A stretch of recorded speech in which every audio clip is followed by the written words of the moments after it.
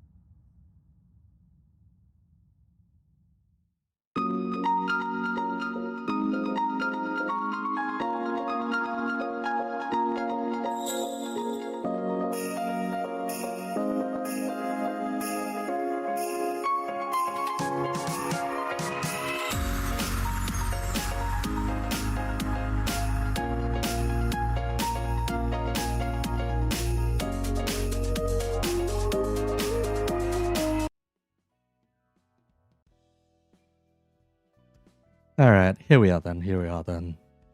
So, update doesn't go live for another 8 minutes, give or take. Who knows, maybe the update might decide to not deploy again, like one of the parts. And we'll be stuck here waiting for like half an hour for the PC edition to actually go live, but we'll see. So far though, off the top of my head from what I recall, there's a couple of plot threads to remember going into this particular Intervallo, that being Gregor's transformation, Sinclair's sign. It is going to be funny with Gregor if we still can't fucking field Gregor again. That is going to be sad if that is the case. I don't actually know what team I am bringing in, but most of my teams do use a Gregor. Sinclair's sign, so it's shown on the documents and whatnot being like, oh yeah, the sign manifested, blah blah blah. Aside from that, we saw them rebuilding the LC HQ during the Walpurgis. However, they're not exactly done with it, so we'll see. Kira is supposed to wake up, and Kira is supposed to be something of a core plot element, considering that was part of their announcement during the roadmap. House of Spiders, we're going to be revisiting, though I'd more so imagine we're revisiting a part of the corridor. And finding ourselves in one of the ring's bases, considering what the trailer was like. As for the Ring Fulvus, they're the ones which show up. We get to see their little museum, gallery, I guess, of sorts. Then there's drawing the Arayashiki again, which was made a big deal of in the trailer, including actually managing to draw it by the end, so I guess we are getting spoiled on that, just by the trailer design alone. Anyhow, hopefully this fills quite a few holes in Canto 9, hopefully.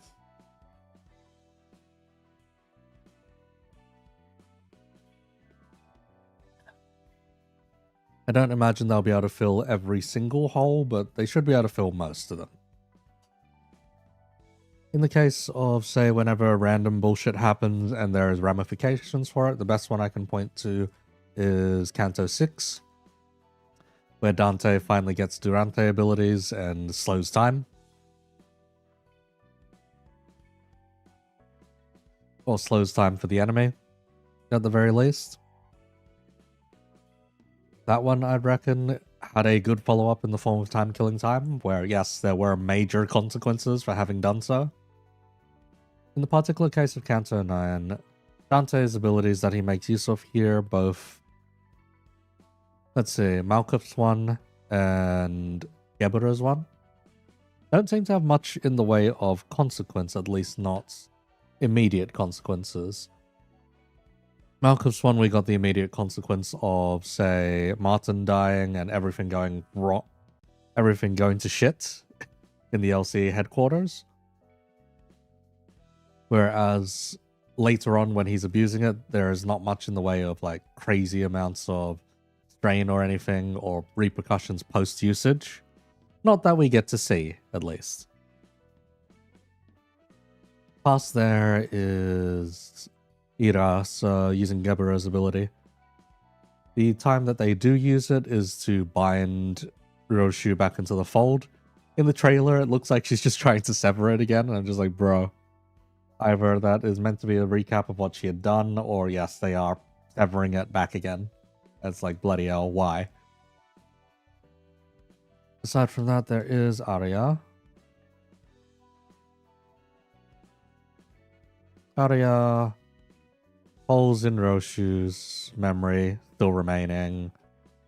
And yeah, we'll see if there are repercussions to that severance and rebinding. If not, if it can just keep being done.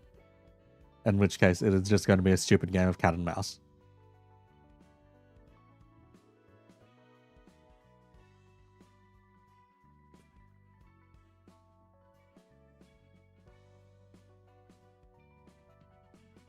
In terms of what people think is going to be the boss for this Intervallo, most people are guessing that it's going to be a Maestro.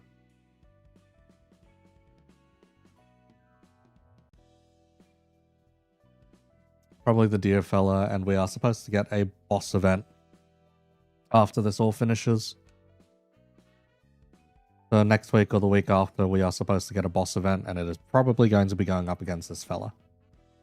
Odds are, at least. Odds are.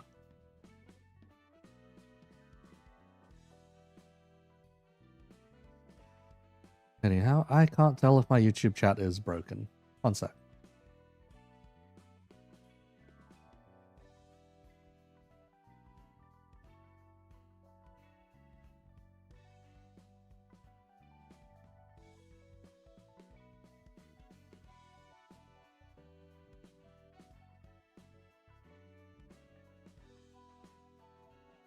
What do you mean by boss event? Okay, so on the roadmap. So during the roadmap stream, Kim Ji-hoon mentioned that after most Intervallos now, they were planning on an additional boss event. That likely being just a harder version of said boss, just to clear in the meantime. That's my personal guess, at least. Let me see if they posted out the roadmap anywhere. Or if I would need to go back to the stream. Ah, yes. There it is. Here you go. So if you can see that on stream, it's this part here which says new contents, Intervallo linked content, boss challenge. So that is said boss event. After that, they're doing the Bogak and whatever other minor adjustments and whatnot.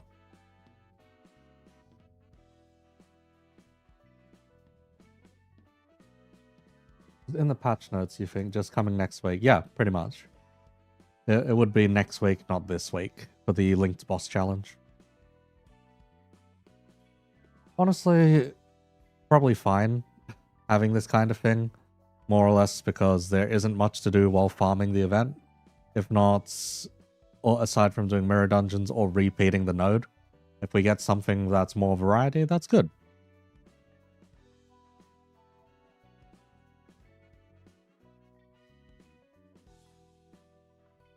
Anyway, since it's an Intervallo, I am going to be needing to do a lot of reading. Good lord, I am going to be doing a lot of reading. That should go live in just a moment.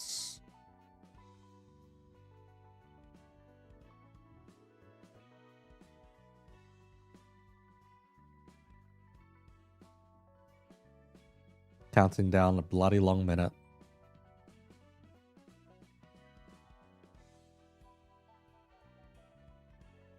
Please, Windows 11, just show us the seconds counting down. You'll be going through it yourself in a bit, so enjoy. Yeah, no worries, no worries. Okay. It has ticked over. Hopefully it's already patched itself and we have no problems.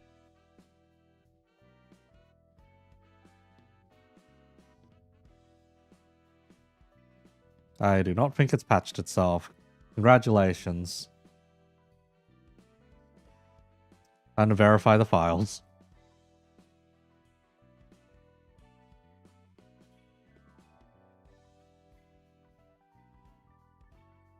Please don't be another delayed drop. Please.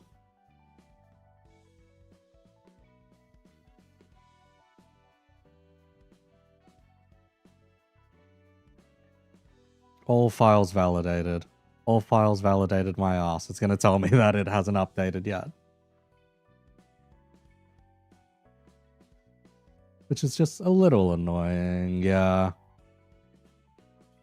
Okay. Hang on a second here. I'm going to go restart my Steam. That means this funny avatar is going to disappear as well.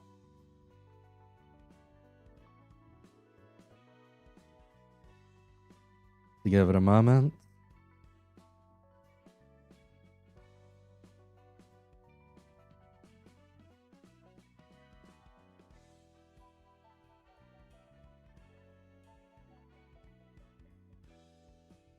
Let's see, Windows, please. I just need you to open Steam. Because it's so hard. There we go.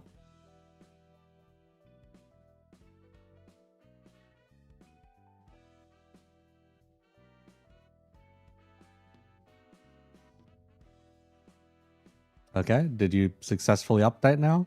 Or am I still going through update hell? I am still going through update hell. Great. Has it updated for anyone else? Anyone else in chat? Has the game actually updated yet on Steam? Had to close Steam.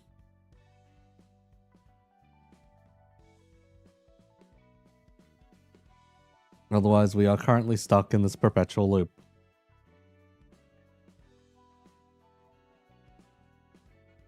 Hold. Hold. Rip.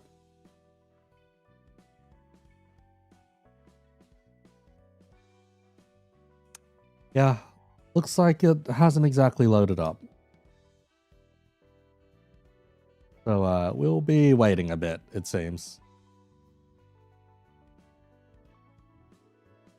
Because yes, each time I open it up,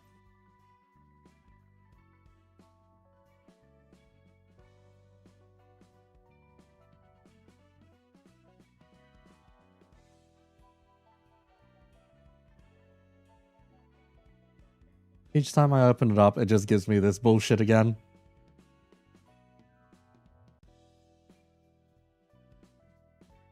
Okay, it has deployed on the game, like on Google Play at least. It has not deployed yet on Steam. Not for me at least.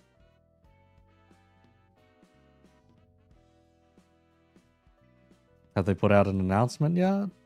Oh shit, not going to planned. Not yet, it seems.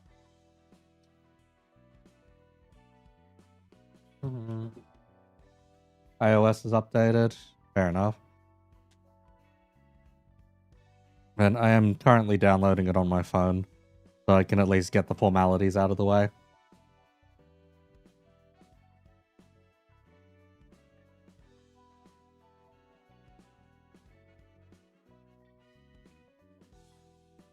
Please, just deploy the update on Steam already.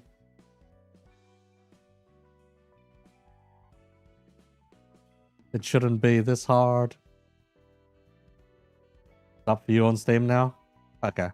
I will verify my files. Hopefully it works. Repeat of Canto 9 launch, you guess? Yeah. And it was just one part of Canto 9 for me, because I wasn't able to play Canto 9 at the initial launch, right? Never mind, we're in. Finally. I think. Right? Maybe. Hang on, we'll see if the screen has changed. Or if I should continue updating on my phone. Nope, we're good. Yep. Alright, back we go. Finally.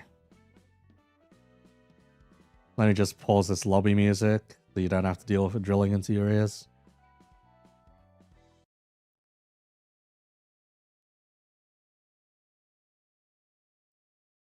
Readjust it a little, remove the BG. There we go.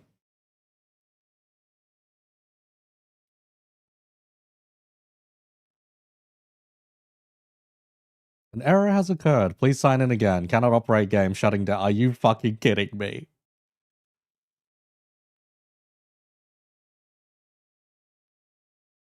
Of all the times.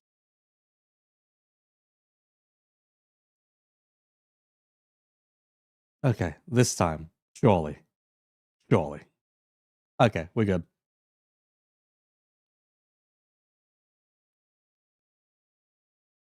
We are in. Let me turn on the volume because I normally play this game muted.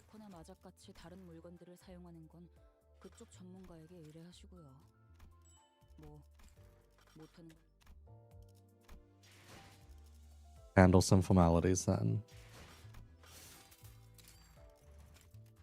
Blah, blah, blah, blah, blah. Okay, yep.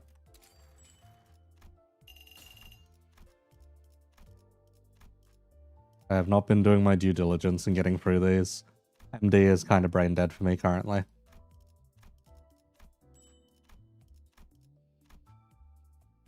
Okay. How bad is my luck, do you reckon? Because I do not have very much lunacy for this. I am probably going to have to borrow it off of someone for the review later, but we'll see. We'll see just how god-awful my luck can be. Because a 2.9% up to a 1.5 is still not particularly great. Never mind. Now we toss a 50-50.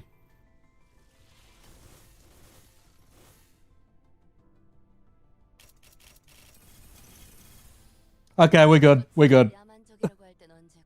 I don't have to borrow from someone. This is just my own.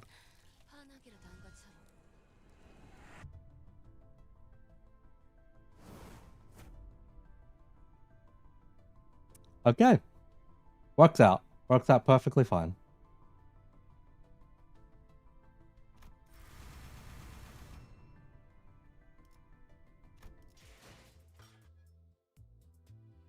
Hang on a second then. Let me just make sure everything's in working order.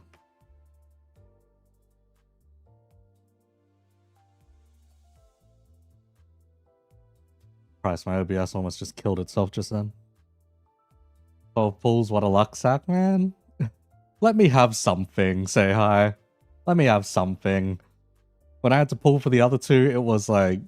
It was the full 200, and I only got one of them. Let me have something, man.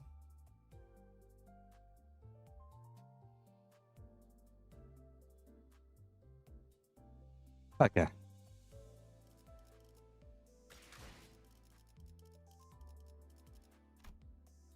Let's figure things out real quick then.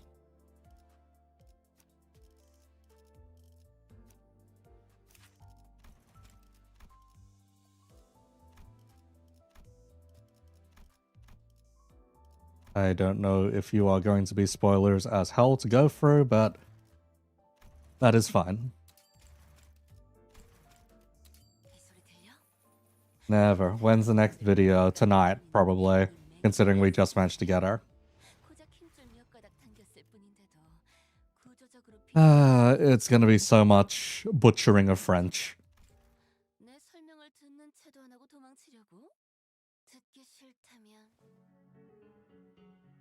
You sure this is the docent's artwork? Hold on, why doesn't it have any fur? Where are the claws? There's no way the docent would skip using a wolf as the motif of her piece. Maybe you didn't examine it thoroughly enough. I did. Right there, see? There's an autograph on this side. That's Miss Rodion's alright. Anyone who joins the School of Fauvism carries a beast or two tucked away within their hearts. Some cuddle up to a cat, others leash a dog or a goat, even tied real close to the core of who they really are. Well, it doesn't mean they can actually handle it, but hey, everyone's got at least one they draw from for their inspiration. And in my case, it's a wolf. Oh, we get a first-person one instead of the child. A whale, though. That's rather unexpected. Do you think she's decided to switch styles? That can't be right. How many artists do you know who survived these reinventions? Sure, changing the beast you're going to stick with is a hot topic within the school of Fauvism. But I say that's the kind of nonsense idiots with no eye for beauty like to chew on. Anyone with a halfway decent eye would have clocked it already. I'm still running with a wolf. Yes, still there nestled in my heart and my work. Hasn't gone anywhere. Hear them? Hello, didn't I tell you to keep it down during viewing hours? The walls have ears around here. Don't let that little bird go around telling people stuff. Hear ya? If you know what I mean. Well, the students are making a valid point. Chasing trends, flipping identities on a whim is an ugly sight, to be frank. I know. It does kind of look like you're not committing to your inspiration. Folks get satisfied with a shallow little scratch, and they call it a day. Not my thing at all. Yeah, not a lot of people pull that off and make it work, right? Besides the Maestro, anyway.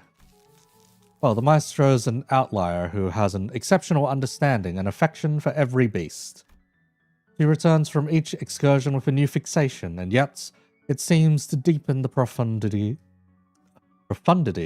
of her work for all the more. That's true, and looked like she's back from a little excursion to the outskirts this time. In any case, it would be prudent to address the students' concerns. They might just walk away with the wrong impression otherwise. Will you be walking them through an interpretation of that piece? Still on the fence, honestly. Was kind of hoping one of them would connect the dots without me having to draw the lines for them, you know? They always say what matters is only the things your eyes can see.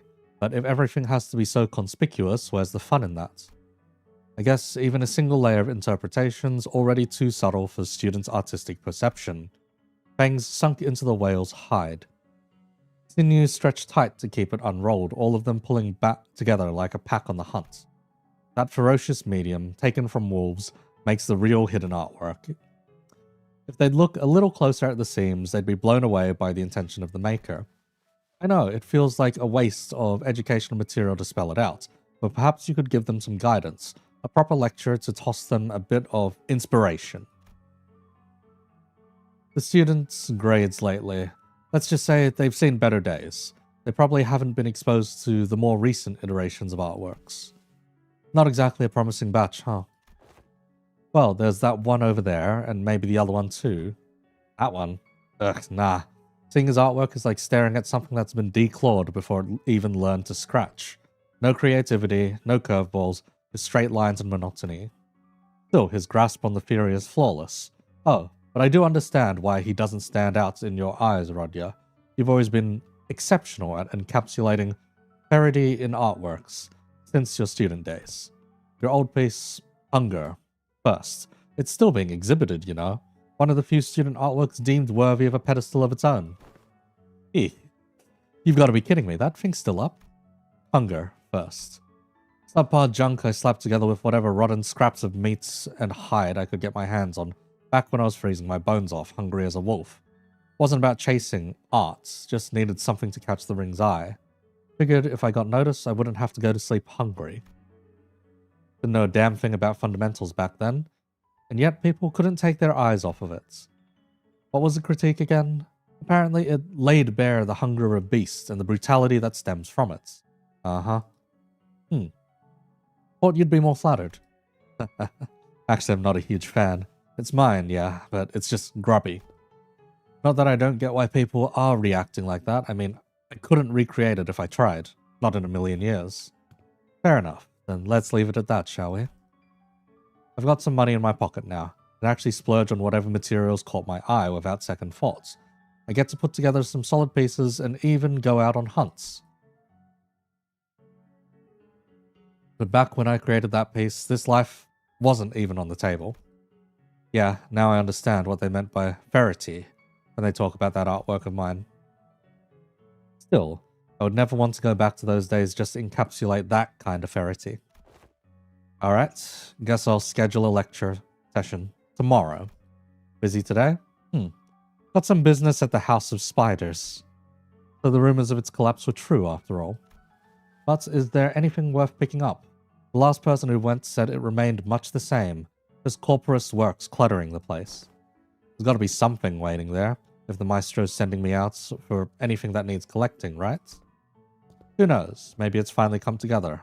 The long-held wish the House of Spiders has been weaving for ages. Yeah, I talked big game, but figures. Nothing I didn't expect to see.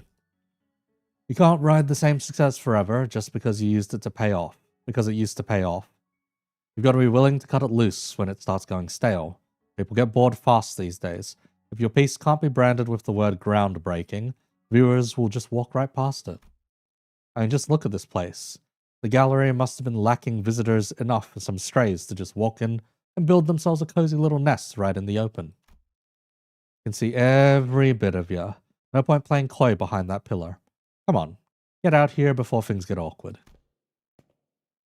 Wayfarer, Door Breach Team 5. Ah, oh, we get some of the new music. I've been hearing about this. More and more uninvited guests wandering the corridors without a guide, without a sense of occasion. So what is it between us? Have we met before, or is this our first meeting? Hard to tell with those tasteless masks you're wearing. Your outfits are a bit different from the last ones I saw. That logo, though. Yep, same crowd. So many artworks crammed in there you couldn't even begin to count them all. Yet somehow the whole space feels hollow. Word is that Corpus Maestro hasn't had a real spark in decades. Lost his edge and faded like a candle that burned out. And it really shows, walking through here. It's all the same stuff everywhere I look. Same patterns, same ideas, things I swear I've seen somewhere before. No wonder people say the school of corporism is way past its prime. Normally, trespassers in the corridor get torn apart on sight without any questions asked. But hey, maybe you're the last audience the House of Spiders gallery is ever gonna get. Feels like a waste to not give you even a simple tour, right? Even a dump like this deserves a final breath. A final hurrah before it disappears. There's plenty of detail and intent here to talk about. Not like it's hard to play curator, either. This is Door Breach Team 5. We've encountered the ring. Requesting confirmation of any viable escape routes. This one. See how the arteries and veins are stitched together. Each thread woven one strand at a time. It's a duet of blood vessels. The artist went out of his way to almost completely drain the blood, meaning instead of color, it's all about the elasticity and tension in the vessels. Now, this is the kind of art you wouldn't even try if you're not confident with delicate improvisation. I won't lie, this is one of those techniques where I just fall flat. If some student brought this in, I'd be like, darling, you've got some serious talent, and mentor them myself. But from a maestro, kind of underwhelming, don't you think? Enemy has begun commentary on human-based artwork within the corridor. Likely a docent of the ring. Then how should we proceed? Oh, and this one here preserves the dying scream. See this part? Press that. Hear that shriek? This whole setup with the emphasis on the scream sound. How should I put this? It feels kind of dated. For iterations like this, the trend today is something with a more refined style. A little touch to soften the scream into a melody, or instead of screams, slip in something that gives you a glimpse of the last bit of hope of making it out alive. For all the detail put into this, it's so old-fashioned. Still, you'd think this would be a bit much for people who've never known art their whole lives. But hey, you're all holding up surprisingly well. Kinda suspicious, honestly. You've probably been zipping all over the place in these corridors, seen a few of the ring's exhibits, or you've run into the afflatus that exists between corridors. Could be both. Continue recording both the commentary and physical characteristics of the enemy. Logistical conclusion regarding the identity of the subjects points towards her being the ring's docent. However, the subjects may also be a combination of unknown phenomenon, or a lost mimicking human form. In which case... Alright, moving on to the next piece. Excuse me, you guys even listening?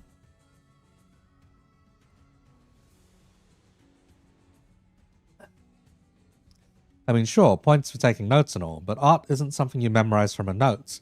You're really supposed to feel it. Take it in with your whole body. A loss? Yeah, seems to be something new.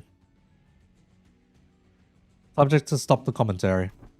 The device has been set up. Should we withdraw, sir? Let's do that. Fall back for now. See, this is why quality matters when it comes to the viewers. I'm out here narrating, taking time to walk them through all this. They're not even pretending to listen. They're just tapping away on some weird gadgets. Now they're running off without leaving any proper comments on their impression. Well, can't be helped, I suppose. Have it your way. And so I grabbed the bright red line, made of braided blood vessels and tendons, and just yank it tight in one go. Claws snap into place, clattering out this sharp little rhythm.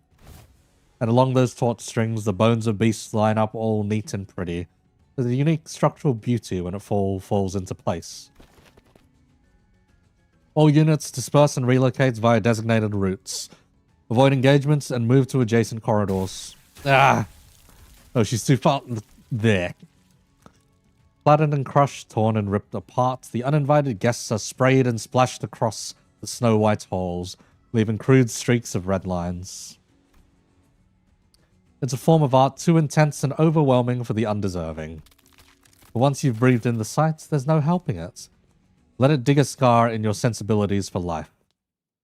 So, Project Moon's take on Fauvism has almost nothing to do with actual Fauvism.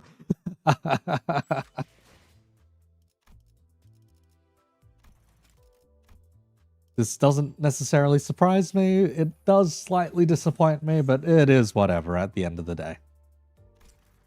Because Fauvism is, no, not about being a furry or being primal or anything necessarily like that. It's about being very violent with your brushstrokes, abusing very strong colors, and putting things together without necessarily blending them together.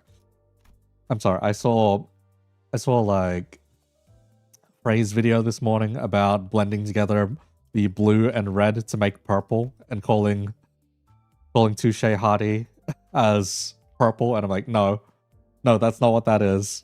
That means giving something a hard or a bold touch. And that is what Fauvism is.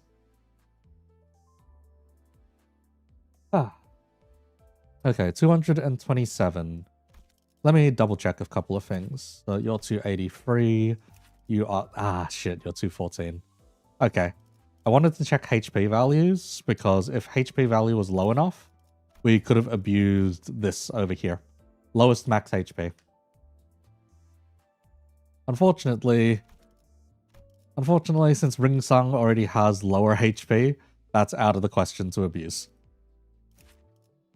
And Ring Otis has even lower HP than that, so we can't abuse that either.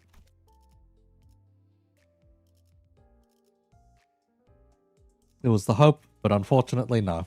Cannot.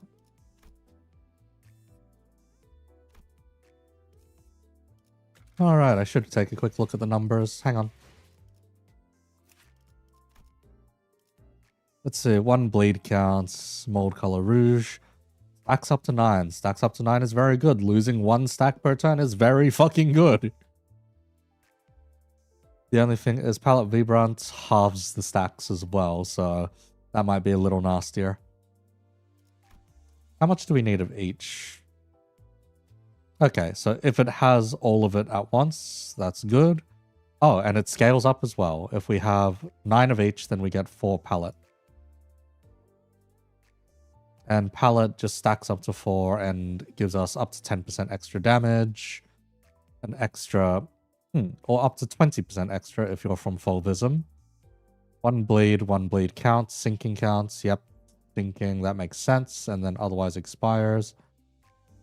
Okay, 10% extra damage from bleed and sinking. That's pretty okay. It stacks twice, it can be up to 20%. That's very good. Bleed potency. And 5 SP loss fixed. That's fine, honestly. And Fauvism. 1 more bleed and sinking potency. Extra mold color. Then it's 1 extra bleed. Let's see, it's bleed counts per skills, is it? Oh, number of ring to 2 of the... Okay. So it's 5 between 2. and Le Homage is up to 3.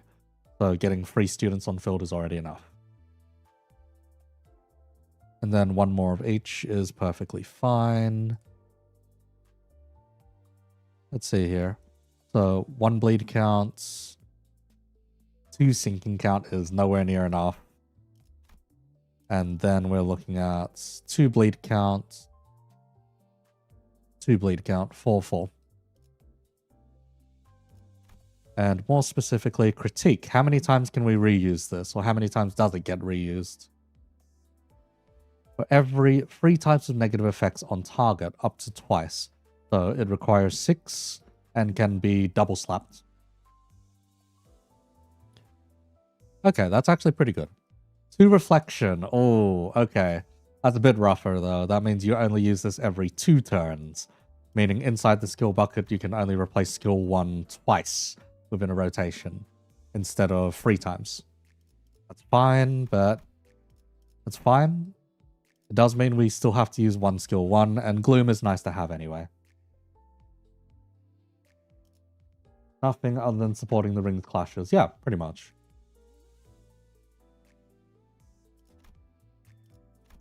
But yeah, aside from that, having 2 coin reuses from 6 negative type effects, that's pretty okay. Pretty easy to do, considering mold color is 1, the other mold color is 2, their relevant sinking and bleed is another 2, and then touche plus palette is 6 total. They are self-sufficient. I can't say the same about Musou without seeing Musou's kit, but we'll take a look over there in a sec.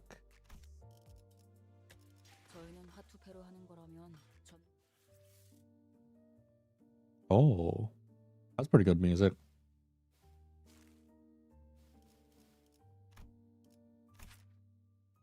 Okay, what do we need to know about you, Musou?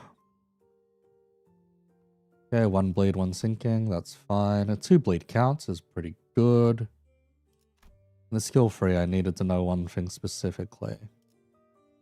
Randomly inflict mold color on target divided by bleed or sinking. Okay, so having both is good. And then mold color rouge.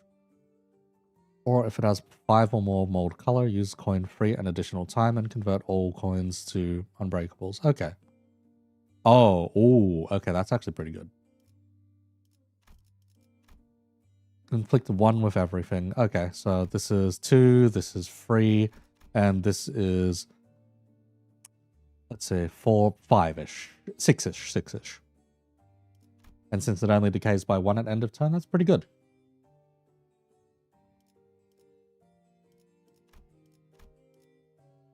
And then since everything can apply, let's see, how many do we need? We need 10 total. Okay, 10 total. So if we can get off the skill 2. Okay, it's 3 turns. Should be roughly 3 turns. Start with skill 2. Move on to skill 3. As long as Rodya's also hit the same target, there should be enough mold color on there if you use the skill 2. And then you can use anything else on turn 3 to get the relevant amount of mold color.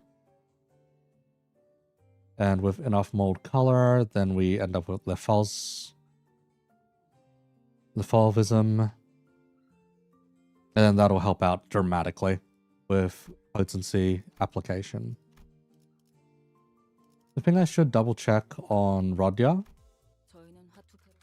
is how much bleed application they do have per skill. This has no bleed on it. This has 2 bleed on it. And this has only 2 bleed on it, which makes Sanguine Desire's passive pretty fucking sad still. They know how essential this fucking thing is, to the point where everything has been gimped so hard in actual bleed application. They've made it so that you have to use the mold color to get any extra bleed out of it. Smart. I will give it to them. That is a smart way of nerfing it. Or just not giving it anything to scale off of. But at the same time, man, fuck you.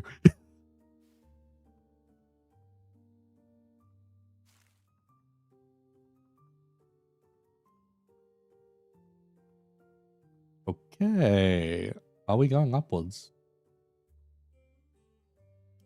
thought this would have so much more bleed. That's the thing. There's a lot of bleed in there, but it's all in the mold color.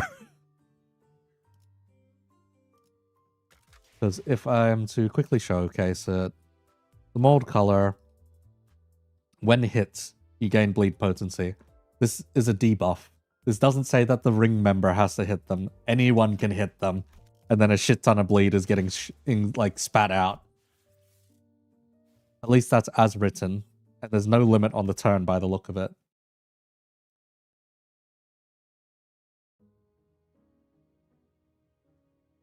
Anyway, let me take a sip before we start reading.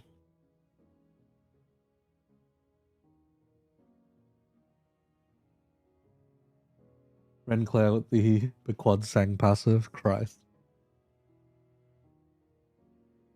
But yeah, the good thing is I don't have to change my notes. So writing out the rest of the guide will be quite fast.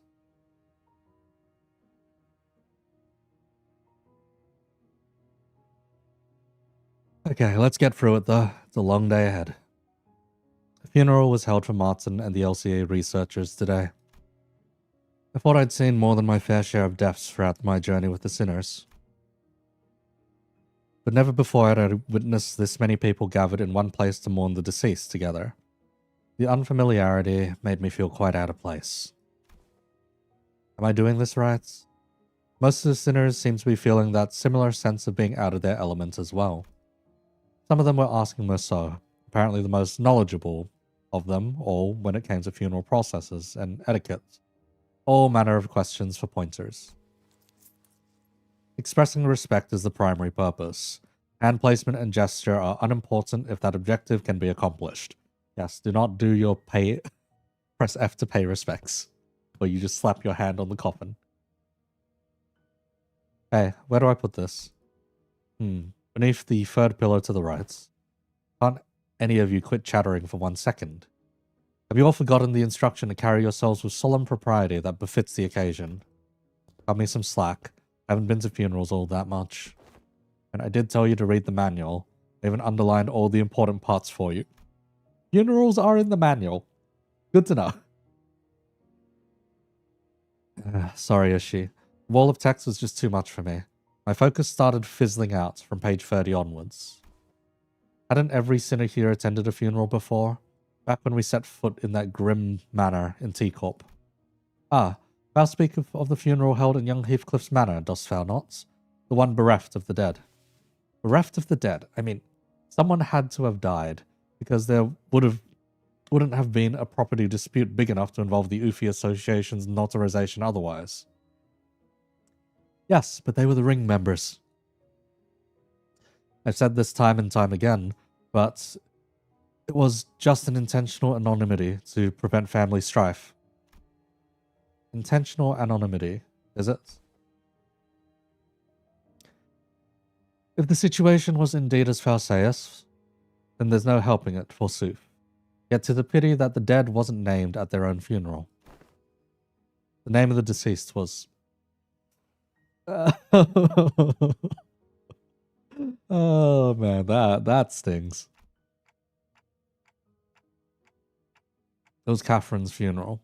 She was very dear to Heathcliff. I thoroughly reviewed the past 5 years' worth of local newspapers pertaining to the matter, yet no such name relevant to the case was identified, manager. It's fine, Clockhead. At least you remember. It's good enough, isn't it? Had to be the Golden Bow's influence. Somewhere along the way, everyone's memories of the event at Wuthering Heights had become warped. The sinners seemed to think that the Golden Bow had always been there in that manner, and that Nellie was coaxed into stealing it by Herman. Linton, in their minds, was now a grieving brother who had been conducting research for his dead sister's sake. Nobody questioned it. Not Don Quixote, not Faust. Every sinner believed the twisted version of the memory as if it was proven fact. Heathcliff and I gave up trying to correct them. Instead, we'd just check in on each other's memories every now and then. Because if there's something that he and I realize, it's that anything tied to Catherine had already been painted over. Every detail gilded and glossed over with the glow of the golden bow. The point is, how should I put this? The circumstances of that funeral didn't exactly leave us much room to properly express our condolences back then. between Heathcliff running on a rampage and that Hindley guy bent on interfering with the execution of the will. I assume that sort of impediment was pretty common stuff for funerals, but apparently not, huh? Oh, well. I actually think it's rare to see a place that follows proper funeral procedures. I've traveled around quite a bit myself, but I can't confidently say I've been to a legitimate funeral. The one at Wuthering Heights was one of the more proper funerals, if only for pretending to have a process. They at least prepared a coffin and even had a formal reading of the will. It seems funerals are far from being an everyday custom in the city. Funerals are considered a rather extravagant practice here as well. Corporations are not eager to grant time-offs just because an irrelevant someone has died, and the price of real estate seldom makes it viable to buy land and erect memorial houses on it. And what other options do people usually have? We used to just leave them where they died. After one night's sleep, the bodies were gone, just like that. Better than paying loads of money to bury them somewhere just to have them stir up a load of daft rumors, eh? Rumors. You know, the rumors about there being valuables buried with the bodies, or an arm being some fancy prosthesis. All that rot. Better to let the dead go in peace than bury them in a grave just for some sods to later desecrate it. Heathcliff, you are not one to say that. Nah, that's a book, Heathcliff. This Heathcliff's fine. In Hongyan, people tend to set up graves if they have enough room to spare. Of course, there wasn't a guarantee they wouldn't lose the burial room by the next restructuring day. Hohenheim scoffed and hung to his head. Odious foolishness, all of it. Comforting the soul of the departed, another mendacity. All those funds so carelessly squandered, all for the purpose of furnishing the living with a fragile excuse to cling on. Those words from his heart, or just something said to convince himself? Whichever was the truth, I couldn't see the look on his face, with his head tucked so low. The funeral didn't last long. It was a brief moment of silence followed by a few quick goodbyes that were shorter still. The ceremony came to a close once Alyssa, who was still in recovery, came to pay her final respects. The flames devoured the coffins of Martin and the other researchers, announcing the end of their existence with the crackle of firewood. Oh, you're alive. So, I suppose you'll be leaving now. Oh, we're staying until Gregor's stable enough to travel. Dante says we'll remain here until Gregor's condition settles. Ah. Gregor came to his senses again. Yay! A few days after his unforeseen metamorphosis in the battle against the Thumb Nurse Father, he was given a checkup, and Hohenheim said there is no cause for concern. Physically, that is. The psychological assessment turned up disastrous, to say the least. Gregor was declared unfit for combat deployment for the time being. We don't get to use Gregor. Fucking hell. You won't be leaving just yet. Good to know. And I assume you'll be okay with us borrowing Sinclair for... We don't get to use Sinclair either. Me? Yes, you. The LCA wants to look into the sign you manifested, Sinclair. The higher-ups didn't waste a second green-lighting the project, which means what I'm telling you is more of a notice of investigation than a request for permission. Huh? What investigation? What are you... There's a rather rudimentary instance of human experimentation. Calm yourself. Human experimentation? Did you have to put it like that, boss? Not to worry, Sinclair. A swipe or two on your skin and maybe some talk therapy, that's all there is to it. Of course, if we had your consent, the avenues of research could be vastly... No, I am not giving you my consent. For your reference, the other departments have also submitted quite enthusiastic requests for research and observational purposes. You don't fucking say. Oh, you have no idea. We had to get Boss to fend off the LCA's Mirror World Observatorium department and their hissy fits. They wanted to be the first ones to get their hands on you and spearhead the research, you see. And had we allowed them, they'd have kept you for a good few months before letting you go. So the least you could do is thank us and be...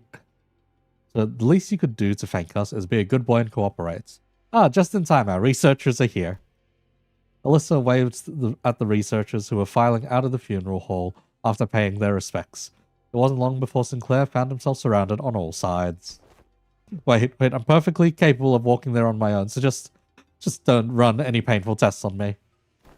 Yes, good boy. Of course. Stay strong, Sinclair. All I could do was to offer an unspoken encouragement to Sinclair, who was soundedly ready to collapse into full-blown panic at any minute. What about you? Not going with him? Oh, it's back to the long-term recovery ward for me. I always thought scientific research was the one thing that flames my passion, but with the recent events having introduced me to the merits of paid sick leave, I realized that time off beats research projects in my book. Marginally. Enjoy it while it lasts. I highly suspect that every request for PTO submitted by our department will be rejected for the rest of the year. Well, it's true. Your average corporation doesn't give more than a week off a year. Wow. Wow, that sucks. I used to get 5 weeks. And I was a casino dealer.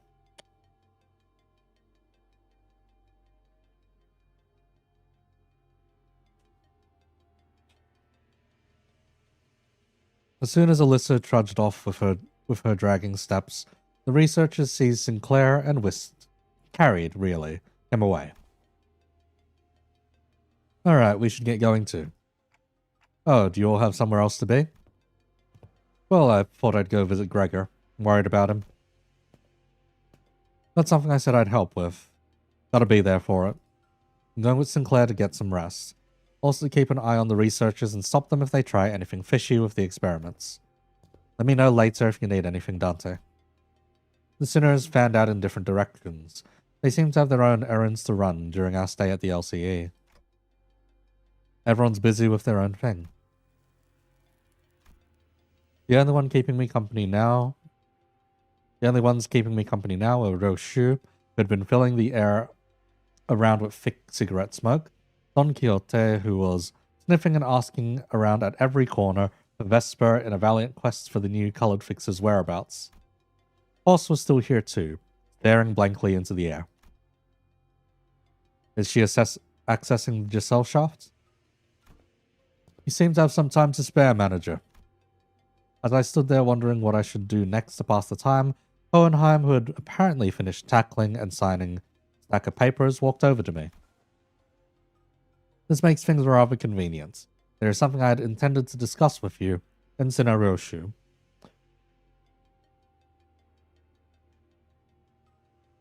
Yes, stupid false. A matter that requires your assistance. What kind of assistance? WKOA, says Clockhead. What kind of assistance? Wait a minute, did Roshu just step in as my interpreter? It's not that I don't appreciate her gesture, especially since she'd usually snap at me and tell me to find someone else to interpret whenever the issue came up. But I can't help but doubt whether her choice method of interpretation actually accomplishes anything. There is, I must admit, a certain novelty in witnessing the reconstruction of that which requires interpretation into yet another linguistic form equally demanding of it. It would seem we are in need of more manpower. Scratching his head, Hohenheim looked around for a moment before coming to a sudden pause as an idea crossed his mind. At the end of his gaze was a certain someone who was busy badgering LCCA employees with her relentless questioning. Who else, pray, might know where he is if found I was not? Now listen closely. The one I seek is a bearer of the hair fashioned in the likeness of a bowl. Oi! Oi! You there, why don't you join us too? Eh? Dost foul speak of me? The LCCA personnel who were cornered by Don Quixote and her rather forceful interrogation regarding Vesper's whereabouts took the opportunity and fled the scene without so much as a backward glance the moment their captor turned her head to answer Hohenheim. Indeed, there is a task that requires your assistance, but I have yet more words to trade with the most noble yellow harpoon. You seek to emulate the virtue of chivalry. Does that not entail turning down the earnest plea of those in need? For the sake of clarity and distinction, it would be prudent to assign you a different identifier from that of my assistant. You are to be number 2, That is assistant number 2. I have not yet concluded mine exchange with the Yellow Harpoon, but no true knight would abandon those who call for aid. Pray, speak by quest. How may I be of service to thee? Delegating the interpretation of manager's speak to Sinner 4 has proven to be counterproductive. As such, your task will be to report to me what the manager says. Oh, that is indeed a simple task. However, this WKOA eludeth mine understanding as well. Prithee, allow me but a little time to uncover its mystery. Relay the manager's words, not Sinneroshu's. They are asking what kind of assistance you need. The request for interpretation was not directed to you, but I cannot deny that your meddling in the present circumstance is a welcome one. It was simply that the irrationality and inefficiency of your suboptimal staffing choice and workflow have become sufficiently unbearable. Force hopes this was not some guileful scheme devised to elicit forced cooperation. In any case, manager, this is a request of mine concerns an investigation into the back doors located in the House of Spiders. I deemed that the two of you should be the most familiar with the structure and layout of the house.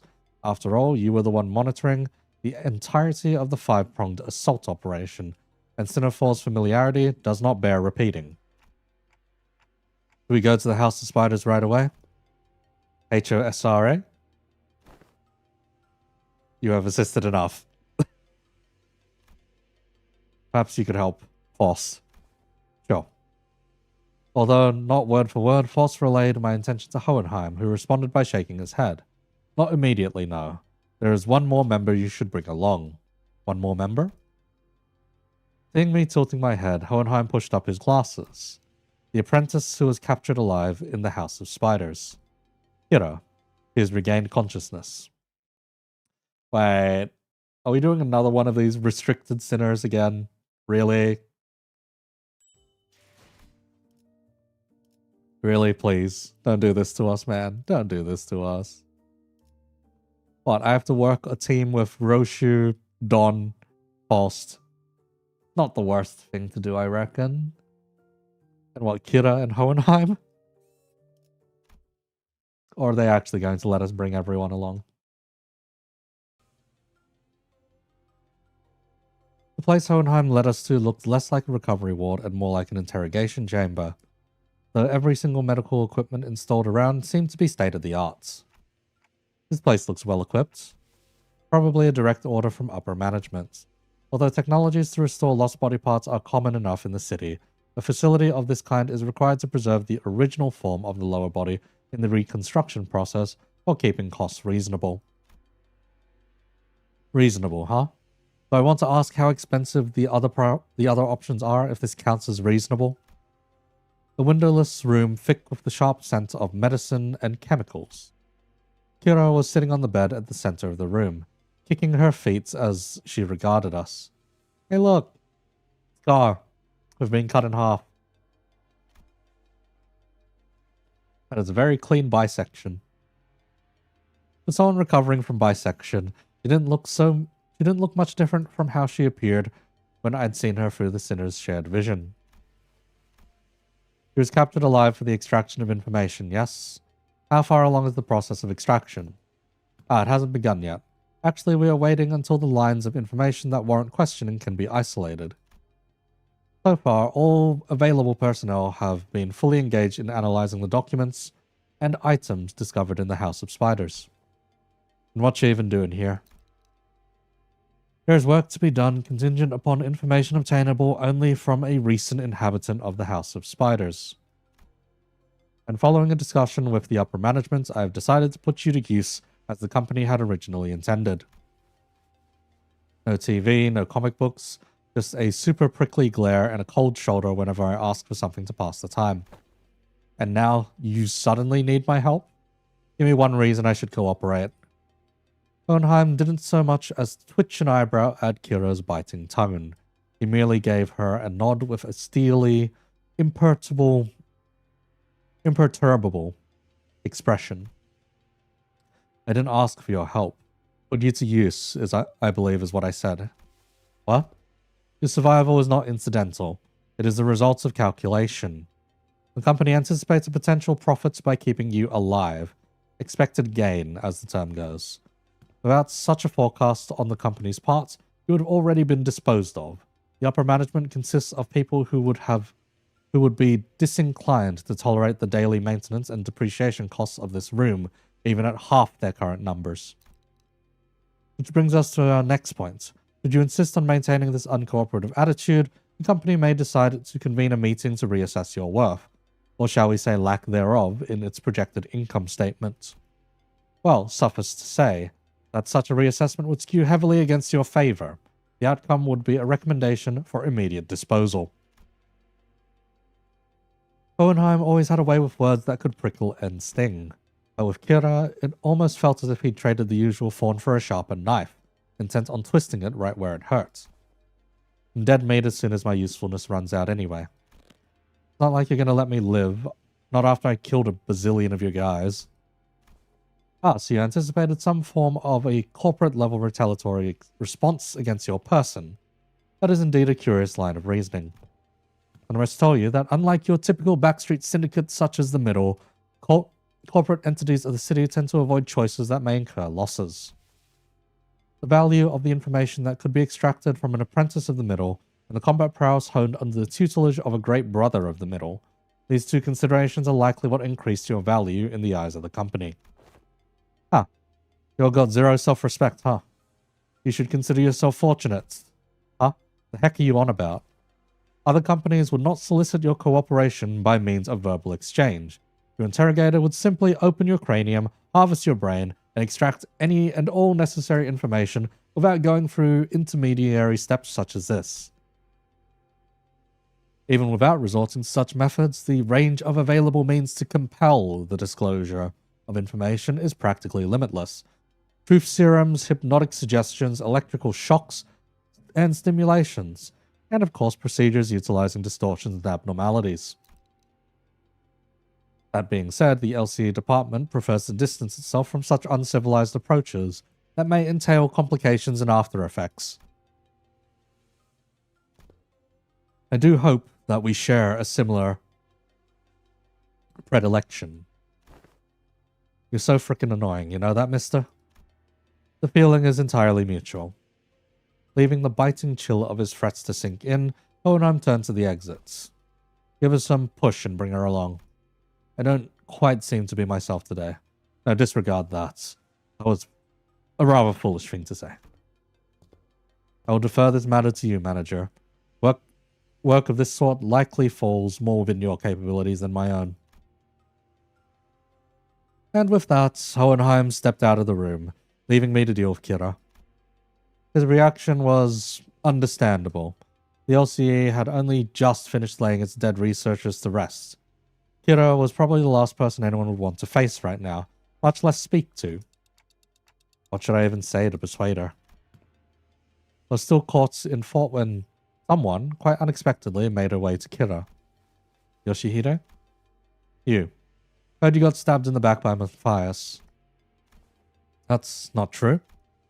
Papa wasn't landing a fatal blow unless he cut through me, so, too. That's why he did that. Aim for the enemy's head. Besides, he made the right choice. A little sacrifice ain't a thing in a family.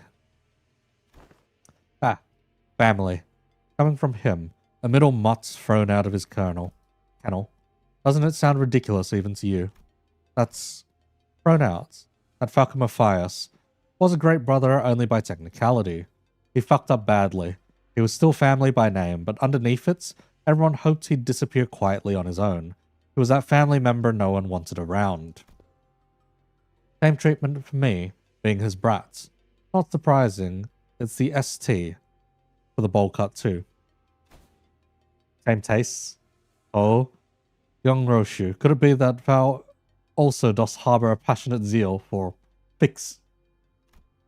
I quickly clapped a hand over Don Quixote's mouth as she smoothly chimed into the conversation. So what exactly is your point? The point is you're taking too long. If you can't decide whether you want to live or die, I can shorten the hesitation. CQ or cooperate quickly or I'll slice your neck cleanly right this instant. What does that mean? Oh, cooperate quietly. or I'll snap your neck completely. Oh. I was off. Right this instant. SYNC isn't such a bad way to go if you're keen on taking that loyalty act straight to the grave. This is so crappy. Whatever, I get it. Okay, I'll talk if that's what you want so bad. That actually worked. Fixers who go out in a blaze of glory aren't actually the strong ones. It's the ones who survive, ones who live to see another day and keep getting stronger. Anyway, Yoshihide, what's up with you talking in weird-ass abbreviations? Like, SYNC, it's so random. Who even says that? Roshu didn't bother to reply and simply chewed on the mouth end of her cigarette. But is this really the right call? To her, we're probably people she needs to settle the score with. As if. Half her tattoos are gone. Clock. They even confiscated her book. You think the middle's sorry excuse for loyalty means so much to this stray that she'd bite us? Besides, no. Better hear it from her instead. Hey, tell me, why Matthias kicked the bucket? That's cause Papa was weaker than y'all. Ah. Yeah. You're the jerk's brat, alright. Kira pushed herself up from the bed with a sour face, but at least she didn't argue back. And we called Hohenheim, who'd been waiting outside, back in. I assume the prisoner was successfully persuaded. Come, you'll find your weapons on the table. You may use it in the event of emergency. The hell? I can't even unsheath it. Ah, you won't be able to use it without an authorization. The code has been slightly adjusted. Now then, let's head to the House of Spiders at once. The back door is up and waiting for us. God damn it, we are working with free sinners. We made our way to the House of Spiders, with Kira trailing behind us, looking like she was smelling something particularly fishy on us. Well, that's a fun time.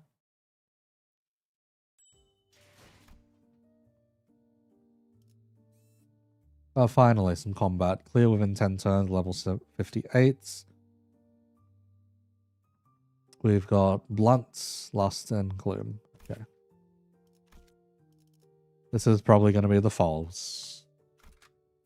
Oh, we can use everyone but fucking Gregor. Thanks, game. Thanks. Okay, in this particular case, rather than deploying Roshu, I'd rather take these two. We don't have the other. Actually, this gives us 5 ring members. 5 ring members. And those two will probably do it, honestly.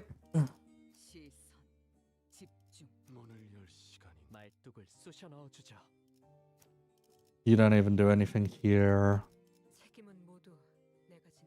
Yes, not being able to bring you kind of sucks.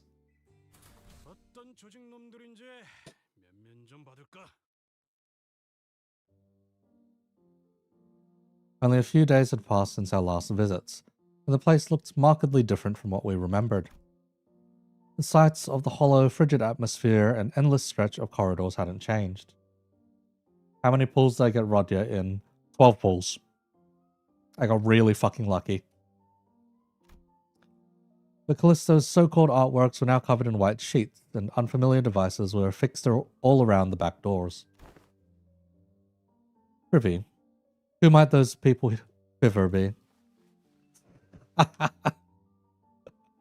Sorry, it is hard to take any spaceman-looking outfit seriously after Among Us and Arc Raiders even, but yeah.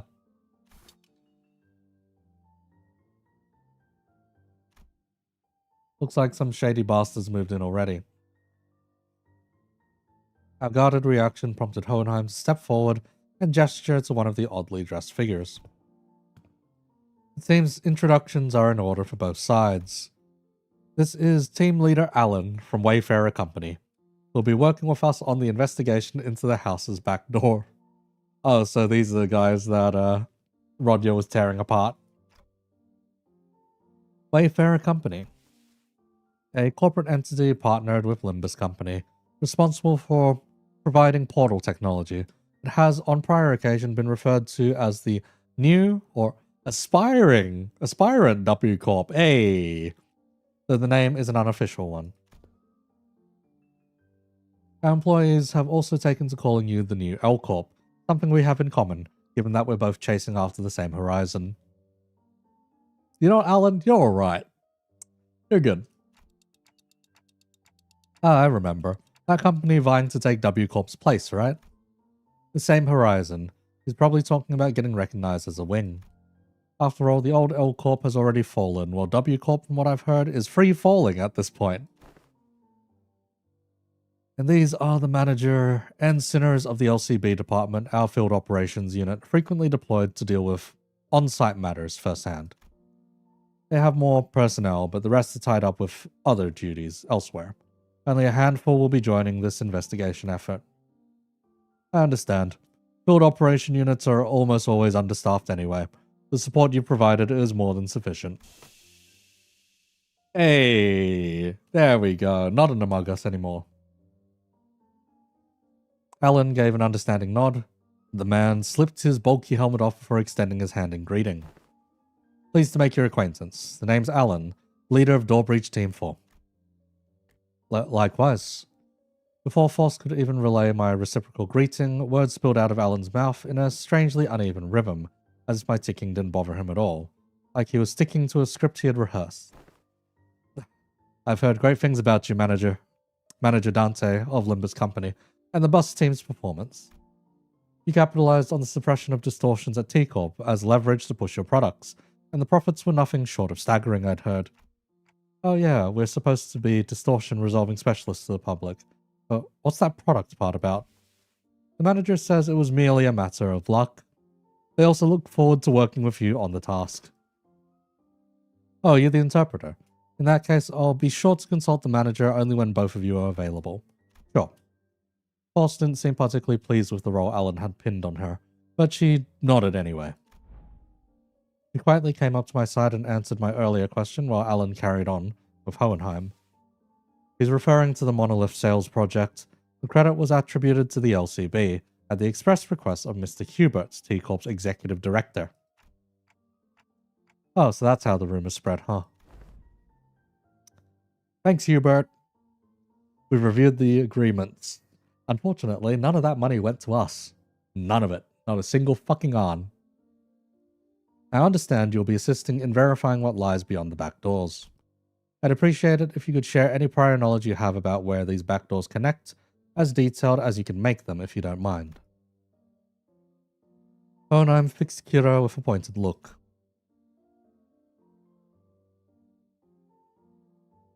Though Kira responded by defiantly cocking her head in a show of irritation, he still gave up a sliver of the information she had. Honestly, I've got pretty much nothing to do if it's about Robo-Unk and this Robo-Unk. Fucking hell. And his room.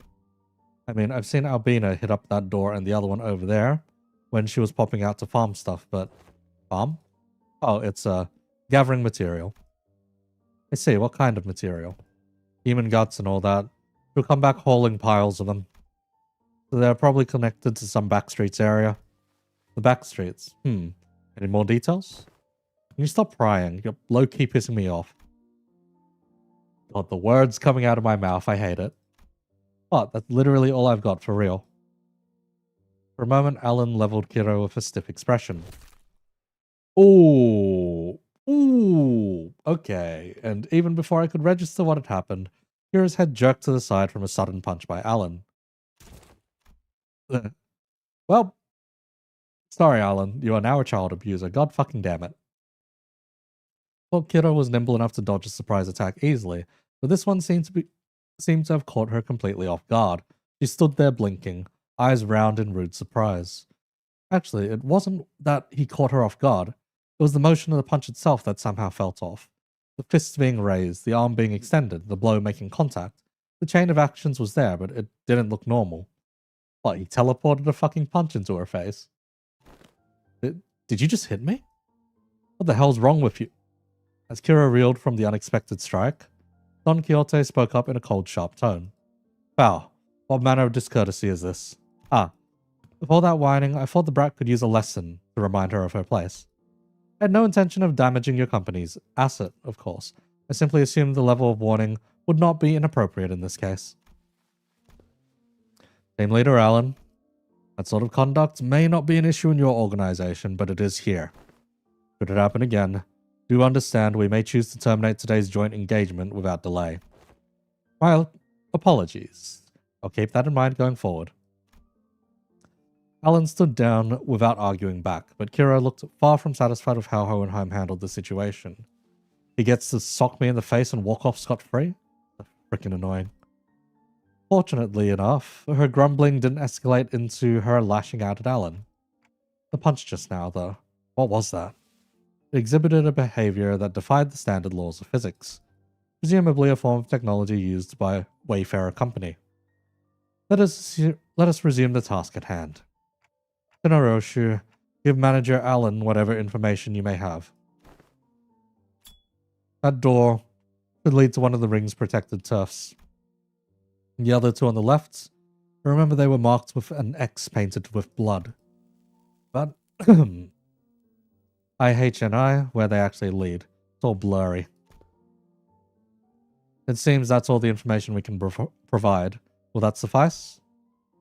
We now know that the doors likely connect to a perceivable area. That's already a big improvement in terms of intel for Wayfarer Company's backdoor mapping progress. Which means there's less chance of us encountering a space beyond human perception past these doors. Alright, then I'll proceed with connection verification. Which door shall we test first? We'll start with the one Cineroshu mentioned. Ah, you don't trust me at all, huh? And why even bring me along? Ignoring Kira's jab, Alan began setting up various devices on the door, and soon an elegant white door opened before us. Shall we? Hartfeld joining us as well, young Hohenheim. Just this once. There are procedures for handing over field operations. Okay, let's see what's in there. Ah. What the? Is this some kind of wildlife exhibit? Wow. Look at all that fulvism that isn't real fulvism. Oh, for the love of God. If this is what ends up... If you Google fulvism in future and this is what you end up with, Jesus fucking Christ. Project Moon has succeeded in annihilating an art movement. The moment we stepped in, the lights hit us all at once, drawing squints and frowns from the sinners. Thanks to my lack of physical eyes, I could make out a room filled with statues or perhaps taxidermied animals. It felt like a gallery of sorts, but it was so quiet that the air itself seemed to carry a strange, somber weight. After a moment, someone shattered the silence, but it wasn't Don Quixote, our usual suspect. Holy shit, the scale is just insane. That's the whale from 8 Association Great Lake Special Issue. Kira, who'd seemed beaten down all along, exclaimed with a bit more energy in her voice. Man, seeing it in real life sure hits different. And the Indigo Elder's solo one-shots these monsters with that harpoon of his, huh? It's a Great Lake whale. Doesn't look like one we've encountered, though. Organisms of various sources can be identified here. Singularity modified, outskirts born. They look almost alive. They're not, right? No, they're not. Duh. The Robo-Unk did say the ring has these zoos where you put monsters on display alive. Man, this would be way more fun if we could see the moving ones. Everything here is dead. Still looks crazy sick though. The vibe really hits. You know what? I think I'm with Alan with punching this kid. Anyway. Even though she was trying to play it cool, Kira kept sneaking glances at the massive horned display off to the side, clearly surprised in a way she couldn't hide. That said, I felt a distinct shortage of hyperactivity given the presence of a certain someone in our party. Don Quixote? The Eye of a Second Kindred. The House of Tepes. What's it doing here? At the mention of the word kindred, I couldn't help but follow Don Quixote's gaze. Opposite the whale was another kind of exhibit. It contained items leaning on the more gruesome side of things, starting with a crimson eyeball that caught Don Quixote's attention, and body parts like hands and bones that looked as though they'd been stripped from the human body. Oh, over here. And here. It's a gallery. Or the School of Fauvism. Probably a main studio, at that, which comes with a Maestro atelier and an auction house. Alan, we'll be making our exit shortly. Prepare to initiate lockdown sequence. Before Hohenheim could finish his urgent transmission... God, this song is so good. I'm going to grab this almost immediately for the next video, if I can find it. Numerous footsteps closed in from somewhere nearby. Aww. Turning towards the sounds of shoes clacking on the floor, we found strange figures wearing animal masks staring directly at us. That presence, it's kind of like Papa's. Ain't no way. That's not a raid boss we can clear at our level. We gotta get out of here. Not that simple. Retreating is not a viable solution here. This door is connected to the House of Spiders. Escaping without installing a security system will invite pursuit. We must stall them until Alan is ready to initiate the lockdown sequence. As the tension thickened, one of the strangers who wore a peculiar bone mask stepped forward. The voice that spoke to us carried equal parts curiosity and delight. Ah, you came through that door. Then the house's fall wasn't just a baseless rumor. A stray little spiderling, fallen from her parents' web. How many years has it been? You. Who are you? Ah, right. It makes sense you would fail to recognize me. I used to wear a different mask back when I used to visit you as your tutor, didn't I? A wolf, if memory serves right. Ah, that must have been when I was quite captivated by the sensation of tearing into the raw, still thrashing flesh of living prey, and the predator's ferocious yet cavernously resonant howling. Rings a bell? You're that maestro whose whole lesson was a 3-hour sermon praising the intensity of primary colors and the strength of living creatures. Benoit, was it? Really? That's the name we're using? Emile Benoit. Is this actually just the fucking... Really?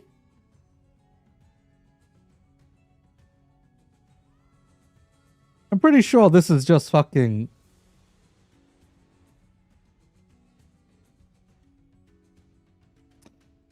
Yeah, this is the fucking Fauvism, man. Fucking sake, man.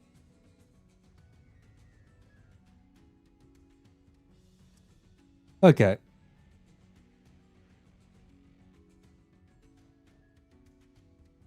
From what I recall...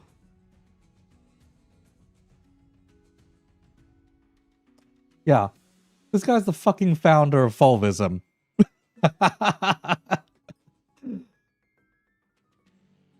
They literally just stole the name of the founder of Fauvism. Okay, because most of the time it's credited as Henri Matisse. However, his other two names are fucking Emile Benoit. Therefore, Henri Emile Benoit Matisse. We are just taking... Or Henri Benoit Matisse is the fucking name that we're stealing here. Fuck's sake. That's right. Emile Benoit. And they say you can't hatch a phoenix from a chicken's egg. Doesn't always apply, I see.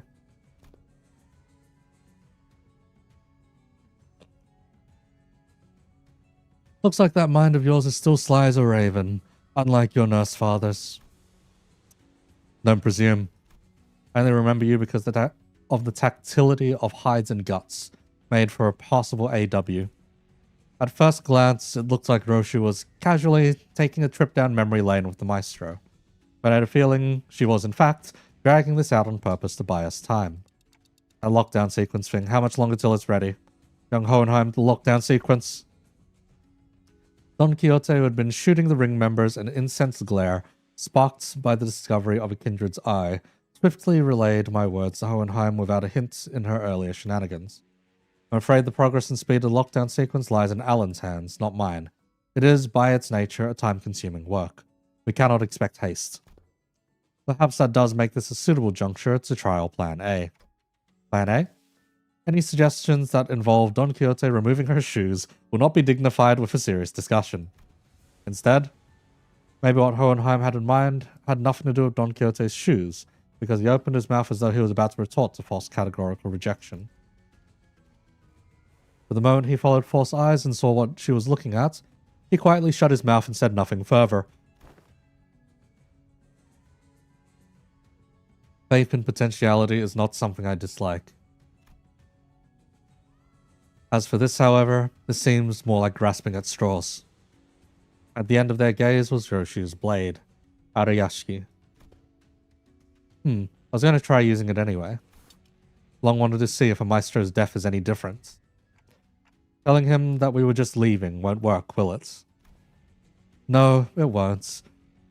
Every individual present here would be quite a fascinating specimen to the artists of the ring. We are practically a windfall of inspiration and material that has so conveniently been delivered to them. It is improbable that they will allow us to return unharmed. Foster's right. She and Hohenheim are geniuses, and Roshu was the wielder of an Arayashiki. Or of the Arayashiki. Don Quixote is a kindred of a higher generation, and I happen to house a golden bow in my head. I have no idea how much information the ring has on us. But even if they knew nothing, they wouldn't let us go easily. Are you sure about this, Roshu? Doesn't matter if I'm S80 or not, Clock. Think of that woman as Lei Heng. And do as you did in Heathcliff's mansion. I'll take care of the rest. Right. Probably our best shot. What Roshu meant was quite clear. The one in front of us was a chick. You what? Resonate with the golden bow, secure an advantage to fight on equal footing, then catch them off guard by slowing down the flow of time. The cut from the Arayashiki, even if it doesn't give us a real fighting chance, might at least stall the Maestro long enough to give us time to get away. This floor of the exhibit only houses submissions from students and docents. But if you look closely enough, there are some possible ones that show the promise of excellence. And above all, this is the gallery of the School of Fauvism. And mine, the gallery of Emile Benoit. Which is why I would have preferred to take you about an unnecessary fight, if possible. A shame. Still, we're talking about a unique relic here. A masterless one at that. Acquiring the Arayashiki makes it worth the cost. You want a taste. You can't pull it. Confusion flickered across Hiroshi's face as she tried to unsheath her blade. What's the matter? How? The lock the House of Spiders used to bind the Arayashiki no longer exists, so why? Hey, Araya just saying no. Why can't I draw the blade? Now that's unexpected. So the rumors of you mastering that relic, were they false? The Maestro only gave a loose swing of her arm, but it was enough to make Roshu recoil. A shadow of surprise crossed her face. The wound looked like nothing more than a light gash, yet the Maestro's contemplative gaze shifted between the blood on Roshu's arm and her own, as though the attack had been an experiment to prove a hypothesis. It wasn't hard to guess what she was thinking. Notice, did you? Had my doubts from the moment I saw you today. Was the House of Spiders a success or a failure? Tell me, Yoshihide, what do you think a serpent's defining strength is? What are you on about now? Ask any student and they'll give the same predictable answers. The deadly venom, the sleek scales. Why, it's lamentably disappointing. The Maestro advanced towards us with an assured certainty, then seized a beige dangling thread from the ceiling. No, calling it a mere thread would be wrong. It was something that resembled a thread, yet felt much more disturbing. I, for one, have a particular liking for the jaw and the spine. The flexibility of the spine linked like a chain, and the jaw bound not by bone but by ligaments that allow the animal to swallow its prey whole. Perhaps I should have said that I admire their structural refinement. The thrice-coiled ring on her finger gave off a cold glint, and the walls and ceiling suddenly began to echo with the sickening squelch and crack of flesh and bones assembling. The hell is that? Which brings me to ask, what better way to claim this delivery of promising material with a bite than a work of art fashioned from a snake? The Maestro plunged her arm into the long serpentine body of a monster. Its sheer presence radiated a pressure as oppressive as that of the Nurse Fathers, only more primal and untempered. Consider it a privilege. This is the first time this piece has ever been exhibited to an outsider. Hohenheim, is the lockdown sequence still not ready? 1 minute ago. Step aside. The attack from the ego gear Hohenheim hastily brandished didn't last even a moment. The weapon was knocked from his hand. Oh. As I scrambled to equip the sinners with their identities, something abruptly stopped the beast-like appendage midway through its hurtling motion. And the one who intercepted the blow. Shit. Was Kira, struggling to push back against the serpentine arm with her still sealed blades. Kira? Did she suddenly have a change of heart that I wasn't aware of? Shit. This wasn't the plan at all. Obviously not. She couldn't have changed her mind that quickly. Because the look on her face couldn't be anything other than that of utter regrets. The middle, For someone who doesn't seem to be a proper member, you've inked quite the quantity of tattoos onto yourself. Ah, you must be the new kid Matthias took in. Why do you stand in my way? Fuck if I know, I'm already regretting it, alright? Damn it, they're definitely gonna ditch me here. Why did I even... Must be instinct taking over. Couldn't fully shake off the opponent's killing intent, so the body chose to clash head-on. So the behavioral facet of the psyche can be controlled with suitable training. Unexpected data, but useful to be sure. Got it. Mister, quit yapping and let me use my blades. Authorized and ready. Lifting locks now. Kira's thermal weapons emerged from their sheaths with a metallic clang. Used the recoil of the motion to skid back and assume a defensive stance. Naturally, that broke Benoit's arm from the deadlock as well. The Maestro lashed out again with that monstrous limb, but... Huh? Is a foul injustice to strike against an unprepared opponent in a duel? Behold, for I shall allow thee a glimpse of the badass form that only the most renowned fixers have displayed through the ages. Seeing an opening, Don Quixote slammed into the arm with her full might, knocking off its trajectory.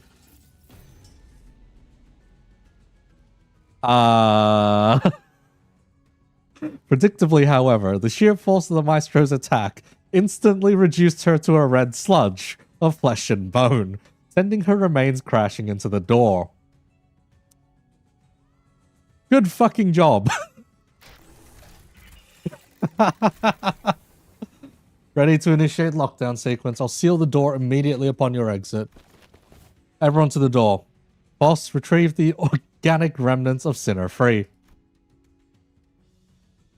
As Faust made her exit with what was once Don Quixote, the students of the ring surrounded Kira, barring her way out. A hollow chuckle slipped out of her lips. Called it for real. This is exactly why I didn't want to get involved. Taking Kira back with us would mean having a sizable force of the ring barrel behind her through the door. Kira too seemed to have realized the risk that no one in their right mind would want to take. She lowered her head in defeat, as though she knew full well the fate that awaited her. Such a dumbass. What was I thinking, diving in like that? You don't just stand there. Get over here now. But these guys are gonna come flooding in if I... You, TTM. I want to get cleaved in half again. You pin this on me later, you're gonna pay. Blocking the Maestro's arm by a hair as it came down on her again. Kira hurled herself towards the door with every bit of strength she could muster. More than a few students rushed in through the doorway, chasing after the sinners who had gone in ahead, but... Lockdown sequence complete. All backdoor links have been cut. Fortunately, Alan managed to sever the connection between the two back doors before the Maestro could cross over. All cuts. Think you can still use your arms? Fine. So she says. Kira would be a strong enough addition to fight for us, but the ring members that have managed to cross formed a rather sizable force. Fighting them off with just the sinners I have left at my side would not be the best course of action. In that case... Guys, I assume you're all available right now. As soon as I call out to the sinners, the voices come through Hohenheim's radio, one after another. Oh, I guess so. Ready for your order, Executive Manager. Otis, prepared to answer your call whenever and wherever. Oh, he's just gonna pull them.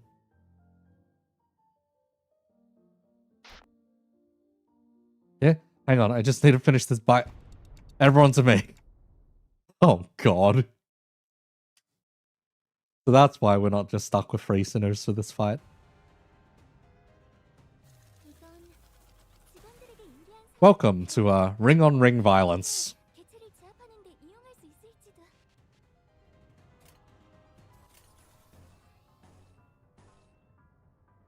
So starting with your skill 2 is best. You guarding is perfectly fine. Skill 2 is fine for you. Eh? Oh, right, there's only 5 of them. Okay, so what bullshit am I seeing here? Flashball counter, so mold color. If it does not have mold color, better clashing. So feral fulvus specifically. Okay, this combat music is also really good. Shit. Passives, if you have no sinking, inflict sinking count. Oh, are you fucking kidding me? On hit with a skill, inflicts blue mold color. Oh, there's some text here. I thought Kim Ji-hoon said there wouldn't be any text anymore. Alright. There are beasts that fall in and out of vogue within the school of Fulvism, yes.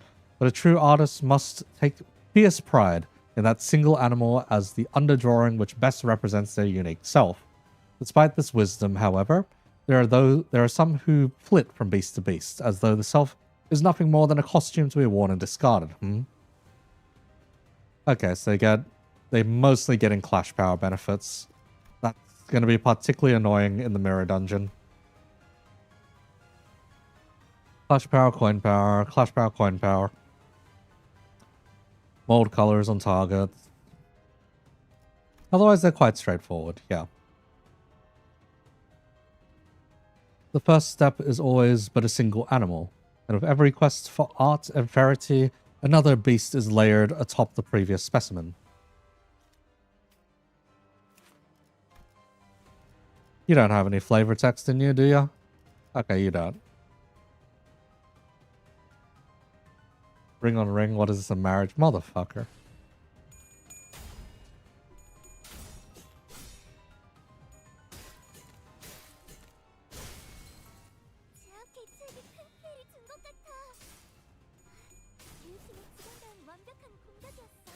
This is fine to burn.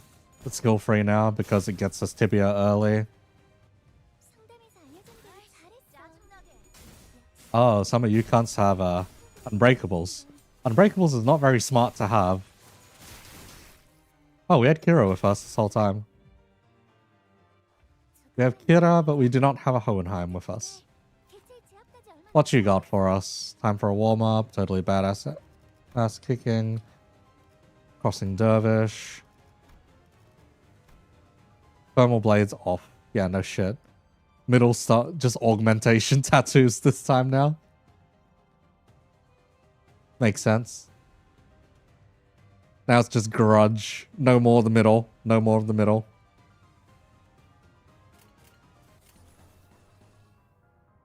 God, the music is like kicking up. Counter into a counter. Nah, that's fine.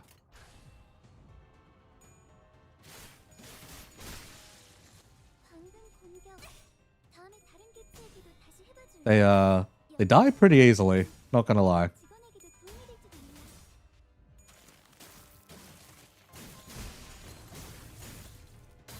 That's the normal skill free. That hits pretty fucking hard.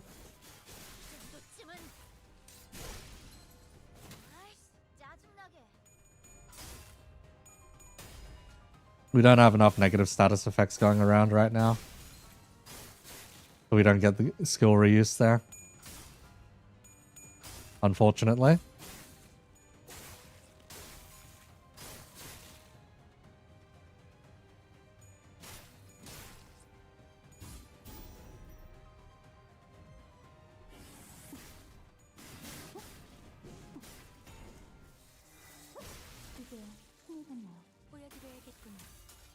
Now we got Albino up.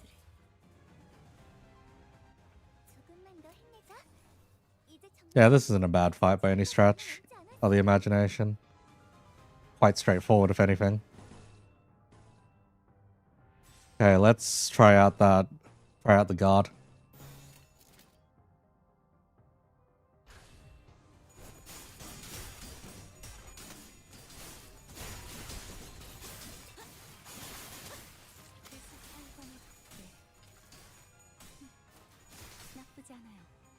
Wow, Sanguine Pointillism only got one use. It's sad.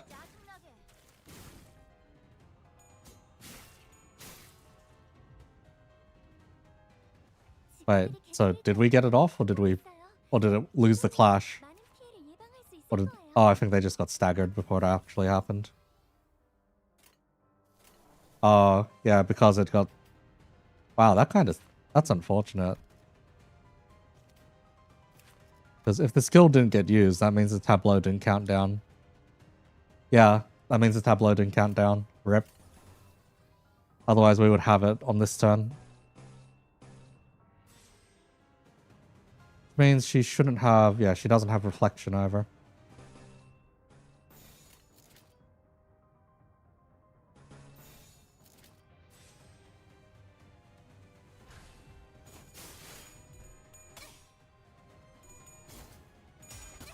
You like the new ideas because dogs are your favorite animal? Unfortunately, I'm a cat person, but eh. Raised in a dog family.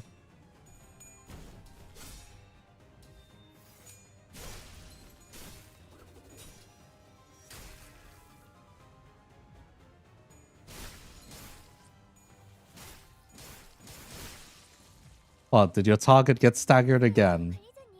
Yeah, your target got staggered again. Are you kidding me? Ah, whatever.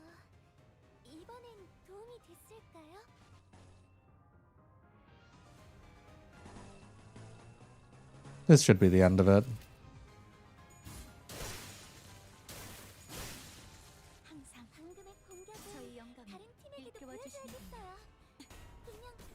Flip and bang. Okay, the fights in this interval probably aren't going to be that bad. If the ring fellas are just kind of jobbing it.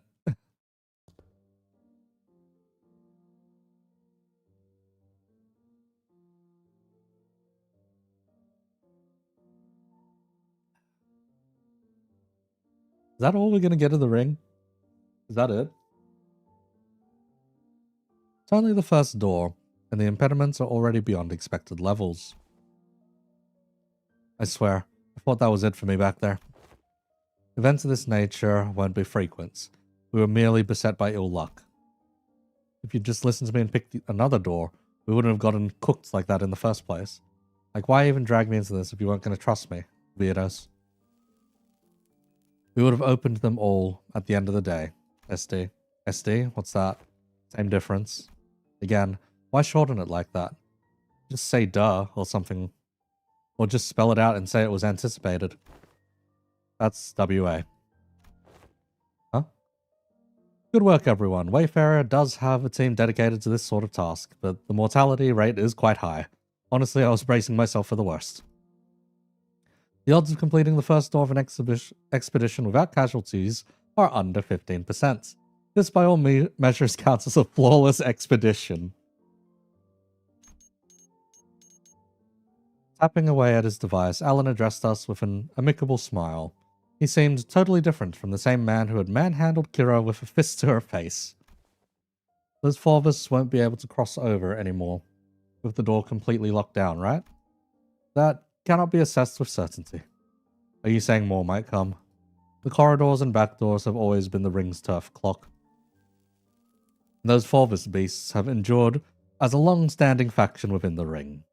If they've got that much history, they must know many back doors, both the origin and destination points.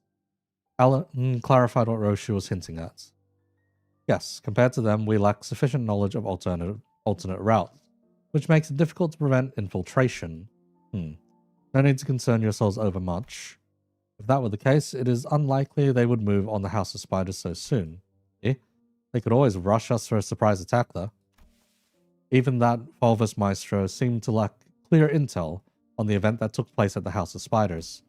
If so, it follows that they will need time to assess and deliberate about the situation. The situation? The logical scope of their concerns will be identifying the organizations that has secured the House of Spiders, the possibility of additional traps beyond the back doors, and the like. Once all backdoor-related procedures tied to the House of Spiders are completed, the resulting security framework should be able to preempt and block any infiltration attempts. This operation is more important than I thought. Oh. That aside, why couldn't I draw the blade? Is it the new scabbard's fault? Roshio lifted the sheathed sword with an irritated frown. And that's when I felt a faint vibration. The blade was twitching ever so slightly. That quivering most faints. Was seen by all indeed. Damn, I saw it too as it possessed or something. Looks like I wasn't the only one who saw the sword twitching, as though it wasn't pleased at all with how Roshi was talking about the scabbard. Roshi's gaze lingered on the sword before slowly shifting toward the back doors. Could it be that seeing the scabbard brought back some memory of Arya? Roshi, do you? Is it an SS? A demon edge? An enchanted blade? Which is it? It's probably neither of those, nor is it a sentient sword. This presents a fine opportunity to conduct another examination of the sword. Excuse us for a moment, Team Leader Allen. Please feel free to go ahead. The attack just now damaged some devices, so you're going to have to perform some maintenance before continuing. There's plenty of other work for me to do while you're away too. Are we to return to the headquarters research facility then? No, that won't be necessary. There's a facility here that should prove more than adequate. Wow. All them doors in the background.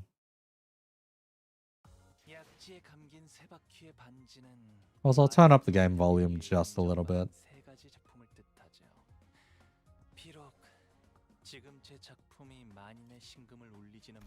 Thank you, Maestro, for being so ridiculously overpowered.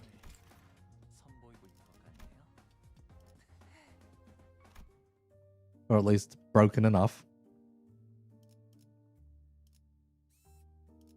Relics in the sign. Oh.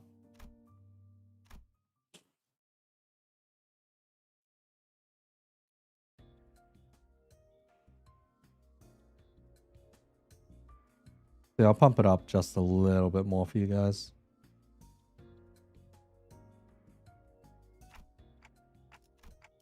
Let's see. Hohenheim brought us what looks like a research lab lined with cables, rows of screens, and diagrams full of complex symbols and shapes.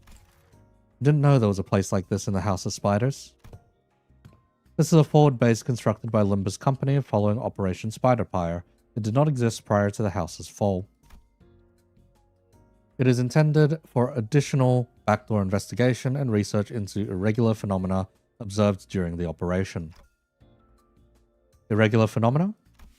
An example.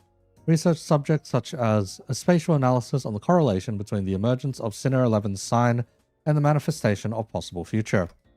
Oh. Looking around, I spotted Sinclair and a group of researchers surrounding him, the same people who dragged him off earlier. Ah. They were accompanied by a gaggle of sinners who had tagged along to either watch the show or kill some time while they took a breather after work.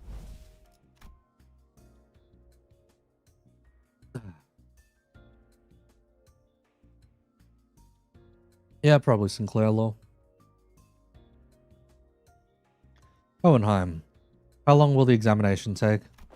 With Sinclair's biometric assessment concluded, the analyzer device should be available for the relic now. Which means that it should be finished in an hour from now at the latest. The scabbard rattled again at the mention of an hour. I don't know why or how, but the way it swayed almost felt like a child trembling. Moving again. Come along, Roshu. I expect you'll want to witness the procedure. Fine. Roshu and Hohenheim headed off to the side. The examination was probably going to start immediately. Trying to get to Sinclair then. Wait. I was making my way to Sinclair, who was getting bombarded with questions, when an unexpected figure behind a pillar caught my eye. It was Vesper Crabro, with a big piece of paper covered in crooked handwriting taped on his back. Snack thief? Ah, manager. Karen snack. Oh no. Mr. Stringbean ate up all of them. Sorry, but I think there's been some misunderstanding. Burge, kick his ass. Not only is this matter not worth pointing fingers over, but Charon also shares some of the responsibility for leaving them out on the table unattended. Still, I would prefer you exercise more care next time, or you'll put me in a tough spot. Is he still eating them? Understood. Sharon, super sulky mode engaged, not talking for half a day. Deploying super pass bitter candy. Beep beep, mode disabled. I'm not sure if this is an appropriate request, but may I remove the paper from my back now? It's a little inconvenient for me. Sharon forgives this time. Next time, no mercy. Best make sure she doesn't listen to that radio channel again. Virgilius looked on with an inscrutable expression as Charon peeled the snack thief sign off Vesper's back. Make sure to remember this, so I don't have to think I'm burning through what little candy chance I have left on such trivial nonsense. Thank you. Vesper gave a polite thanks, but he was already picking something off another plate and stuffing it into his mouth. Wait a minute, I was saving that for later. I assumed you were being picky. Well, now you know. Yet I see you gobbling up my share. He took my snack too. Verge, kick his ass. Rodion Romanovich. I'm aware that half the total snack budget allocated to each sinner is being funneled into your snacking expenses, and now you're raiding the LCE supplies as well. Chill, that totes has been agreed upon, okay? Besides, that's that, and this is this. God fucking damn it.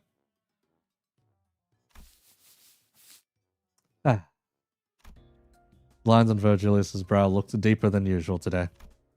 Hoping to help him out of this endless cycle of snack-related headaches and satisfy my own nagging curiosity, I draw near our guide and broke his brooding silence with my tick-tocks. Would he learn anything about Sinclair's sign? Dante's inquiring about the outcome of the research on the sign. Heard from the researchers, but nothing of particular significance came out of it. Observation of the sign has so far been limited to 2 individuals, the manager and Sinclair. Due to the limited accessibility to the phenomenon, the only verifiable information so far has been its existence.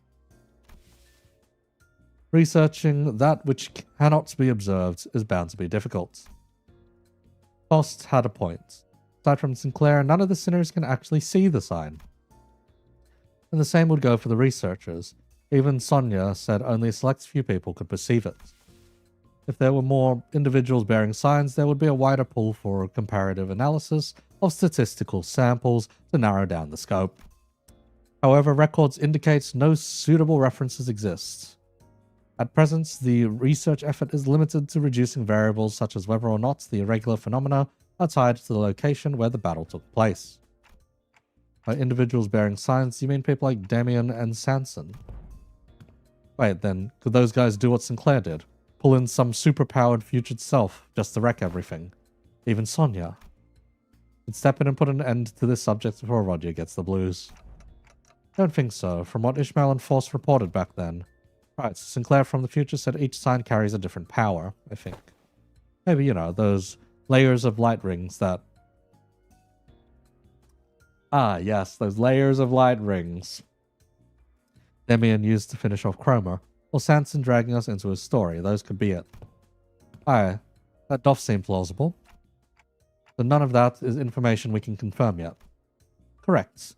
As you have stated, any discussion of this subject would not venture beyond the realm of wild speculation. Nothing has been proven yet, ergo, fear that would be an unnecessary response at present. This is at best grounded in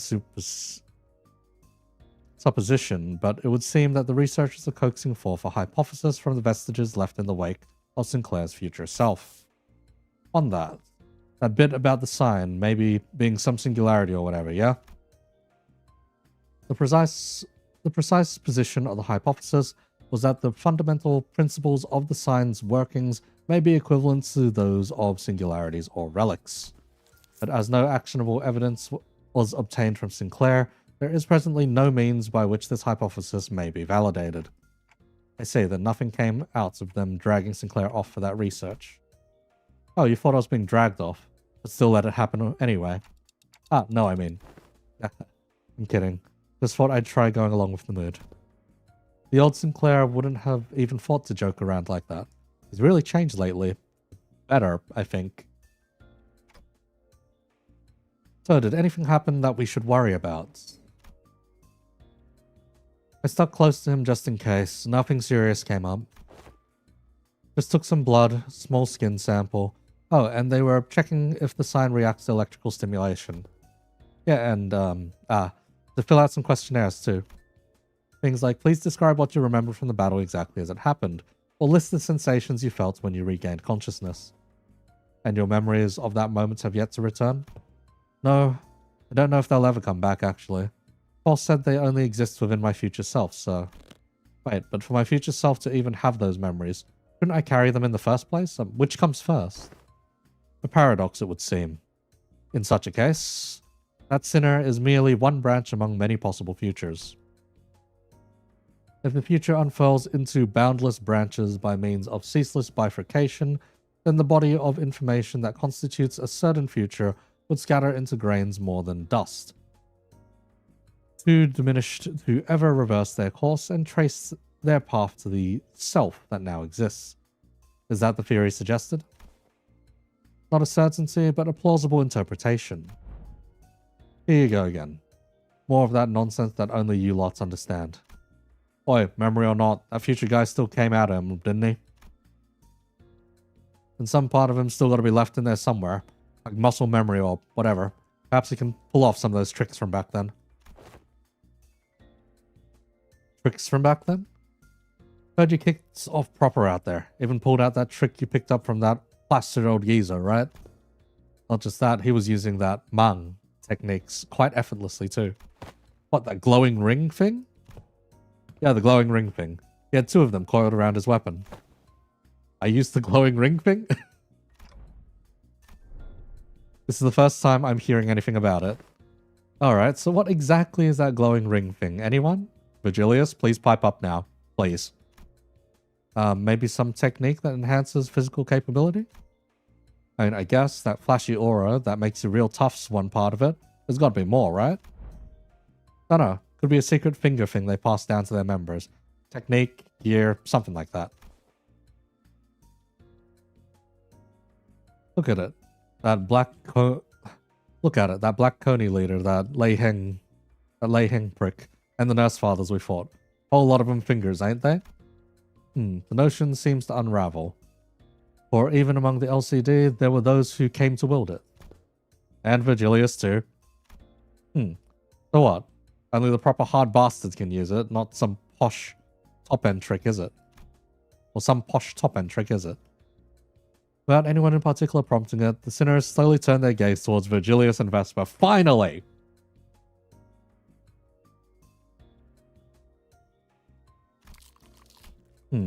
I learned to wield it from my team leader too. I have a sensory understanding of Shin, but I can claim nothing too profound. However, what I can spare are some rumors, though they are all without proper sources.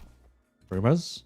They circulated among elite fixers and association leadership, that there exists power called Shin, capable of enhancing the body without having to pay expensive upkeep costs.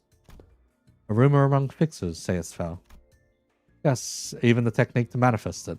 How-to tips, really, spreading through hearsay. Oh yeah, that tracks. The super rookie column in the latest mag bonus vid, bro was really popping off with it. Straight up aura farms with fucking hell. With a shiny mang wrapped around the weapon. It must be that mine eyes are yet to be privy to seeing such a marvel in a video.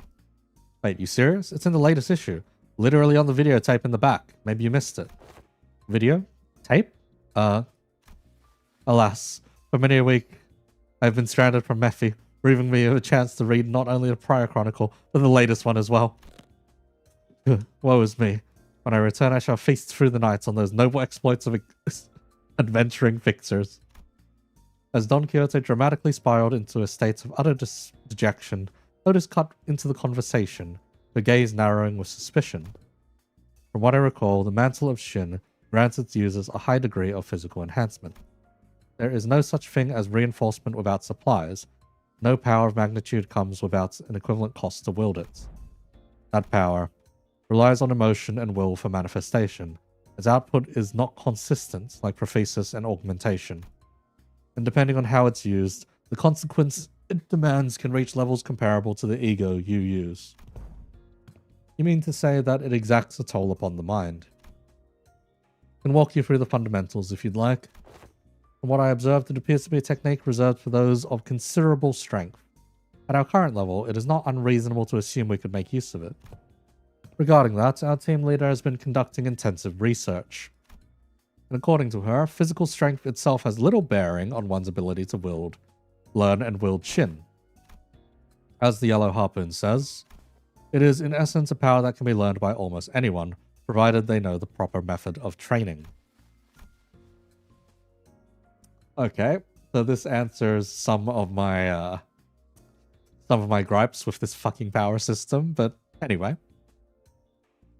Vesper's brow visibly twitched the moment Yellow Harpoon left Virgilius's lips. Yeah, it doesn't seem like he's a big fan of his own title, the Yellow Harpoon. Well, it fits, I think. He's got those yellow stripes on his clothes, and he uses a harpoon, too. Can he argue with that? If I were to exaggerate, even Sinu Yi-sung's pre-contract self could manage to learn it. Oh, fuck.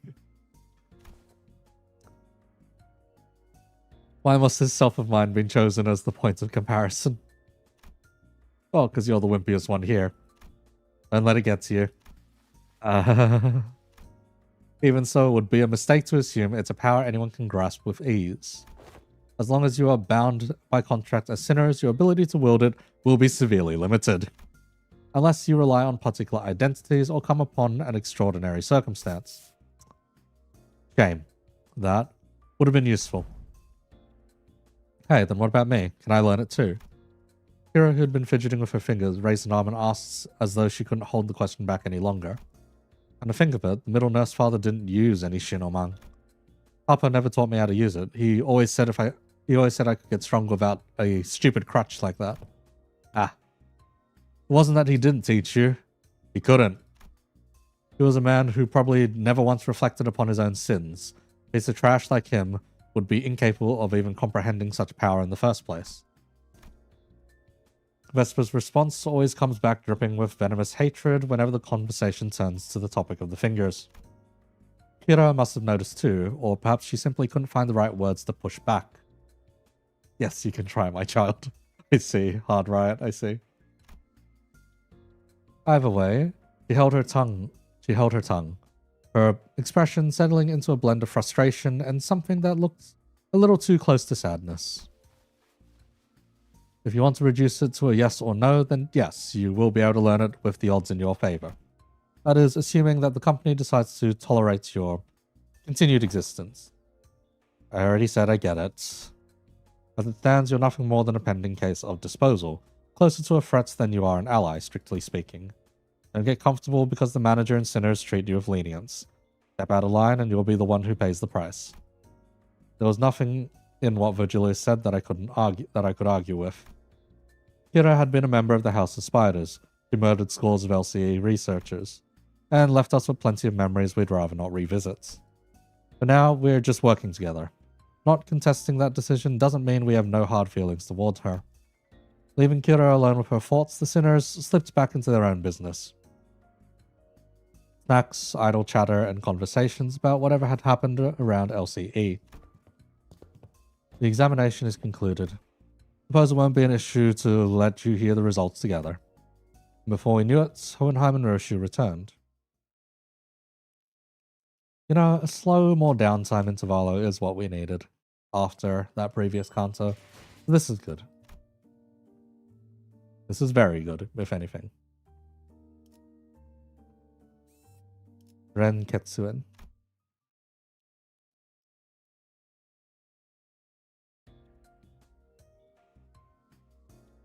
To present the conclusion first, no, the notion of the sword being a sentient one is incorrect. The locus of the will is not the blade, but the scabbard.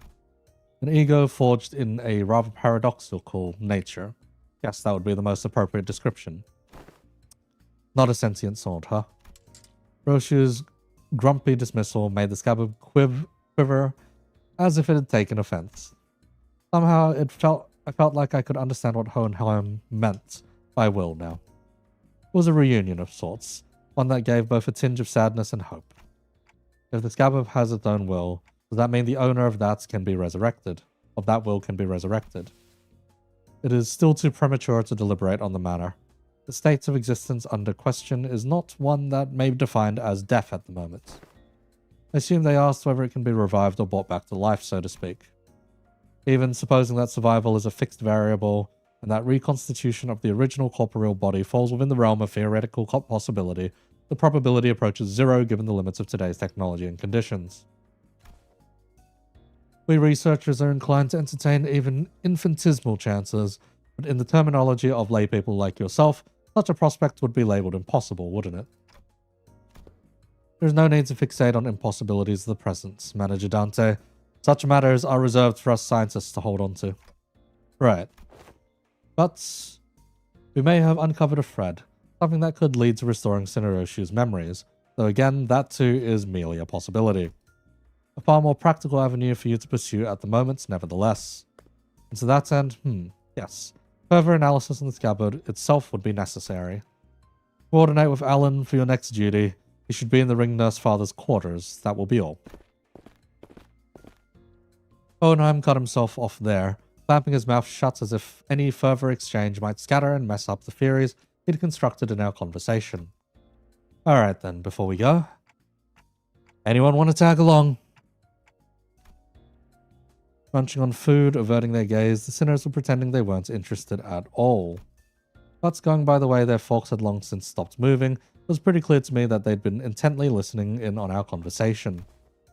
Where are we to go? Ah, right. Sorry, I forgot the rest of you weren't there with us earlier. Faust, Don Quixote, Roshu, and I have been checking where each back door leads. Oh, and Kira too.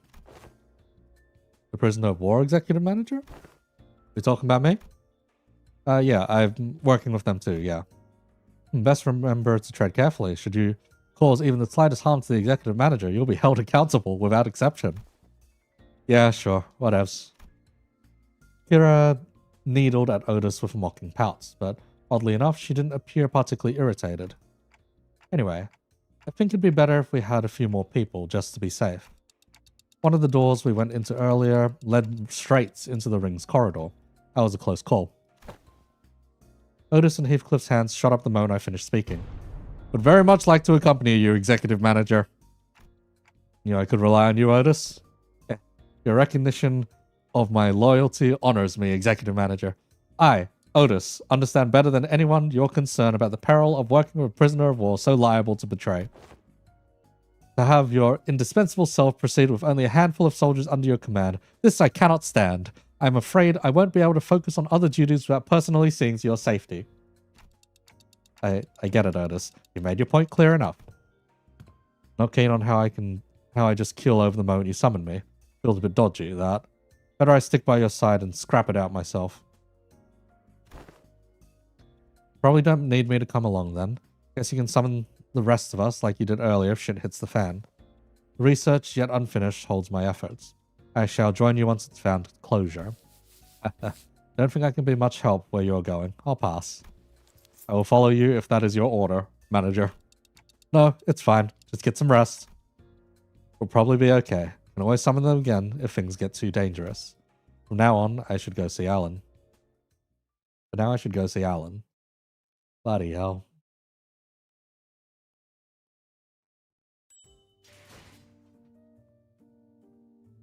Hang on a moment here. We got to slap on this hairstyle.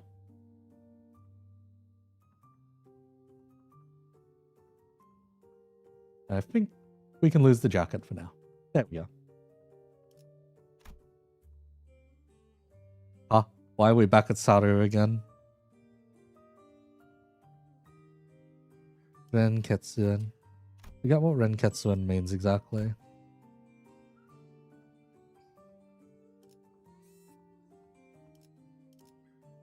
Okay, we got combat again, finally. It's probably more ring members that are weak to envy, gloom. Well, not envy, gloom. Lust, gloom. There we go. Yeah, these guys are perfectly fine to bring along.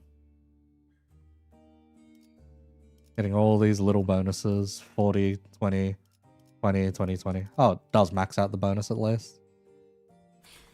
저 살점을 찢으면 더 붉게 칠해지겠지? Hello there. Ah, you've arrived. I was waiting for you. We sifted through and isolated the doors with the highest probability of leading into the ring's gallery. The next step would be enter the alternate door you mentioned. But hold up a sec. I was actually gatekeeping more stuff. Ah, gatekeeping? Are you saying there's more to tell us about gates? Doors? Yep. That door over there, pretty sure it connects to N-Corp's nest. I saw Albina going in, all hyped about some canned whatever it was. And that wooden door with the bandages wrapped around the handle, Papa'd go in there to cross out vengeances. From what the book said, it's probably a turf protected by a FUM subsidiary or something. Unlike earlier when she offered only vague snippets, even about just a single door, Kira was now feeding Alan a stream of intel that seemed solid even to someone as clueless about the back door as me. She's far more cooperative than I anticipated. Even after that Alan character roughed her up from what I heard.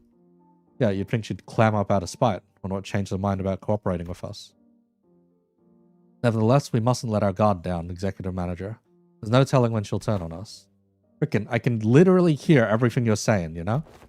Alright, based on the intel, please proceed by investigating the safest doors first. As for the high-risk ones, I'll continue checking and let you know which ones you need to enter. Alan tinkered with the devices around him and flashed a couple of doors with blue light.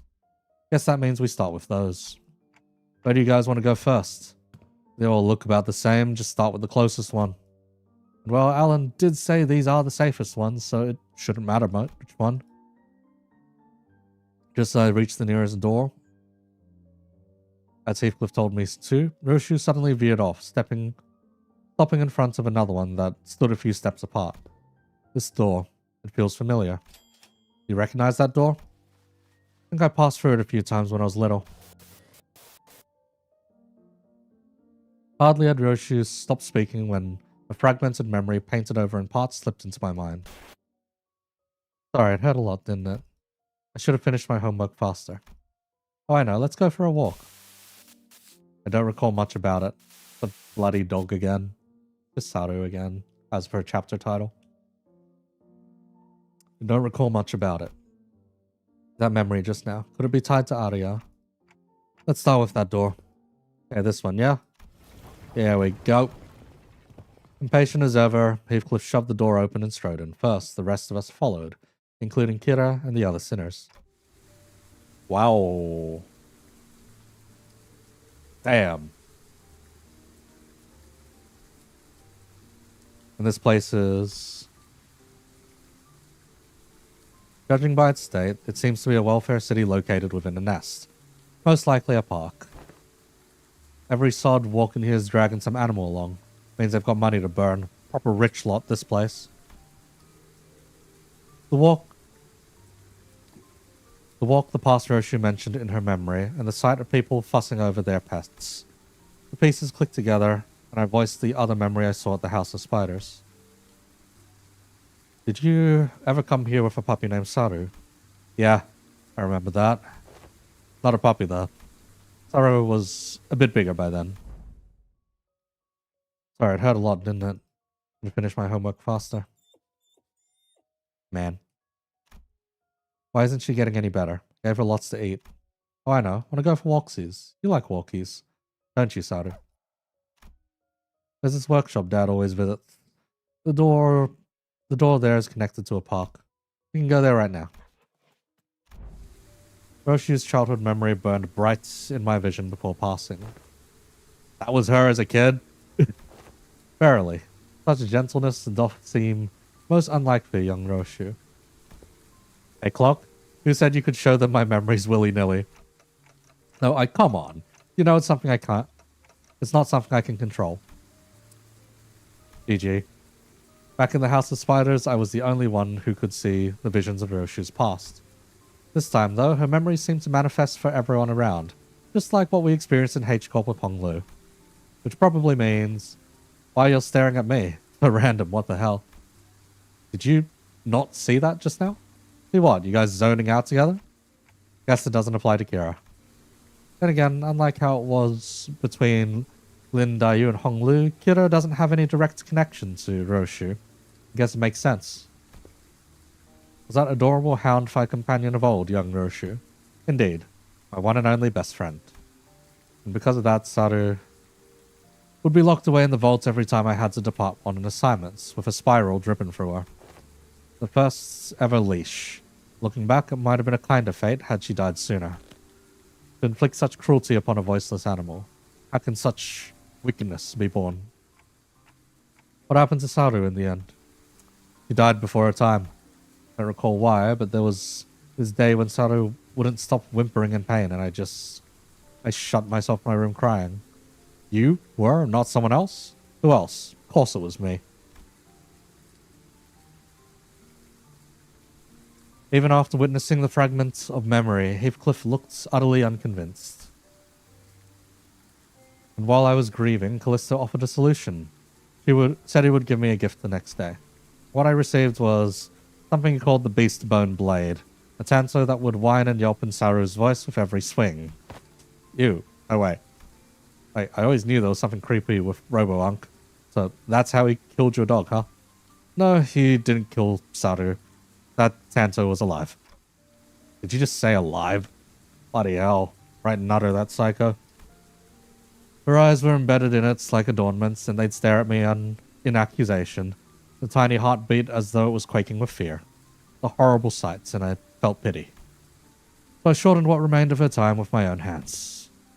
Got me thinking after hearing that. Why do you still mess with that art thing then? Let's be honest, after seeing something like that, you'd want to steer clear, right? Right, those things he called artworks were also cursed. Straight up nightmare fuel. Like, I haven't really checked out other ring works outside Albina and her nurse fathers.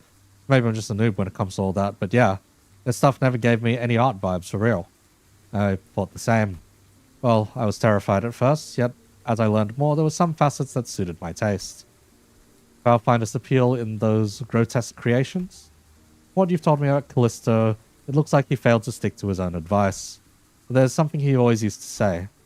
Art is wholly subjective, and thus one must never expect the understanding of others. The uncanny, the horrible, there's beauty that lies in the grotesqueness of it all. Can't say I quite get it, but if you say so. But bloody hell, how do you end up getting used to that kind of thing? Why do you need to understand? You're not an artist.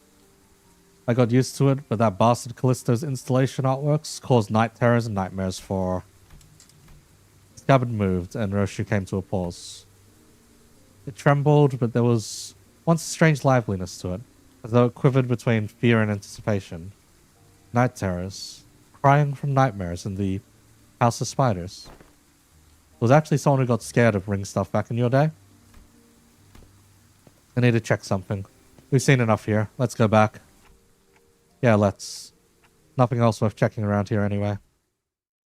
With the inspection complete, we quickly followed Roshu back. He stood in front of the artwork covered in sheets of cloth lost in thought. Right here, there used to be a huge artwork displayed here.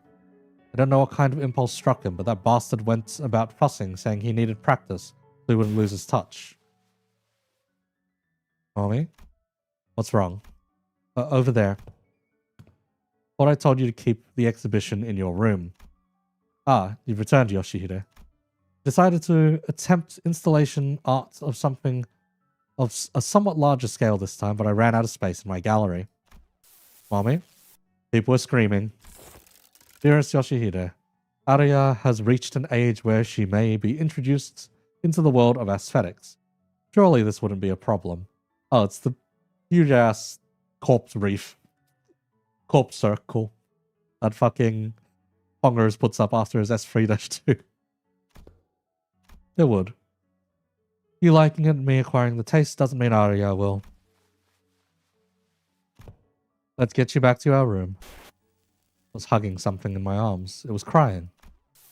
Saru? No. Too big to be Saru. The lacerated memories can never be made whole no matter how many fragments are glued together. We could tell Roshu everything we knew about Arya, but it'd never truly reach her. See this hollow vibe. Void. This must be Arya. The sensation and emotion for what's been emptied begin to entangle with Ryoshu's memories. And that makes it possible for us to reminisce about Arya together. The soft rattle Arya gave seemed to show how pleased she was with this small step. Alright, time to check out the next door. We entered several more back doors that Alan pointed out. But unfortunately, none of the places we ended up stirred Roshu's memories any further. Pretty much nothing here. I think we're done. Wait, what is that? How'd they get in here? Startled, Kira pointed ahead, where figures wearing animal masks were hauling what looked like massive lumps of flesh hidden behind a tent of sorts. Those ring assailants from before? It is found not to say has sealed the door from earlier. How then do these villains come to stand before us once more? They probably infiltrated via an entirely separate route, another back door. As you can see, their objective appears to be retrieval of the Nurse Father's works. Get on with it. Remove as many pieces as we can before we pull out. Wait, but I thought Robo-Unk was washed. He's got so many fanboys and fangirls here. Does his artwork possess value in and of itself? Or is it because of posthumous premium of death effect? Think about it. Ah yes, dead artist. Some of the pieces have already been taken. Of course, they are of little value to both our companies. Watching them sweating and struggling to drag those mediocre pieces with them. Pretty funny. But imagining how those pieces will be labeled with some pathetic notion of heritage connected to my name and their description plaques, pretty unsavory. They may be occupied with transporting those objects for now, but they will likely soon find cause to harm the Wayfarer and LCE personnel stationed here, executive manager. Even though he was washed, bro still cooked. Nah, he's the Van Gogh of his time, clearly. It would be prudent to eliminate them without delay, considering the ring's reputation. Otis is right. Better to wipe them out before they try anything stupid. Guys, it looks like we've got another job to do. Lend me a hand. The radio didn't buzz with the sinner's replies this time, but it should be fine. You just yoinked them out again. Oh, come on.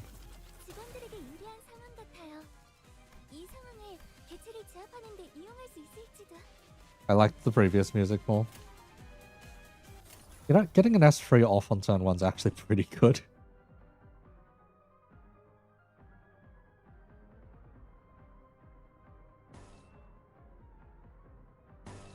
Let's see. We're gonna have to use it.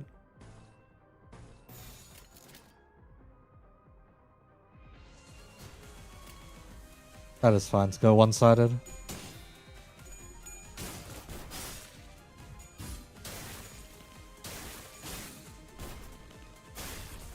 Oh, no stagger even, rip. Rodya, please. Rodya, what the fuck?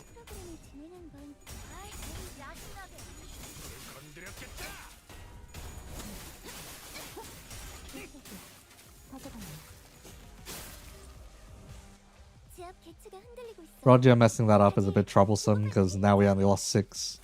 That delays it by a turn, which is annoying. See, you're using against someone with only 1 status effect. Having Merceau would solve quite a few problems here.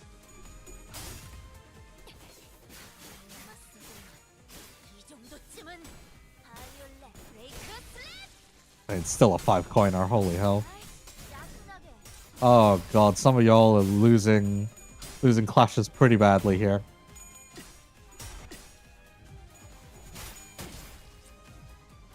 And we are not spreading around statuses as nicely.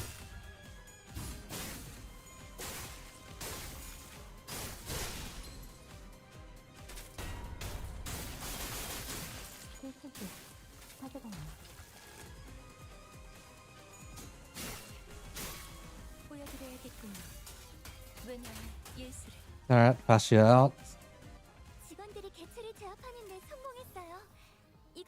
Okay, there's at least 3 debuffs on this guy. So we can try that out. At least if she wins her clash.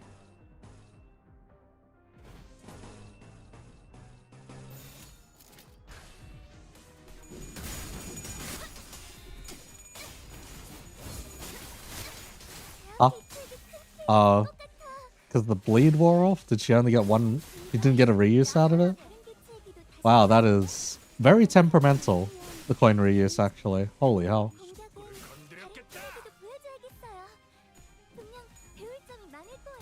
Oh, that's a rip.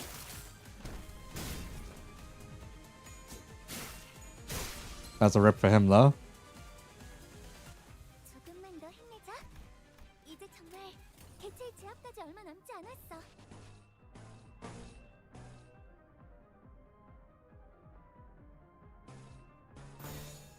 Oh, because it's 2 reflection.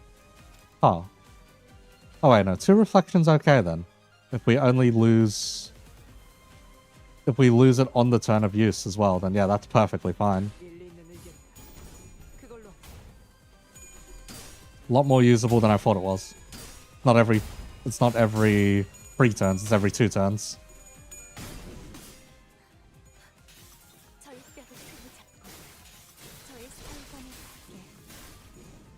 And bang. Nice.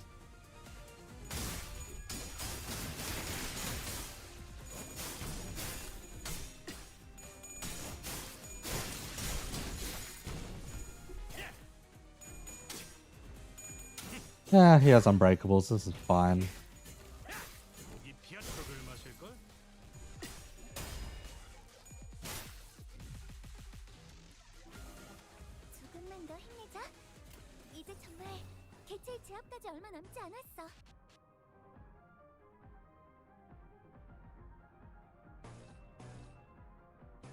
Yeah, the particular annoyance in group encounters or unfocused encounters seems to be picking just enough debuffs on people.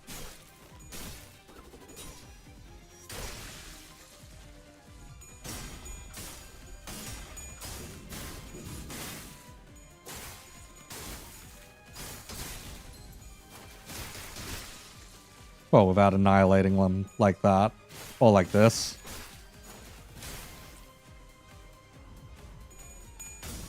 Yeah, you've got like no debuffs on you.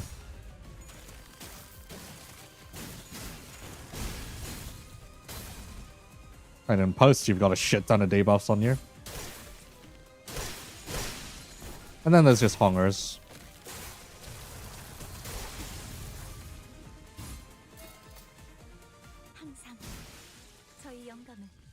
It is easy to say hungers has retched a lot easier use and is much stronger now that we have more ring members. Like, holy hell.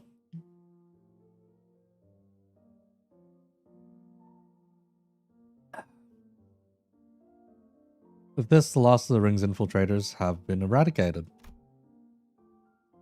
Is that all of them?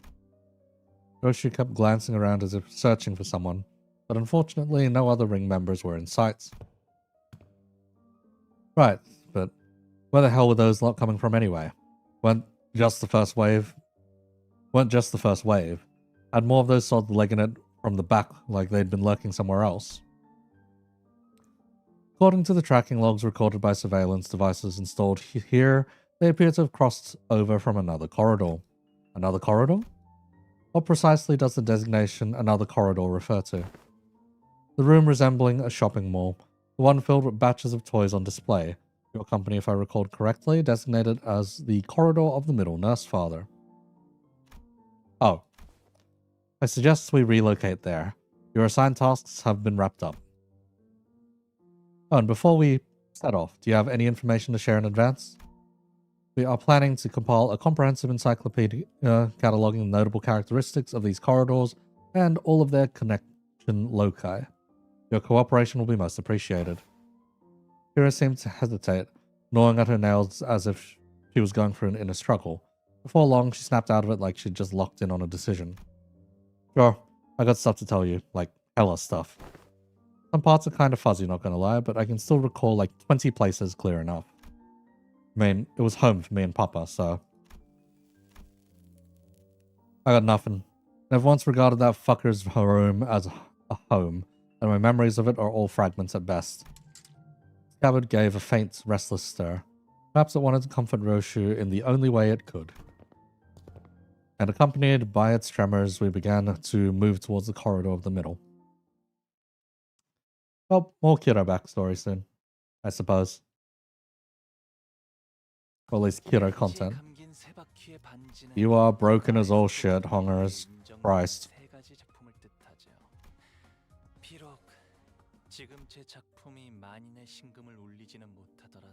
Can I not hear you goopify something? He did indeed goopify something. Oh. More of the above is being shown off. Nice. Wow. Coming from the bus to start. Or the bus is parked above. This is the streets above the LCA, I suppose. Or is this supposed to be Hongyuan still? Actually, no. We had our own little rover in Hongyuan. That wouldn't be. Okay, I hope that this Intervallo wraps up within the next hour-ish, give or take. Hopefully. So it's been a pretty long one so far. The heck? They swiped everything that wasn't nailed down, huh? Fret not. I SP favor half of my worldly possessions. Articulated, fixer, figurines, video game cartridges. I'm not talking about my toy box, okay? I had hella many of them anyway. My TV's gone. The couch, too. As Kira said, only a conspicuous empty space was left where the television and family couch set used to be. Oh, those LCA researchers hold them away. From the sound of it, they're going to set them up in their staff lounge. As for the lever and the ornaments, they said they'll be selling them off. Yeah? Otis seemed to notice something the moment she caught Kira's wistful look. The corners of her lips curled into a faint smile as she spoke with feigned nonchalance. Who knows, with sufficient cooperation, perhaps they'd become more receptive to the idea of returning those items. Assuming much, never said I wanted them back. Anyway, I'll tell you what I know, so come this way if you want in. These two doors here, made from paper and wood, they connect to S Corp. That one, reinforced with steel, that one leads to V Corp, back streets where, having lived here and made frequent use of the doors herself, Kira was clearly the right person for the job of identifying where each door Wayfarer company had asked to explore led. Directed by Kira and accompanied by Alan, we checked the doors one by one. Good work. All data seems to match. Thank you for your cooperation. Until there was just one back door left to open. I know this isn't anything new, but I've got to say, these back doors are just too bloody convenient. And portals, too. It ain't doing anything shady like warp trains either, is it? Yours is as simple as turning the knob and entering. Seems to me you'll outpace your business rival in no time. I'm a bit hard-pressed to argue with the too convenient sentiment when it comes to using back doors and portals, but since your intent was to claim Wayfarer's superiority over the current W Corp, I'll take it as a compliment. Did I say something wrong?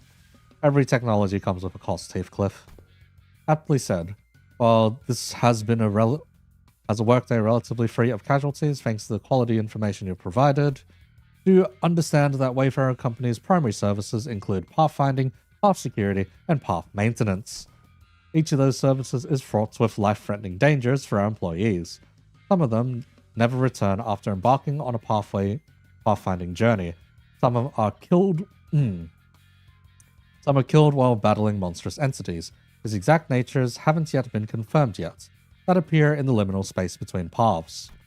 It also costs a pretty penny to keep the secured path, well, secure. I'd say our operating cost is on the rather steep side, especially considering that we are also trying to prevent our rivals from taking this corner of the market. Thinking back, I don't think I've ever seen Alan enter a door to a new location with his helmet off. Must be one of his precautions, just in case. Maybe his dry smile and unsettling lack of reaction to anything are hints that he's simply seen it too much to be fazed by most horrors. Welcome back. Still, our work's gotten considerably easier for this job thanks to the help from everyone here.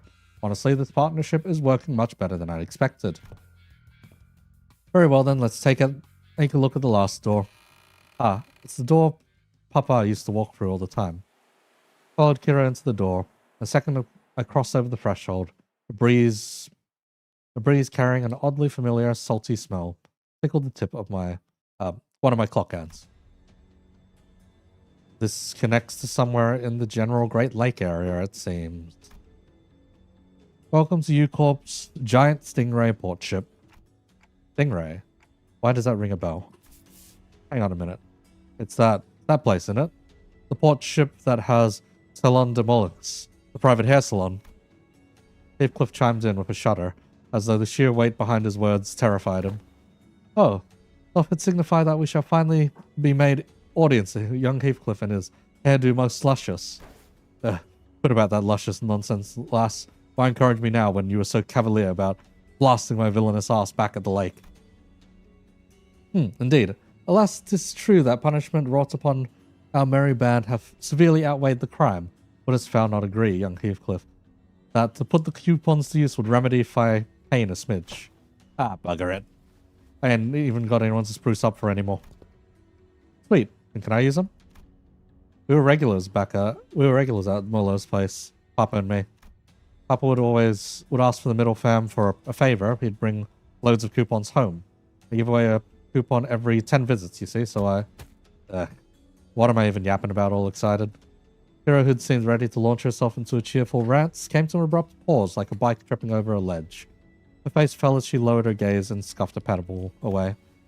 Looking back, I guess Papa did care hell for me for the why. It's true that these guys went out of their way to get me out of there, even though they didn't know me so well, so why has it got to be so complicated? Matthias gave you that unasphatic BC. The heck's a BC? Bowl cut. Bro, listen, like I said, that's not how you shorten these things. For some reason, Roshi seemed almost gleeful to hear Kira correcting her acronym. It was reminiscent of that self-satisfied look she'd get after confusing us with these acronyms, especially during the early days of our bus journey. Thinking back, ever since Sinclair's translations became reliable enough, the sinners had less reason to voice their frustrations with Roshi's acronyms, which in turn gave her fewer causes to snicker about. Not sure why, but something tells me that she might be making her acronyms ridiculously incomprehensible on purpose. If your conjecture is correct, Executive Manager, he has one tasteless sense of humor. From what I recall, the toys and games he was into were pretty retro. Must have been annoying to play along. At first, but the more I played along, the more I got into it. Still corny and juvenile as shit, though.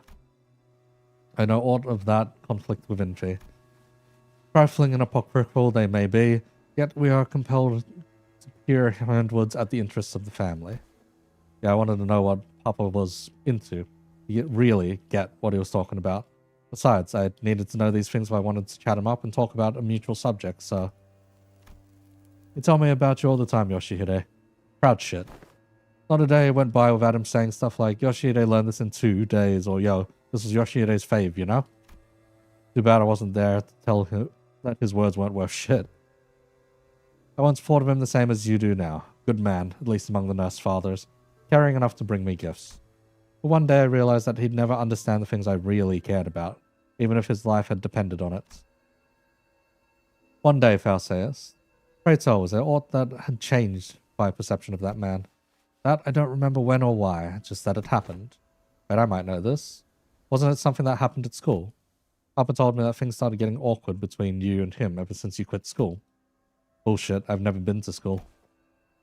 I'd never even thought about wanting to go to school. Pius must have been talking out of his ass to get... Huh? No way. Bro, I even saw a clip of it. What?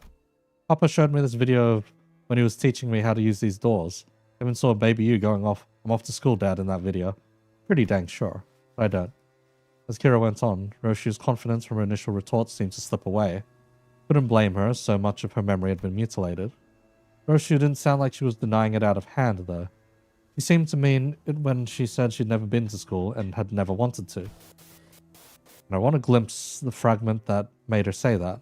The moment I willed it, a scene from her past suddenly flashed across my eyes. Very well, Yoshihide. I will register you in an institution that is not entirely dissimilar from school. There is an blah blah blah blah blah, a subsidiary of the Ring. Academy. You sure it was a school, not like an art academy or something like that? Right, that kind of makes more sense. Yeah, it must have been an academy, not a school. Academy of Art. Ah. Roshu muttered a few words as though they were pieces of a puzzle she was assembling.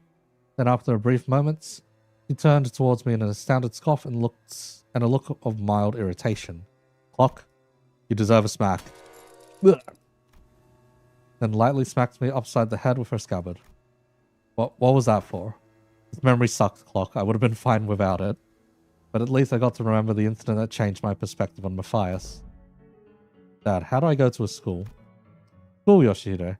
Well, I don't see why you would wish, let alone need to go to such an institution when we nurse fathers are here to provide you with all the education you require. You would later find our unique style of homeschooling to have been much more enlightening than trudging through any of the Nest's formulaic education systems. But Dad, I saw him in a picture book, and I don't have any friends here. Oh, Rhiannon is pointless. But it is true that there are qualities that can only be learned through group erudition that engenders competition. Very well, Yoshihide, I will register you in an institution that is not entirely dissimilar from school. Really? I intend to send Yoshihide to an academy as part of my educational curriculum. There is an Academy of Arts, a subsidiary of the Ring. Companionship with other talented children of approximately her age will nourish the spirit of inspiration that will guide Yoshihide's growth. Hermes GPT. The prescript approves. But Callisto. I tell you now that you might be making a mistake. And how are you so certain of that? Do elaborate if you can. Hand puppet of the prescripts by whom every aspect of existence is articulated. What do you even know of choice? Of what is right or wrong? And off they went. Perhaps a little more situational awareness would have prevented what is to come. Callisto had found me a rather decent academy.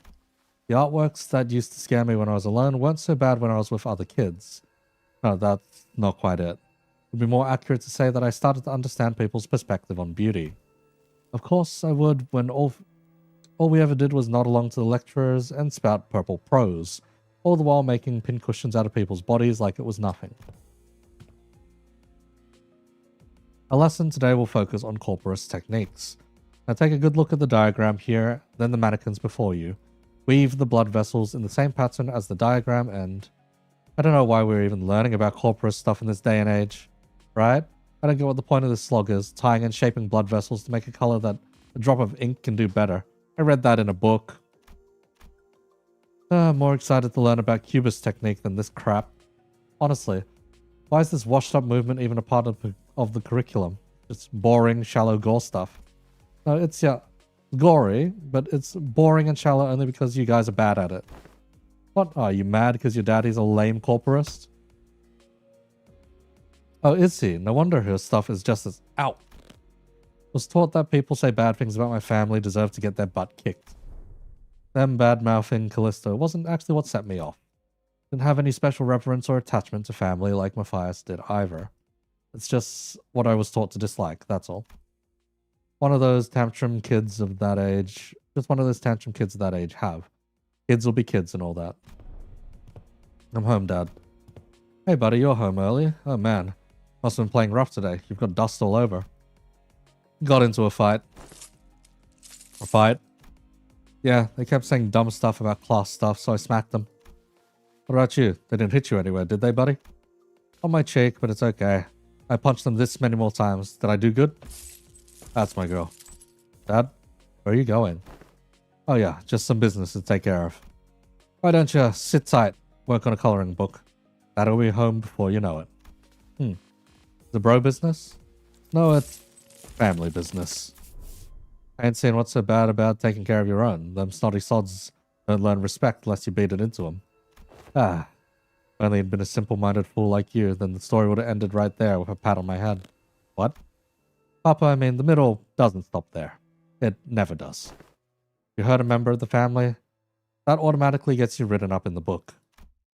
Yeah, and what he did in the end. Oh boy, that's fun.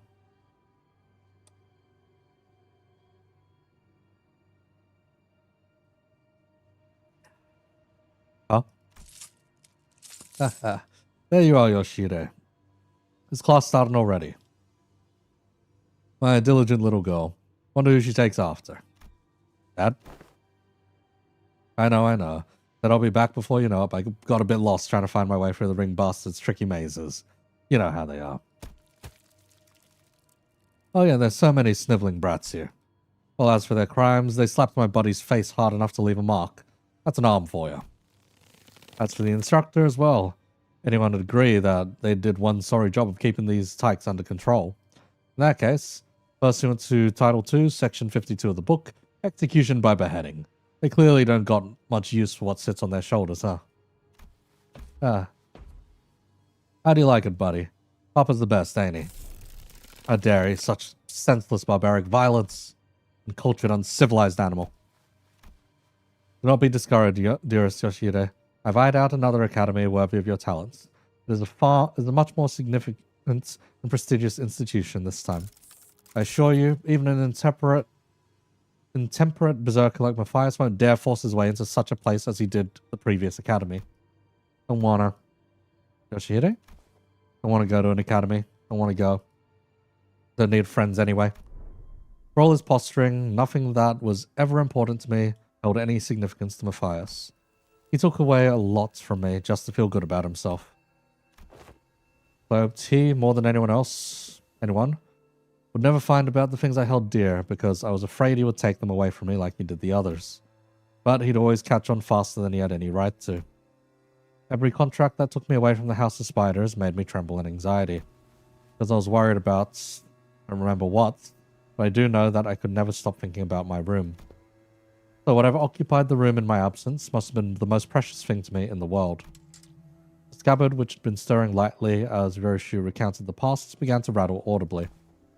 Doing that thing again.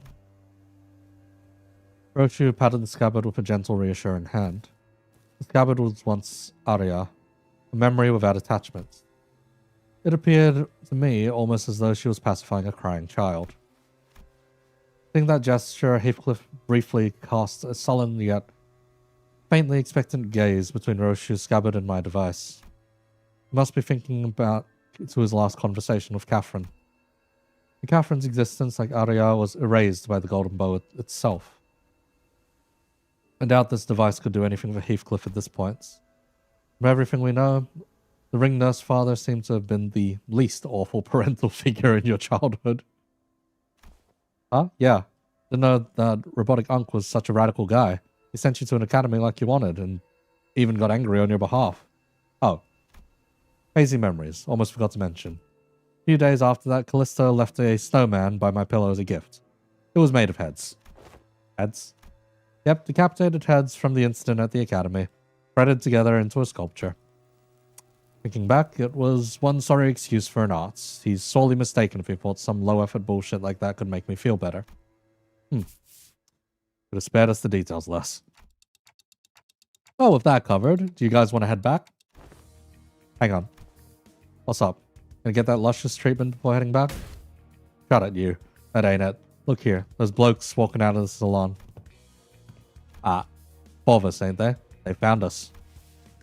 Would not be odd to find a branch of the Ring's art movement in different districts of the city, especially that of the 4 of us scale, however. Various evidence, such as their masks and the fact that our group has immediately drawn their attention, suggests they are in the same pack as the one making regular incursions into the House of Spiders. This is the LCB, speaking to Team Leader Alan, requesting immediate commencement of lockdown sequence. Copy that.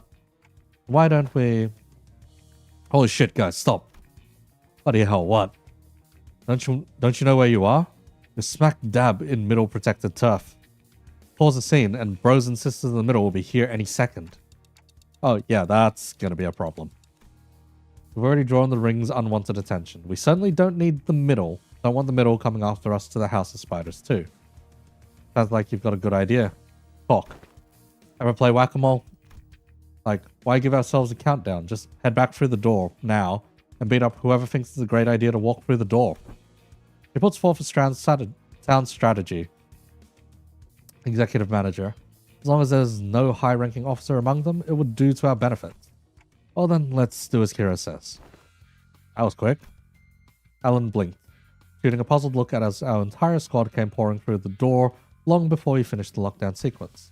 Due to newly emergent complications past the door, we've concluded that this location is the optimal point to intercept and engage the infiltrators from the ring. This location, you say? Oh, wait.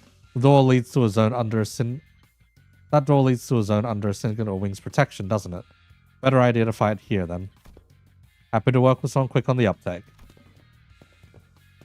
Wasn't long before the four of us began rushing in through the open door. Didn't want to summon them while they're relaxing, but, well, can't be helped. And I summoned the thinners back to work.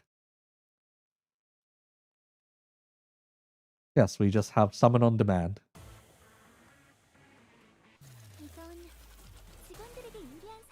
This is, funny enough, the exact same power that, the Warrior of Light has in Realm Reborn, which is very, or not Realm Reborn, but in FF14, which is funny.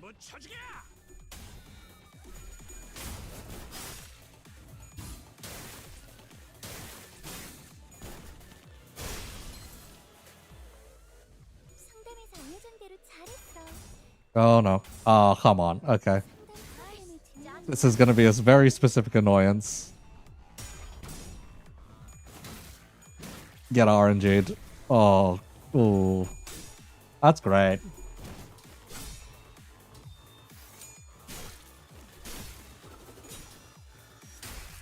Getting hit by RNG is great, isn't it?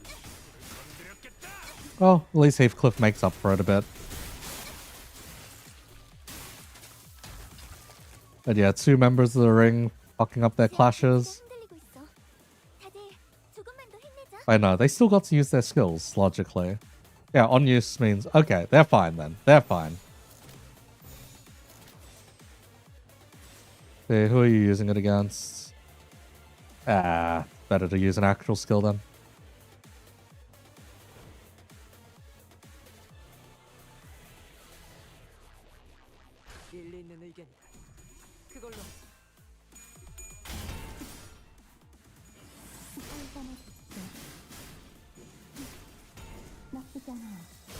Okay, that should activate Fascia. To the edge, kind of mentioned, yeah.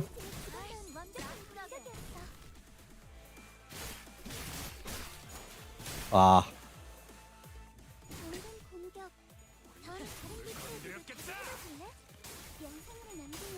Up, rip rules of the back streets. Okay, having Kira does make this a fair bit easier though.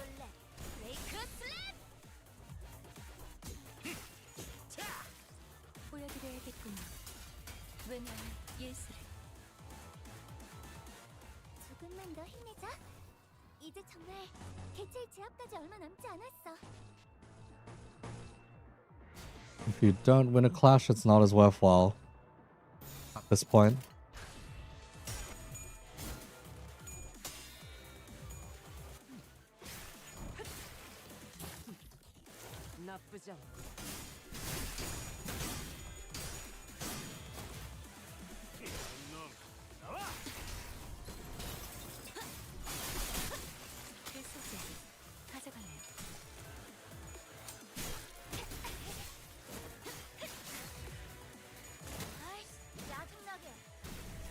That is fine.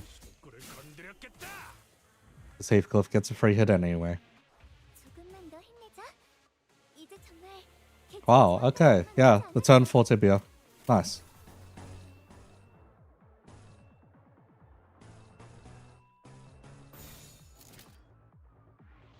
See if we can't just give it some resonance bonuses.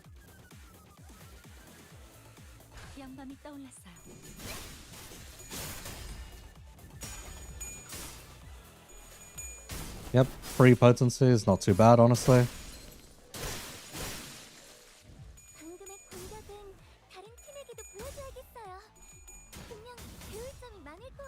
Shame you aren't using your enhanced version, but that is fine too.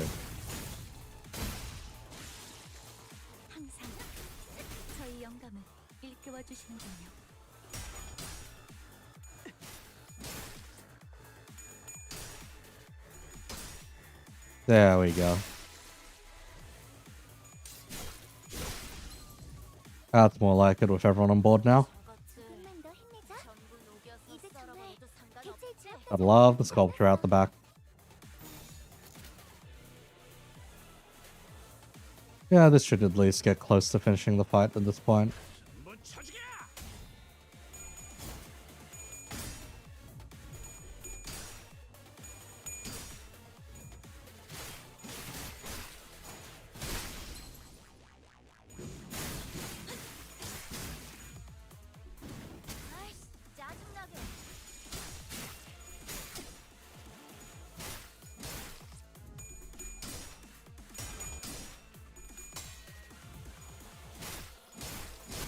Hey, double stab for free.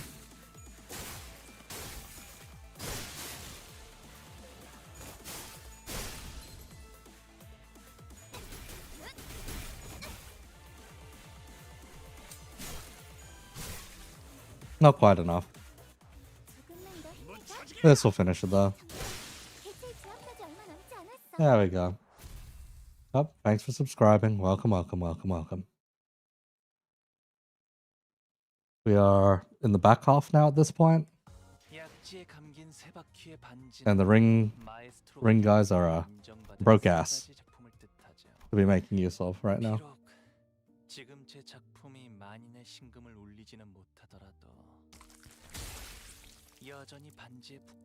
Still goopy sounding. Actually, how long are most Intervallos anyway? Like this one was 12 parts. Nocturnal sweeping was longer. Yeah. Actually, no, it wasn't even that much longer. How long are they normally? 12 to 15 parts looks like. Okay. Maybe this will be a longer one, maybe this will be a shorter one. At the very least, I'm hoping to finish like in the next hour so that I have enough time to get the guides out, but we'll see. A lot of reading, this one.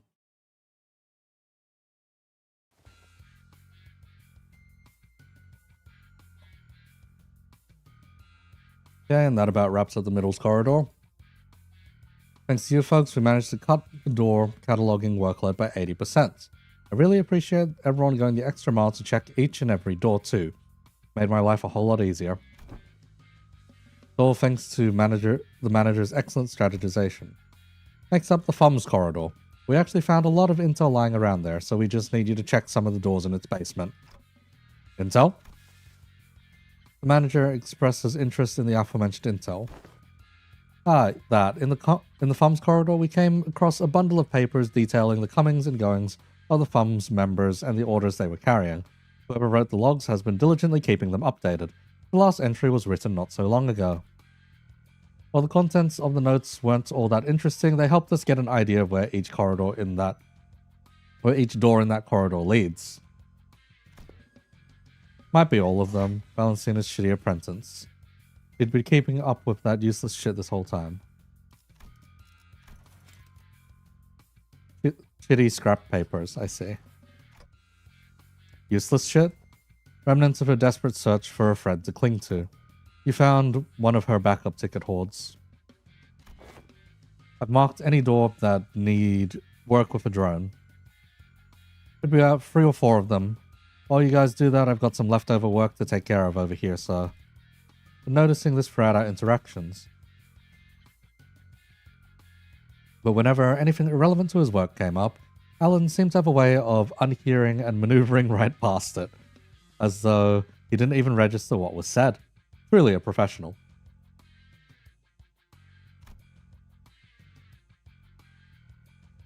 Right, what exactly is the gimmick, Equinox? Because I've just been sending it at them. I am not going to lie. Recalling our conversation with Cesara back at P Corp, that deeply uncurious indifference might just be one of the essential personality traits to go on as a corporate employee in the city. That's the point? Oh. Oh. And their gimmick is just if they have, or if you get hit by their status, then they do better against you. That's literally it. Or if you don't have one of their statuses, then yeah, But since it's all been unfocused encounters, it just doesn't matter. Understood, we will explore the areas past the marked doors and return here. Thanks a ton. Well, then. With Alan returning to where the other Wayfarer Company employees were huddled around, we decided to follow the corridor to the left. Hey, there's someone in here. More of the ring, maybe? Going by their silhouettes, they're unlikely to be members of the ring. Come on, lady, get out of my way so I can see. Ah, it's the detective. Some stubbly guy I don't know, and that annoyingly airy dude. Sounds like Moses, Gregor, and Hong Lu, respectively. The trio's conversation grew clearer the closer I approached them. You okay, fella? You bumped your head earlier. Fine as a fiddle, it was just a minor fall. This is the third time it's occurred. We ought to discuss this issue with the manager once this consultation is over. I think I'm seeing a bump on the side of Hong Lu's head. Anyway, you know what to do, right? If at any moment you see signs of... Don't worry, Gregor.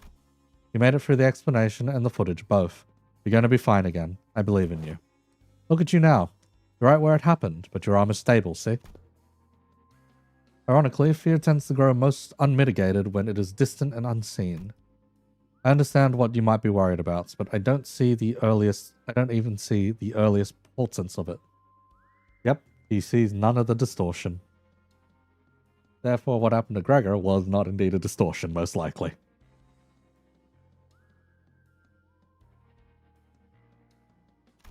Rip Equinox. And it's three very solid things, I reckon. Don't hesitate to share unfiltered thoughts that arise when you're in here. I know what I saw in the footage, but I'm still having a hard time believing it. I don't know. Maybe I'm just avoiding the truth when it's staring me right in the face. My case is nothing like Don Quixote. She just needs to keep her shoes on and it's all good and dandy for her, isn't it? Things don't work out that way for me. Whatever they're talking about sounds hella deep, guys. You sure about eavesdropping on him like this? That geezer's already weirdly cagey about himself. Maybe now's our chance to learn more about him. He's sharing such an IS about him for once. Why walk away? Don Quixote gives a nonsensical interpretation of Roche's acronym as Kira rolls her eyes out of exasperation. While the bickering sinners and Kira, however... blah, blah, blah, blah, blah. Between the bickering sinners and Kira, however, Otis stands in silence with an inscrutable look on her face. She's listening to the exchange between Moses and Gregor like a woman possessed. Okay, let's keep listening then. Otis was right, damn it. She was right all along. The war isn't over. It never was. And it can't ever be over as long as this fucking joke of a gift stays attached to my arm. Barbed words. Now let's revisit a question you couldn't answer while the footage was playing. Hopefully it's become easier to answer now. You've been using that arm to fight just fine so far. How?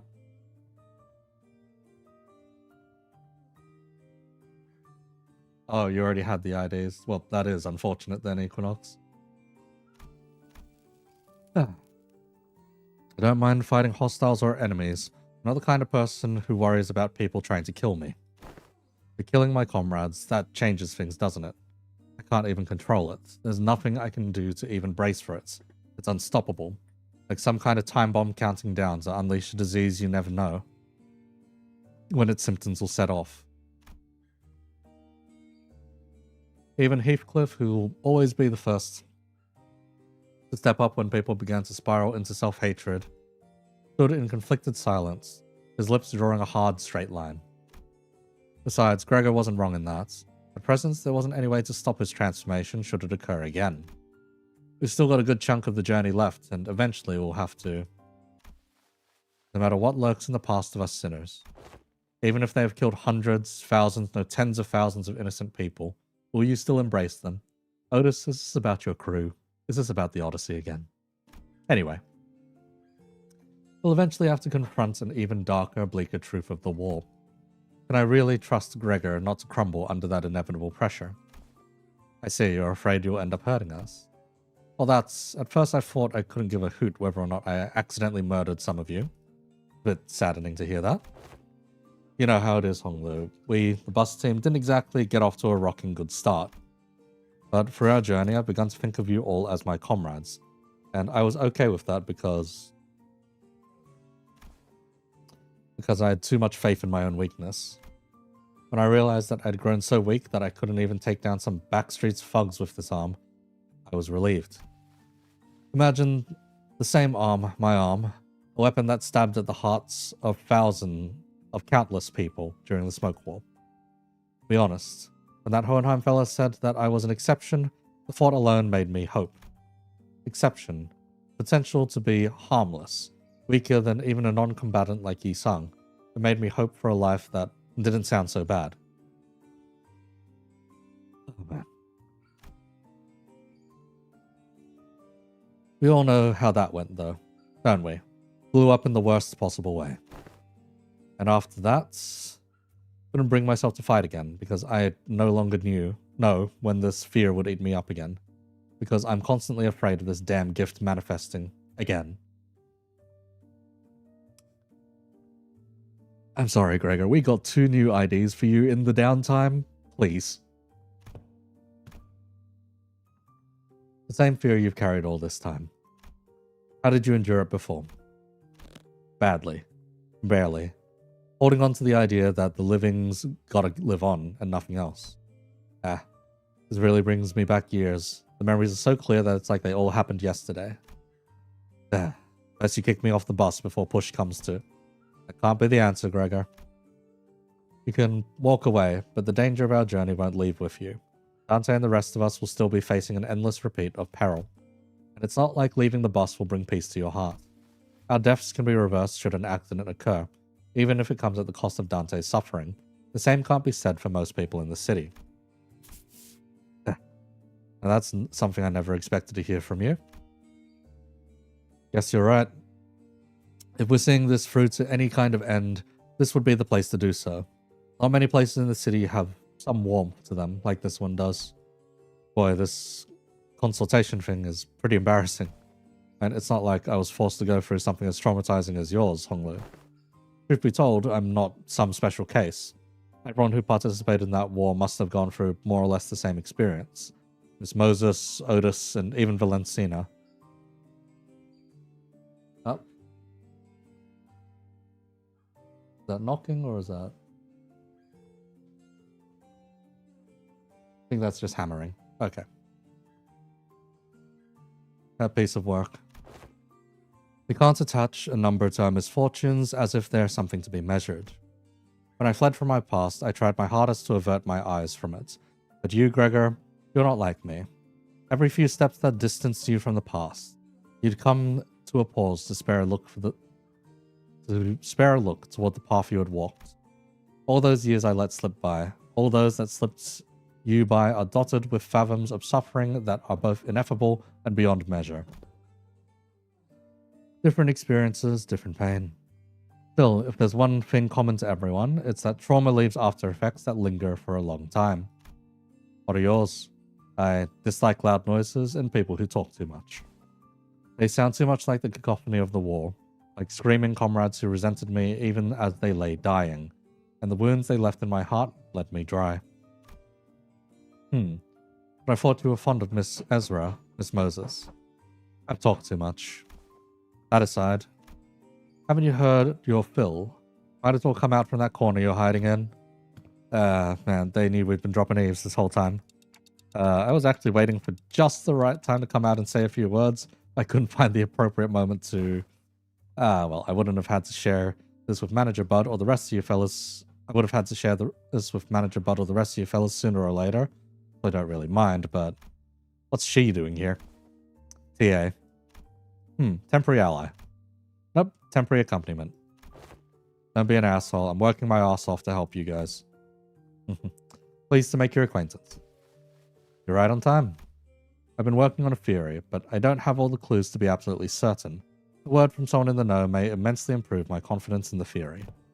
Kira, you know which door the thumb nurse father was most attached to? Huh? No, duh. Duh. What's that? Supposed to be obvious? Didn't you guys all see her? You think I'd chat up a scary lady like that? Dude, she was beating the ever-loving shit out of Lucio every time I saw them together. Oh, yeah. He went down fighting you guys to the end, huh? Yeah. Said stuff about her generosity and all that. Fought till he died. Damn, that's unexpected. Being real for a sec here, I thought he was totally gonna swap sides. Really, that lad. Why is that? You know, the vibes. You guys don't know because you haven't seen him long without the scary lady always looming over him. What's up? Gonna stab her right in the spine? You.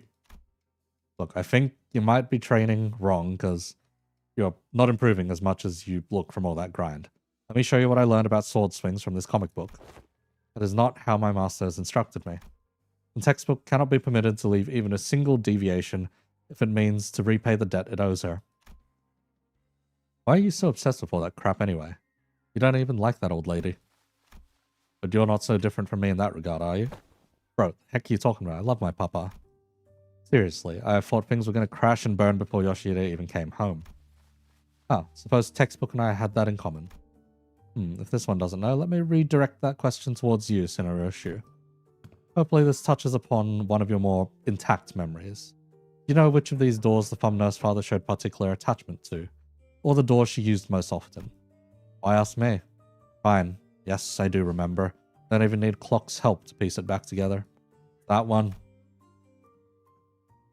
The door with metal pieces dangling from it. Holy shit, I almost died out there. Son of a bitch, a fucking fly. Where does G-Corp fucks even drag those gross pests from? Mom, are you okay? Do I look okay to you, Ticket? No, not really. I'm fine. You know, I don't break easy. You should have been there to see me tear off that G-Corp vermin, Ticket. But Mom, your legs are bleeding a lot. Here comes another mission. Boy, they really can't do shit without me. Huh. So much for a break. Fuck is this? Bandages for you. Is this kid serious? They've got truckloads of expensive treatments on the ready to patch me up the moment I get back to the Well, okay, never mind that. Hey, this works. Mom? Sit tight and don't start any trouble. Teach you some sword techniques once I'm back. Must have been her years in the smoke war.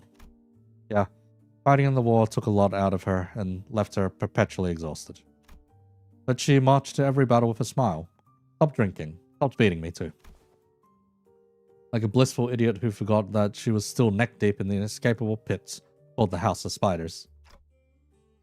Man. Well, the ironic piece didn't last. Sometime after the war ended, someone called the Consigliere of the Thumb visited the House of Spiders as a tutor.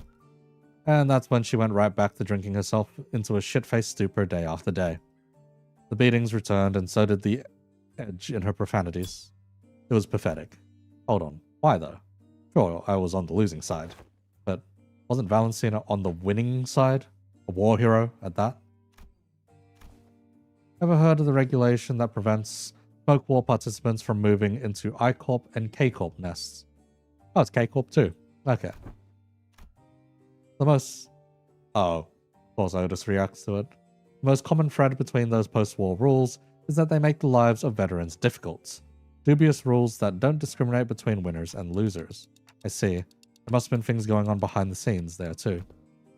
Doesn't that mean the back door will drop us into a trench they dug during the war? Yes, and Gregor will be the one to open it. Wait, me? Yes. Others can do it for you, but what would be the point? You sure this won't end up giving him more nightmares? I don't see how this helps him in any way. We do not have any means to treat whatever it is that slumbers within his arm. However, I would surmise that the underlying cause of his sudden transformation wasn't the arm itself. Then what? The trauma. His arm took control after his psyche was crushed by the weight of the unspeakable memories coming back to haunt him. Not because his arm went berserk that he started reliving his painful past, it's the other way around. Isn't that so? If you can come to understand that the war is really over, and what others say, no matter how closely they echo the past is not necessarily aimed at you, then you may be able to loosen your grip on the fear and anxiety that your arm could metamorphose at any moment. While his suggestion may seem blunt, it is one of the more basic treatment principles of M-Corp's psychotherapy centers. Fine then. Guess I'll open it up. Gregor walked to the door, grabbed the handle, then paused, taking slow, deep breaths. And with one arm, he gently opened the door. Coma. Oh, shit again. Why are you running? You should be taking the lead on the front lines with our G-Corp banner held high. Don't want to die. Nice to have a place to go back to. Alright. Happy 15th birthday. But you can't possibly have the cheek to call me cruel. You G-Corp pests were far more messed up than I ever was. Ripping people apart, cannibalizing them, you were nothing but a swarm of fucked up monsters. Thought I'd woken up from the dream. But I was still. Oi, oi, oi, oi, oi, oi, oi. Do not make us fight. Roach Emperor. Again.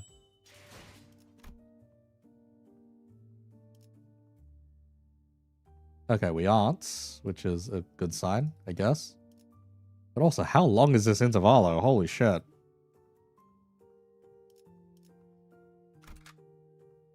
Fixed member needed. Okay, I can finally do the other permutation of this team. 살아서 돌아갈 수만 있다면 무엇이든. 책임은 모두 내가 내가 말뚝을 쑤셔 넣어주죠. Entry SP minus 30. Never realized that detail. 잘 됐네. This background pops back up. Oh. Oh, it's just an office. This place. Eh? The boring old office.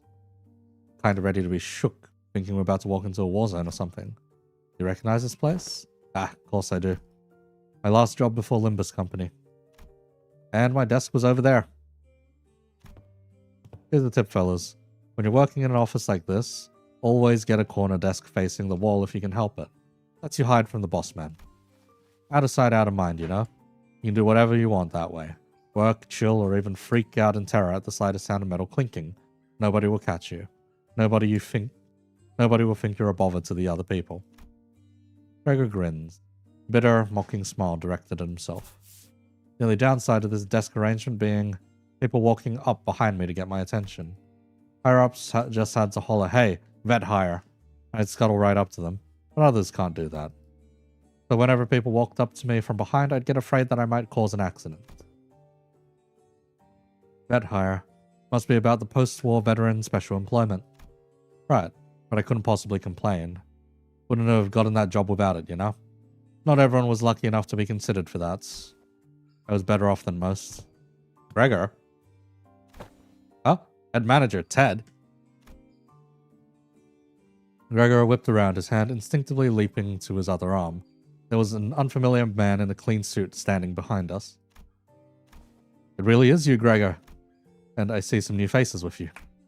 Oh wait, you folks must be the accounts that the guys on the other team asked us to leave the meeting room open for. Landed a new job. Huh? So you've got a new employee card right there. Well, how have you been doing? Same old. Well enough. Not like you've got anywhere else. Not like I've got anywhere else to go, right? I'm not surprised you found new work so soon. You were always a dependable guy. Is the pay good? How's life, man? Oh, and you're gonna sell that commemorative coin? Like, some kind of medal, right? Hope you got paid good money for that. Look at me, asking how's life to a fellow citizen. Can't imagine anybody would have anything good to say about that, huh? Yeah, moving on. Hope no one's been hounding you with vet hire shit over there. No, not at all. There's none of that here. That's good to hear, man. Glad you don't have to deal with that dang jackass of an exec VP messing with you like he was a war veteran himself. You know how many years I had to hear that geezer bragging about how he profiteered from the war, pulling himself up by his bootstraps, how in every peril is an opportunity waiting to be found. Blah, blah, blah. I'm preaching to the choir, aren't I? That guy, huh? Is he still taking his sauna breaks during work hours? What do you think? His seat misses his ass every day. Ah.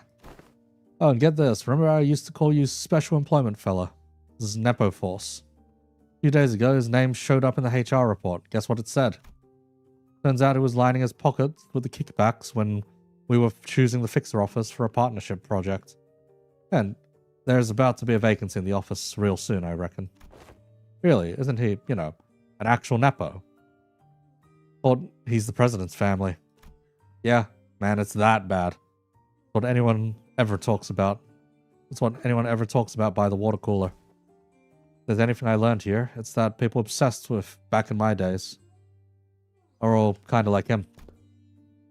They hate how their glory days are behind them, kind of like a distraction from how pathetic they are now. And hey, Backstreet's kid like myself don't have glory days to look back on and yearn on for, right? I look back, it's all gloom and doom, you know? If you ever hit rock bottom, you also know the only way to go is up. You said something like that before. Yeah. Yeah, guess it's my own brand of bullshit philosophy.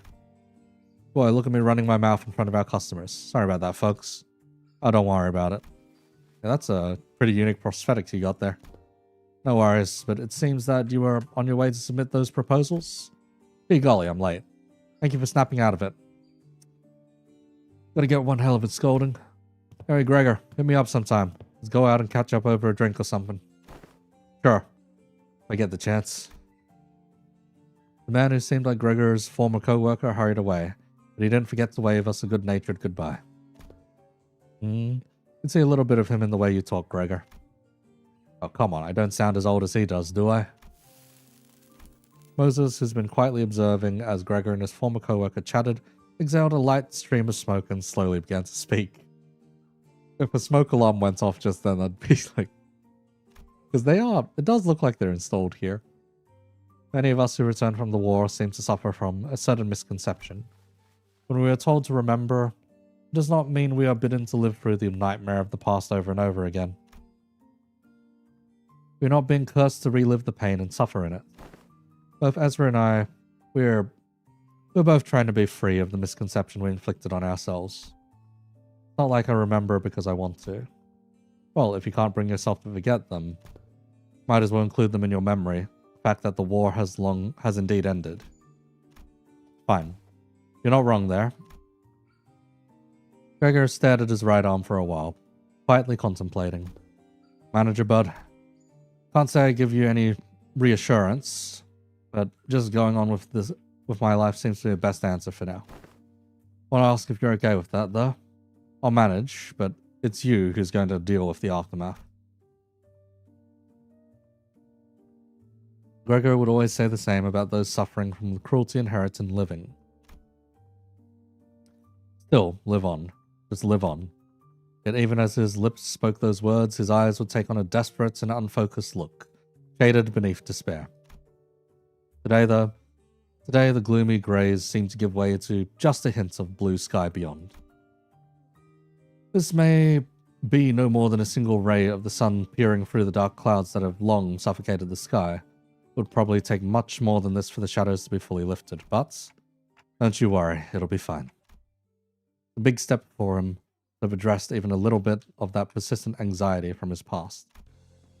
When we emerged from the door, we saw Otis facing away from us, her weapon drawn. Wait, I don't think she even followed us through the door. Huh? Were you here the whole time? I was told by Alan figured that someone has to stay behind and watch the door during these operations. So I stayed, and ring boys, more of them. Oh man, it's those asshats again. Weird. The corridor's not a place for those newbies to be roaming around on their own. As you can see, a few uninvited guests have decided to visit us through a different door. Looks past Otis just in time to see more four of us pouring into the corridor through a different back door. They must have been trying to find a way to get to the ring nurse father's corridor. Oh, we can't just let them through, can we? Kill them all.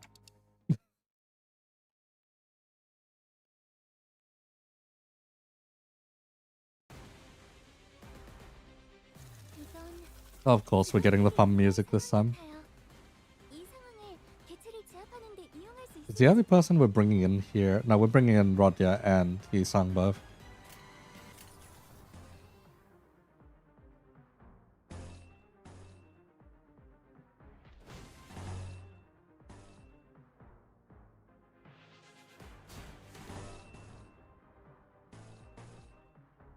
You know what? Everyone just pump orange. Why not?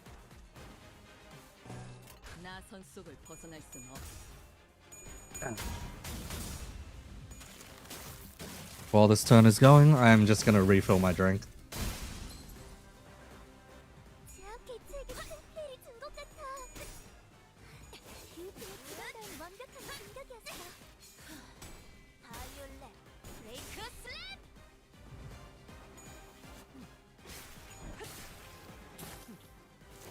나쁘지 않고.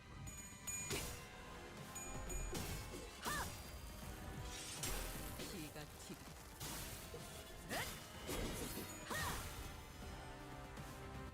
성당에서 알려준 대로 잘했어. 역시 성당 프로그램을 진행한 건 잘하는 거야. 조금만 더 힘내자.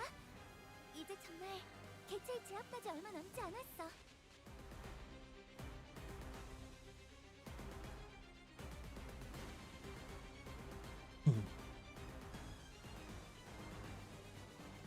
Alright, let's see here. Okay. Wow. Pongers, right, did not manage to burn any. So this is going to be a little bit more annoying.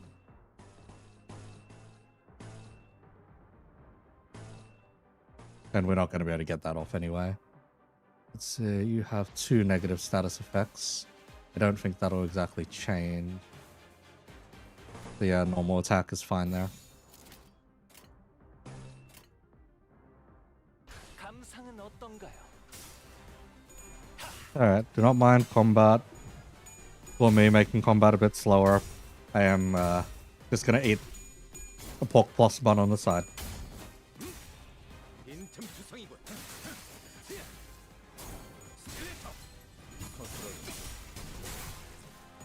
아이씨, 짜증나게. 이 정도쯤은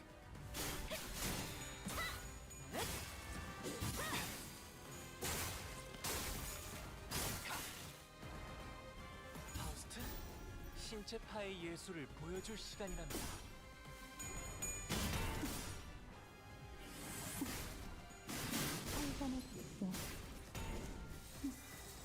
나쁘지 않아요. 보여드려야겠군요. 다음에 다른 개체에게도 다시 해봐줄래? 영상으로 남기면 다른 직원에게도 도움이 될지도 몰라. Oh, he could tibia this turn. And then next turn get the other tibia off.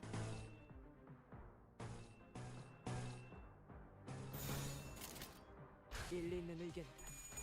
이걸로 무한 돌아가는 의견을 손을 수 있는 생각해. 이제 한 사람 성골과 24개의 방금의 공격은 다른 이하의 팀에게도 멜로디야. 보여줘야겠어요. 분명 배울 점이 많을 거예요.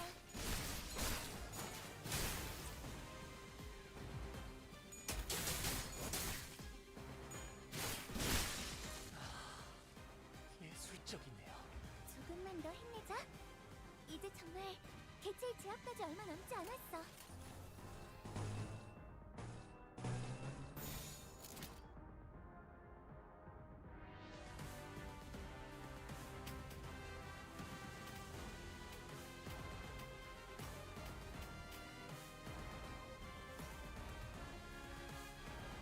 감상은 Yeah, this is 어떤가요? fun.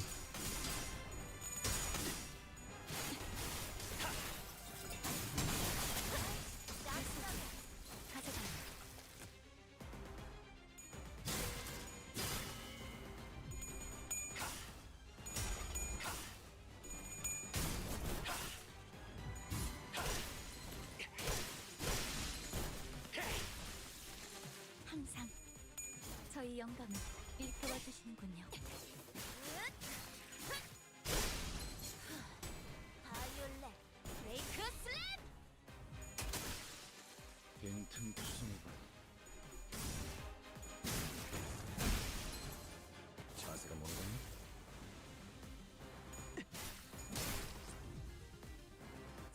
조금만 더 힘내자. 이제 정말 개체의 제압까지 얼마 남지 않았어. 나 손속을 벗어날 수는 없고. 이제야 친해졌네요.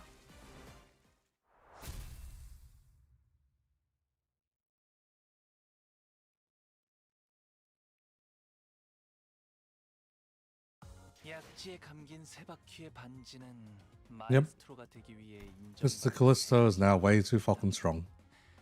비록 지금 제 작품이 만인의 신금을 울리지는 못하더라도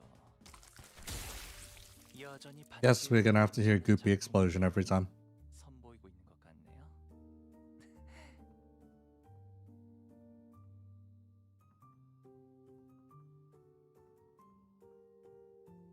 Is there even a spot with the indexes corridor yet? Maybe not. Oh no, there is. Wait, what the fuck?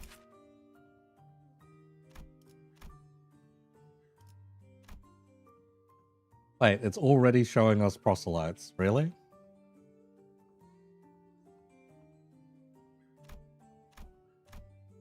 A bit mad, isn't it?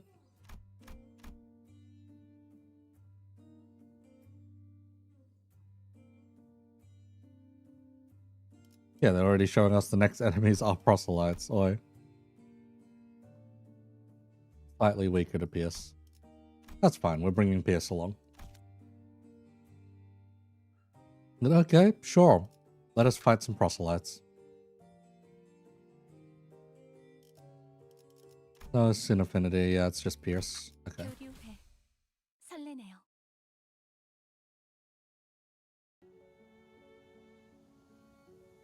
Oh, we are just straight up into the... Okay. Once we dealt with the four of us who invaded the Fumnurse Father's destroyed corridor, we left for the indexes.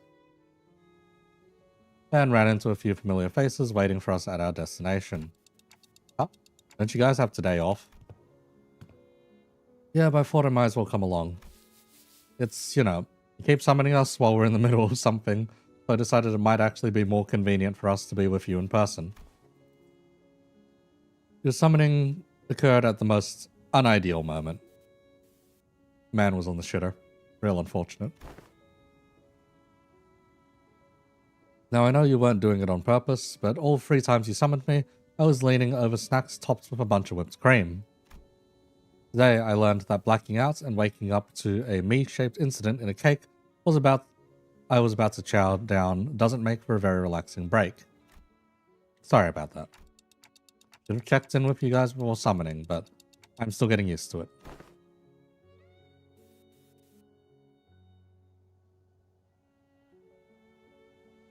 Okay, now you're being too sorry. No hard feelings here, you know? I'm tagging along because I need some exercise, that's all. I appreciate the additional employee assignments. If you could share any information you know about yet another corridor. I hung out here all the time, so I know this place a little. There was this super clingy, little annoying little... No, it wasn't the moss dude. It was this other, Man. Is there something you don't remember? Oh, right. Kira probably doesn't remember Sora. Sora?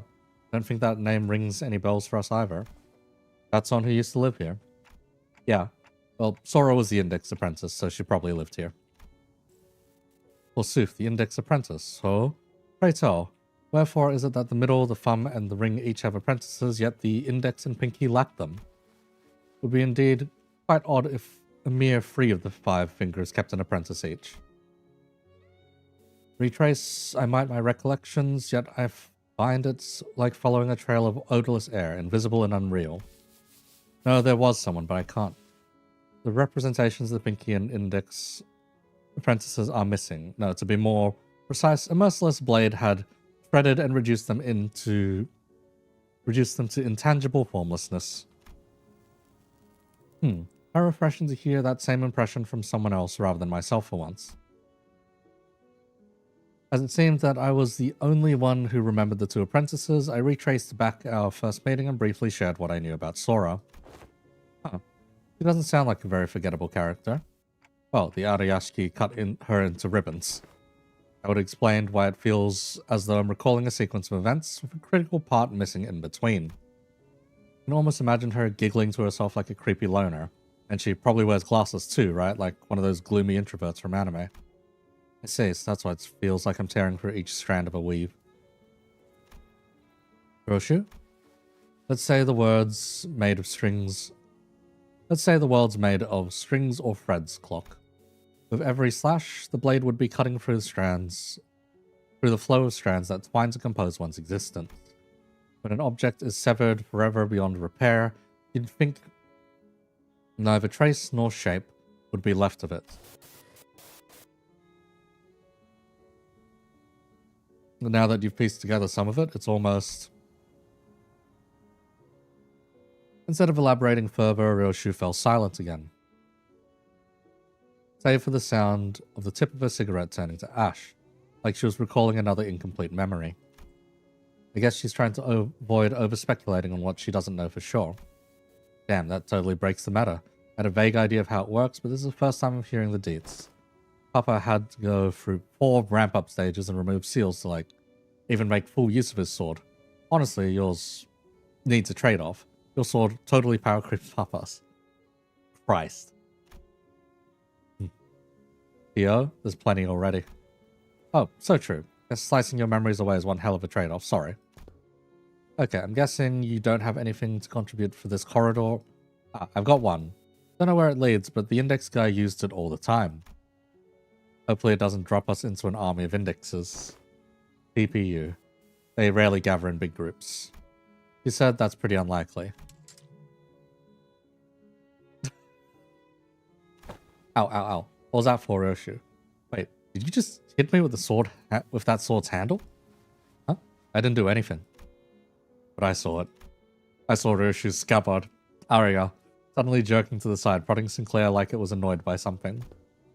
I won't STS, I'll SYLC until you can barely walk. I swear, this isn't a slander or whatever. Look, you poked me so hard it left a mark on my arm. Here!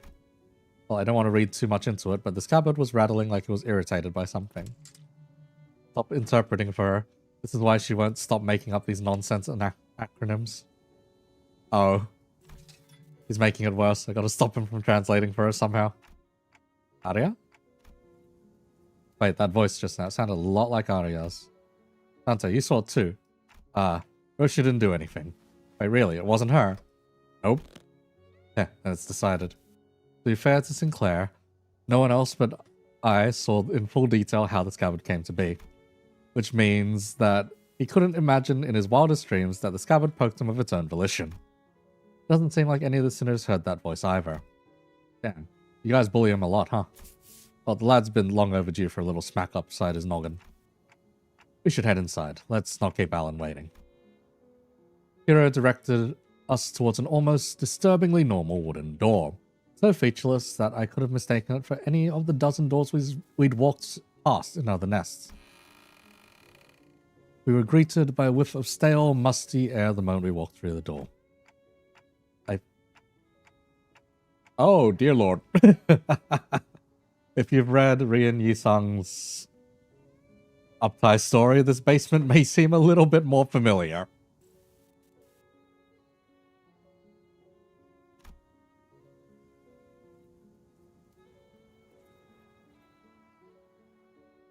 And emerged to what appeared to be an almost dungeon-like basement area.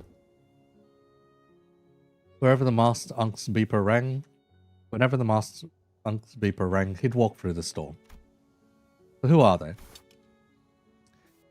The Index. Signs of life. There were people living down here up until just a few hours ago. Why are you here, paper slips? We were only executing the prescript. I've had it with these prescripts. At least yours don't make annoying beeps. The basement was stocked up with shelf-stable and non-perishable food. And the cells were all completely empty save for what looked like a makeshift bathroom in each of them. It is likely that this dungeon was used to imprison individuals of varying features that may be required to complete a prescript. Oh, that's convenient. That's really convenient. Seriously? This room seems to have been used for something worse than simple incarceration. Among false conjectures is that the captors were conditioned in body and mind in various ways to match the prescript's liking. So that guy was just as crazy as the rest of them. Wait. That staircase right there leads up. Let's check out what's friggin' annoying, man. What the heck are you doing? You cannot enter through this door. Oh, I see. Another griefer body blocking in the doorway. Move. I need to see something. The will of the prescript forbids you. You cannot enter through this door. What do we do? Is it worth forcing our way in there? They seem pretty adamant about not letting us in. I prefer if we stayed as far as possible from anything that has to do with the gods. I mean, thank you, Otis, for fucking confirming things. Thank you. I mean prescripts, but nothing in this basement gives me any indication as to where the door connects to. Otis is right. We're gonna have to get upstairs somehow if we want to get an idea of where this door leads. If Brian's been using this basement, then I'd like to see what's upstairs. Honestly, learning that this door connects to some basement is more than enough intel to cross it off the list. Still, if this has anything to do with Roshu's memories. Alright then, let's push through. Executing your command, Executive Manager. The will of the prescript is absolute. Is it though? Bro. Oh, it's only 4 of them. 이건 직원들에게 Fuck, it's a focused encounter. 이 상황을 개체를 제압하는 데 이용할 수 있을지도. Attack and hit a sinner. But okay, we've now been able to fight up against every single one of the Fingers goons except for the Pinky, which doesn't really have goons. Target sighted to where the prescript points. Okay, so these are ruiner skills basically. Okay, so prescript target. Everything into unbreakable. Do not let them fulfill the prescript. The prescript is currently on Rodya. We are fast enough to redirect 3 of them. Which means one of them is going to have extra prescript bullshit to deal with later.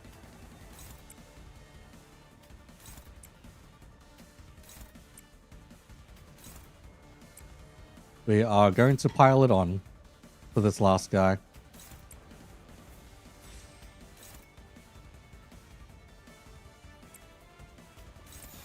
Hopefully it respects the order. I'm going to pray that it respects the order. 빠르게 처리하지. But, they're just syndicate goons. They should be pretty easy to deal with.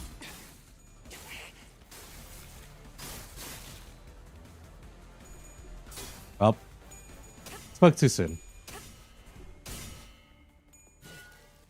A little nastier than they need to be. Yep, a little nastier than they need to be.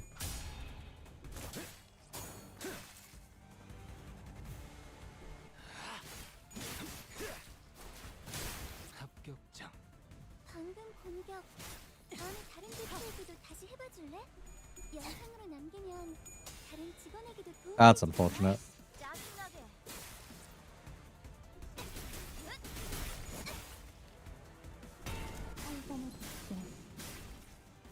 That is fine though. He is staggered compared to the rest of them. 상태가 나빠졌어요. 다행이에요. 개브라를 통해 Ah, yeah, we're only faster than 2 of them again. 생각하고 있었는데. Everyone's still too slow. That is very annoying. Faust is the prescript target this time. And it's okay if Faust gets hit, honestly. But we'll stagger the one guy.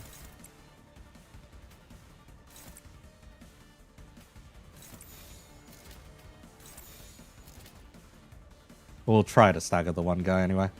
Alright. 어디서도 볼 수 없을 색채로.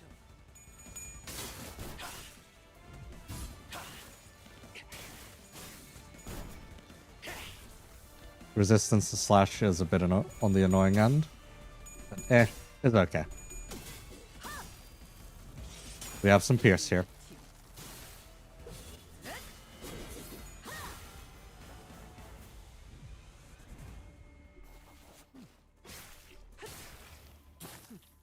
If anything, we have quite a lot of pierce.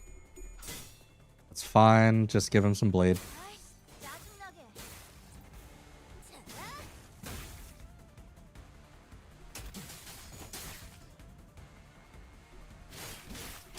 Okay, not having the SP to kill some of these guys is a little unfortunate though. 역경을 헤쳐나가기만 Now, 하면 능력을 기를 수 있어. 2 of them have enough prescripts. 그 과정에서 희생이 나올 수 있겠지만 내가 세피라로서 너희가 죽지 않도록 도와줄게.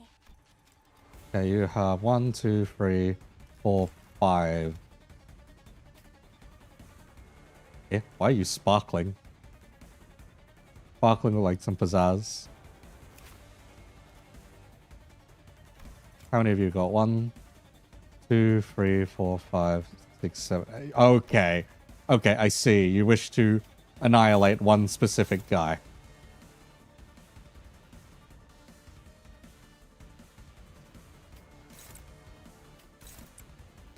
Okay, we're faster in all cases.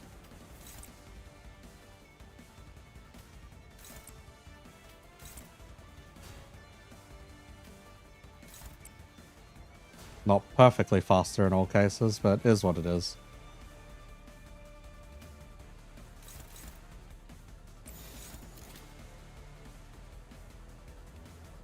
양반이 떠올랐어.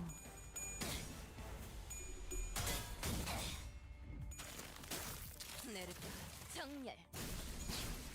원칙적으로. I mean, that works fine with me. Fuck it.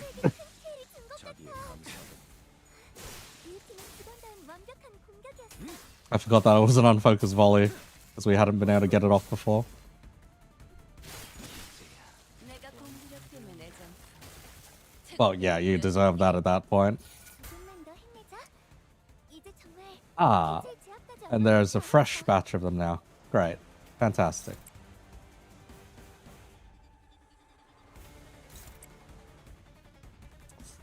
It's annoying that one of the guys we're outspeeding.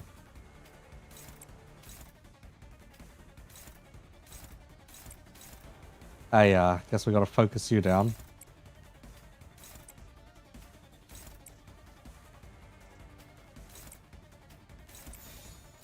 You know what? We'll use the index's own tactic against them, and just keep throwing bodies in them. If I have anything to kick this in my favor, I don't think I do, off the top of my head at least. We're short for Contemptor. 빠르게 처리하지.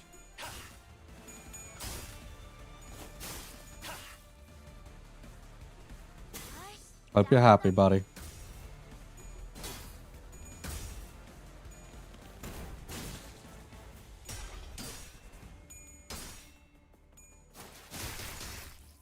There we go. 완성. 돌아가면 의견을 나누지.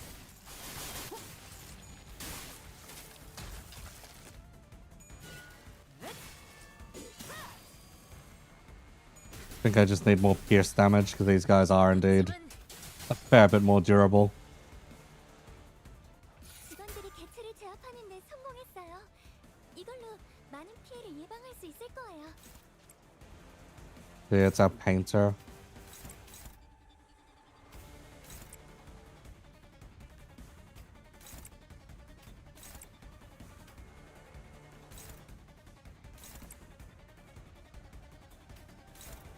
Wait, why are you even able to take that target off someone? Ah. Let's see, is this... Yep, it's the S3-2. Target out of the healthiest guy. Okay, don't get it. Why is some of your targeting a little fucked up? Can anyone steal some of these away? Oh, never mind. You're free speed. That's fine. 수 없을 색채로. Ah, 왜? 좀 긁혔어. 빈틈 투성이군. 스켈레터. man, we're rolling like absolute ass today. 완성되었네. I guess that's because we're not bringing anything that stabilizes sanity. But these guys should be able to stabilize their own sanity for the most part.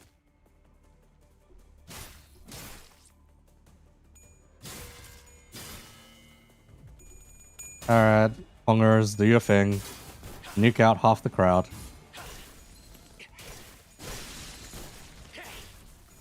퇴장 시간이 되었다. 그럼 Yeah, they didn't stand a chance. 당근한 공격은 다른 팀에게도 보여줘야겠어요. 분명 배울 점이 많을 거예요.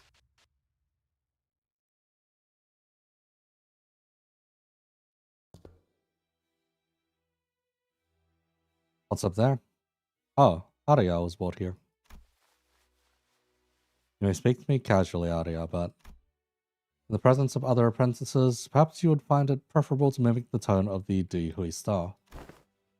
Come on, not like I wanted to be a Hui star. Just let me do what I want while I'm here. Certainly, you have a point. What's up? What's there? Up the stairs?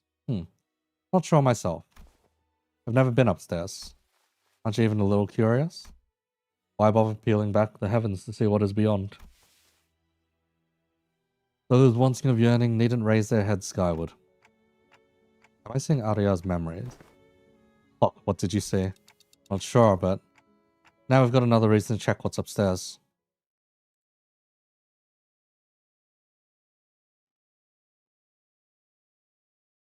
약지에 감긴 세 바퀴의 반지는 You are far too broken, Mr. Callisto. Far too broken since we are now enabling you. 비록 지금 제 작품이 만인의 신금을 울리지는 못하더라도 여전히 반지에 부끄럽지 않은 작품 Seriously, can you not? 선보이고 있는 것 같네요. Also, wait, is there like 5 more nodes to this bloody thing?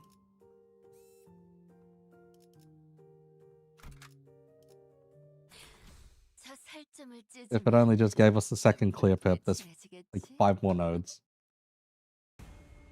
Oh, this one's straight into combat. Okay. 이건 직원들에게 유리한 상황. Oh, there's 5 of you this time. 이 상황을 개체를 제압하는 데 이용할 수 있을지도. Let's see, what are we looking at?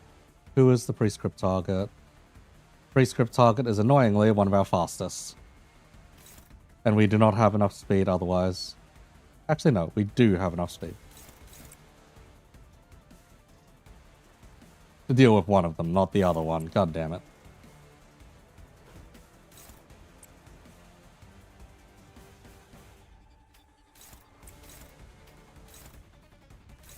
Oh, wait, I should have just tried the assist attack method, shouldn't I?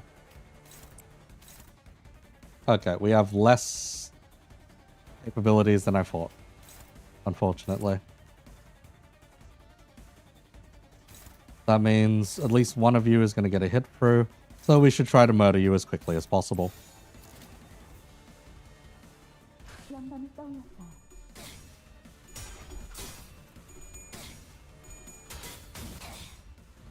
어중간한 예술.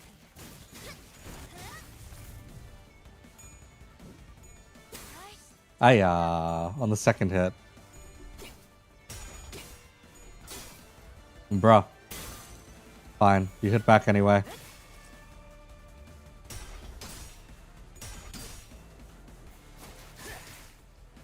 Two hits is okay.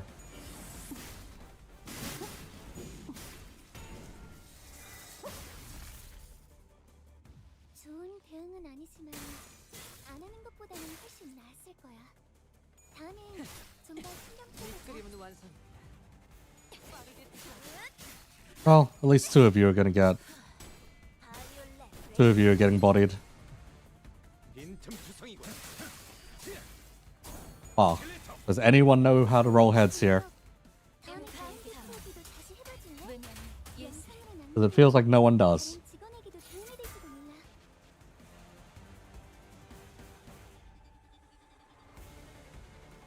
Prescript target is still Callisto, bro.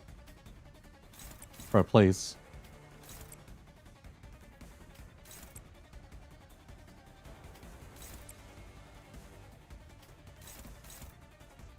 Better for you to get charge.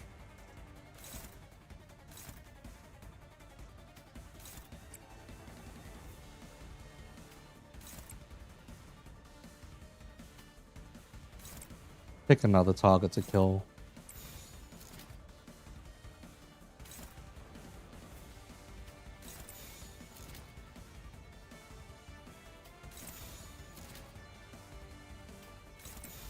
어디에서도 볼 수 없을 색채로. Not having any sanity still is a bit of a rip, but that's fine. 가져갈래요. Oh,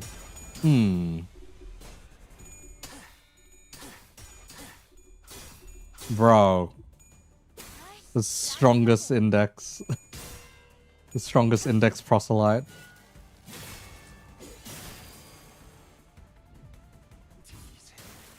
한 쌍의 상황볼과 24개의 늑골이 자아내는 The weakest nurse father, bro.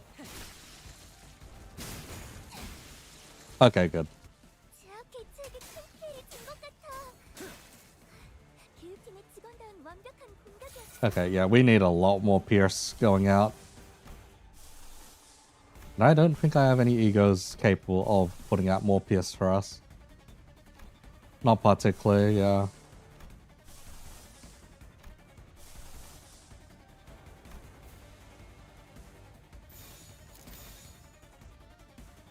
Let's see, all of you want to target the docents. That is fine.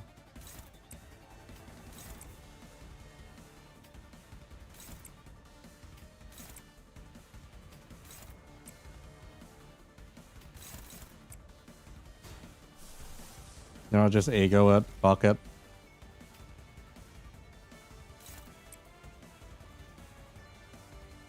Right, yeah. Speed 5. 3 speed 5s. Roger's just gonna have to tank it. Why is it sparkling? God damn it, why is it sparkling?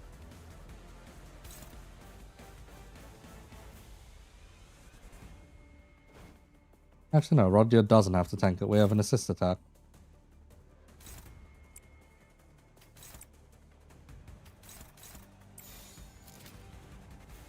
Good man, none of you have sanity.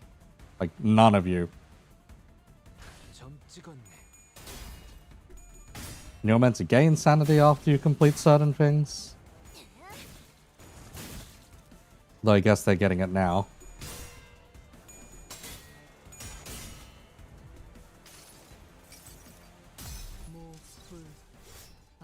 Overcoming Searing Hellfire for Arya.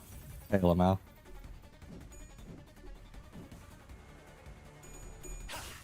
Yay, go assist attack.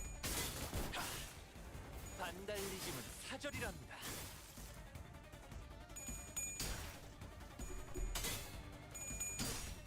Okay. Now you guys aren't cutting it as close. That's good. 밑그림은 완성이다. 빠르게 치라도. 제압기체의 상태가 Okay, this is a lot easier now. Callisto, you can even just nuke 기브라를 통해 just nuke it out. 모른다고 생각하고 있었는데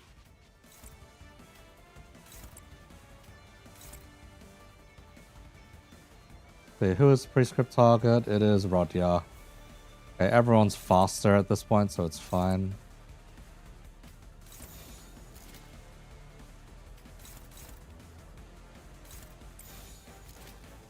Okay, targeting these back three is better. Rather than targeting these front two. 빠르게 처리하지. Okay, nice. Nice. 자세가 모르겠네. Good. 자비에 감사도. How are you doing this on 0 sanity? I have no idea, Gregor, but good. Oh, welcome back, Hard Riot. We are fighting the index now.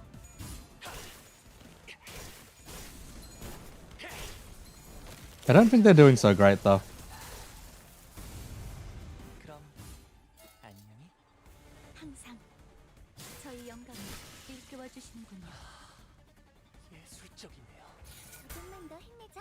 Yeah, I don't think they're doing so hot. 개체의 제압까지 얼마 남지 않았어.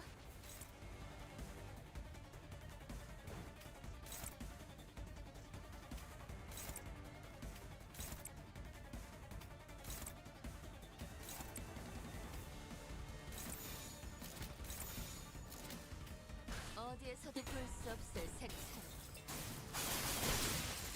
Oh, wait, I didn't use the assist attack right. Ah, whatever. Was the prescripts? Was the prescripts the box Limbus? Not exactly. They're trying to keep a certain stairwell, I think it is. Under wraps. 경외감 속에 숨. Yeah.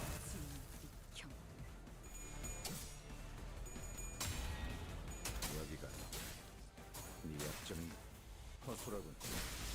자비에 감사도. 이 정도쯤은 시선에 눈이 멀지 않도록. 조금만 더 힘내자. 이제 정말 개체의 제압. Okay, yeah, this fight is finally over.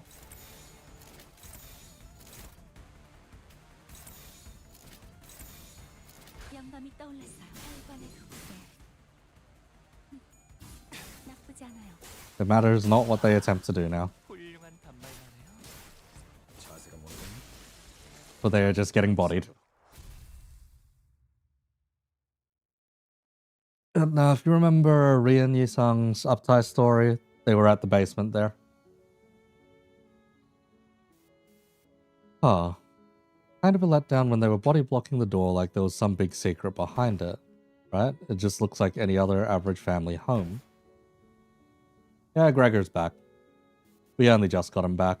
We even got to see what his office job was like. Oh man, I get cleaning up's a chore, but people should at least dust their home once in a while. A thick layer of dust covering every surface and blotchy wallpaper made it clear no one's been living here for a good while. Whoever family lived here must have had a child. Look, there are drawings and dolls too, though it seems like the place has been abandoned for quite a long time. Could something bad have happened in here? Yeah, something must have happened in here that caused the family to flee, and they never got to return.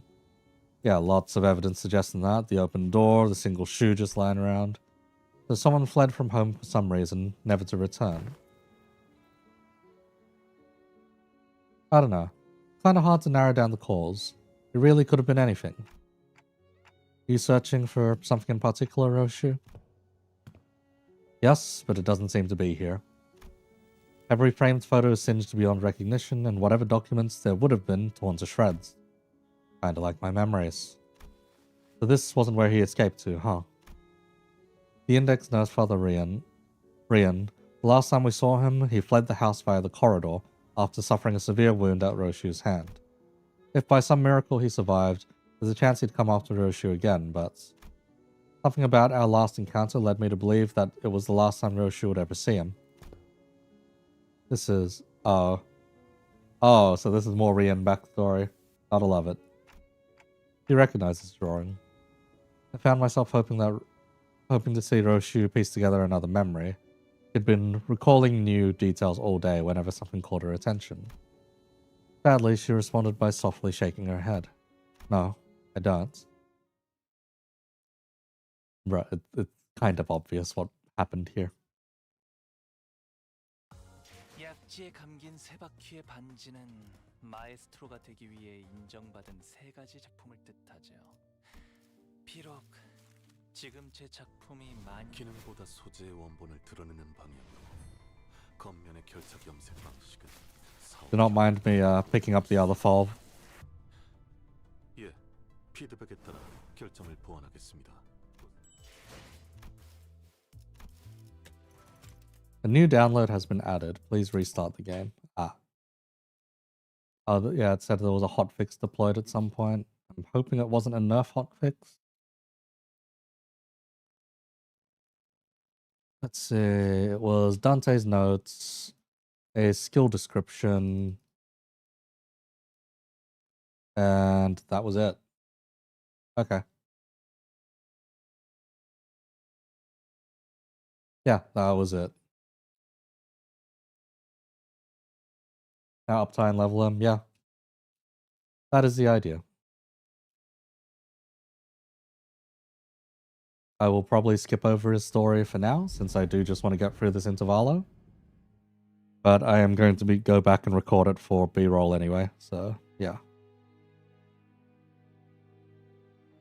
6 rings? Nah, I'm only going to use 5 of them. Albino's getting benched. Thank you, game, for giving me this error again. Thank you.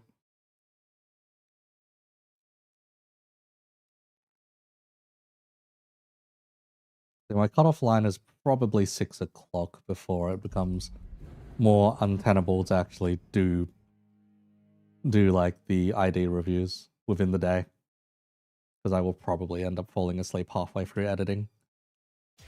저희는 하투페로 하는 거라면 전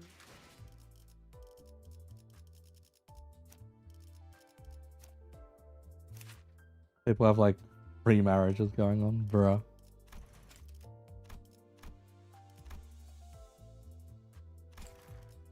Do I even have enough bread?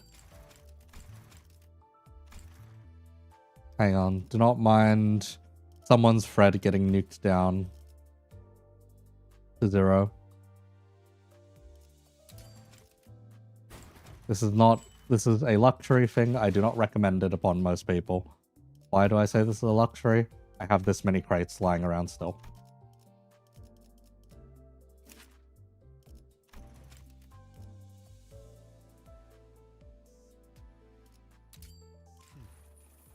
발톱장식이 유격 없음. 먹이를 핥혀 손 Yeah, I will say the unfortunate thing about being a content creator is you start losing the use for crates if all you do is roll for IDs. And because I've successfully rolled too many IDs, yeah. We're gonna skip this for now. I will read that on my own time, most likely.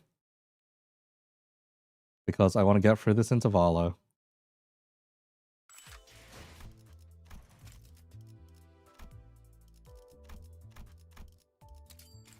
So, boohoo, no spoilers for you yet.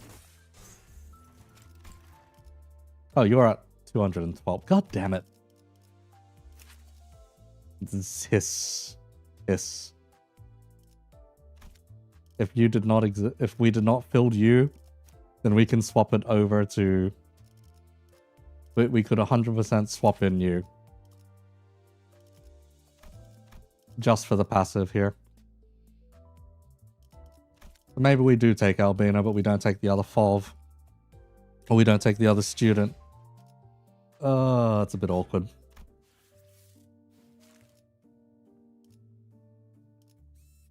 Tiny upscale. Oh, we got another 4 index.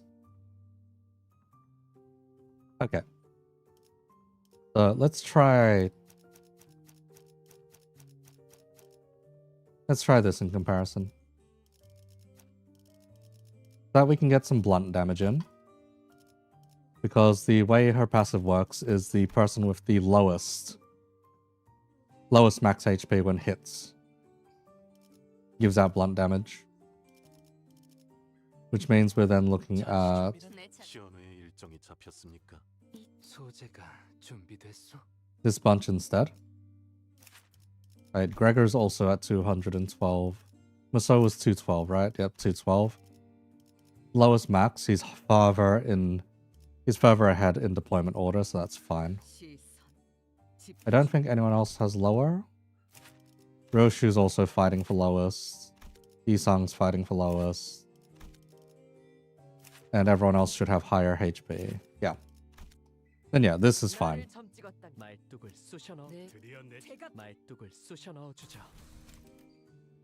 Due to the amount of marriages going on, the Kang membership in areas have grown down more in support of the community. Bruh. But yes, dropping Otis means we can... Dropping Otis means we can at least get Moso the damage bonus if it comes to it. At the point we're at now, it kind of feels like padding. Kind of.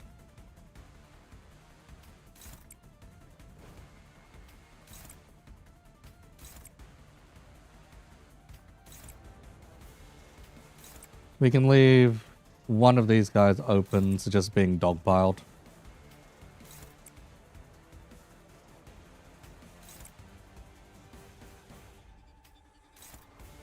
Rather, we can probably dogpile 2 people because you defend and you get hit by the assist defense.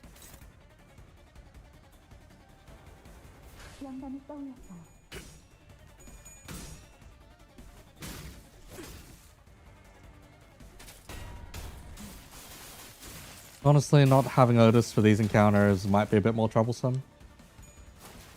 Right, oh, I already did this one. Rip. Hang on then.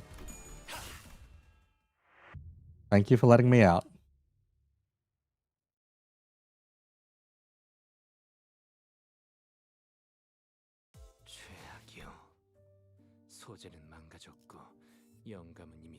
Into the basement in silence. There we go.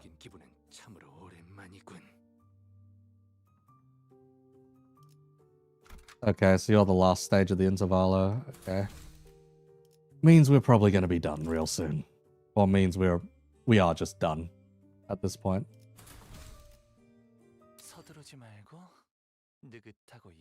I still have both my Durantes, so this is going to be dead easy.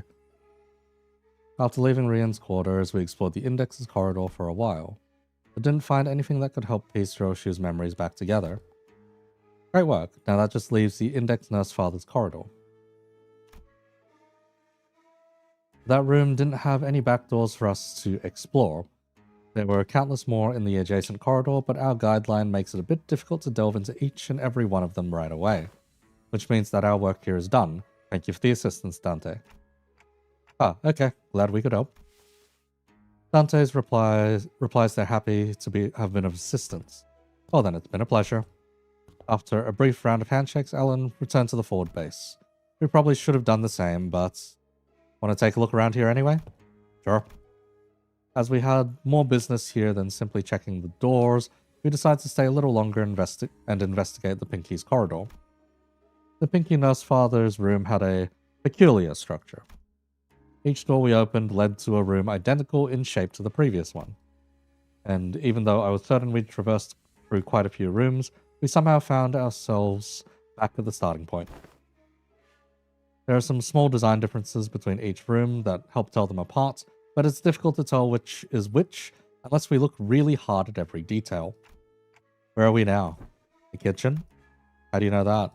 I've been here before. Someone ghosted me after promising to watch Fixer clips together, so I thought I'd come visit. It's someone you'll have met too, I think. Must have been another one who was severed by the Ariashiki. Damn, you might be right. His name was Ren, the Pinky Apprentice.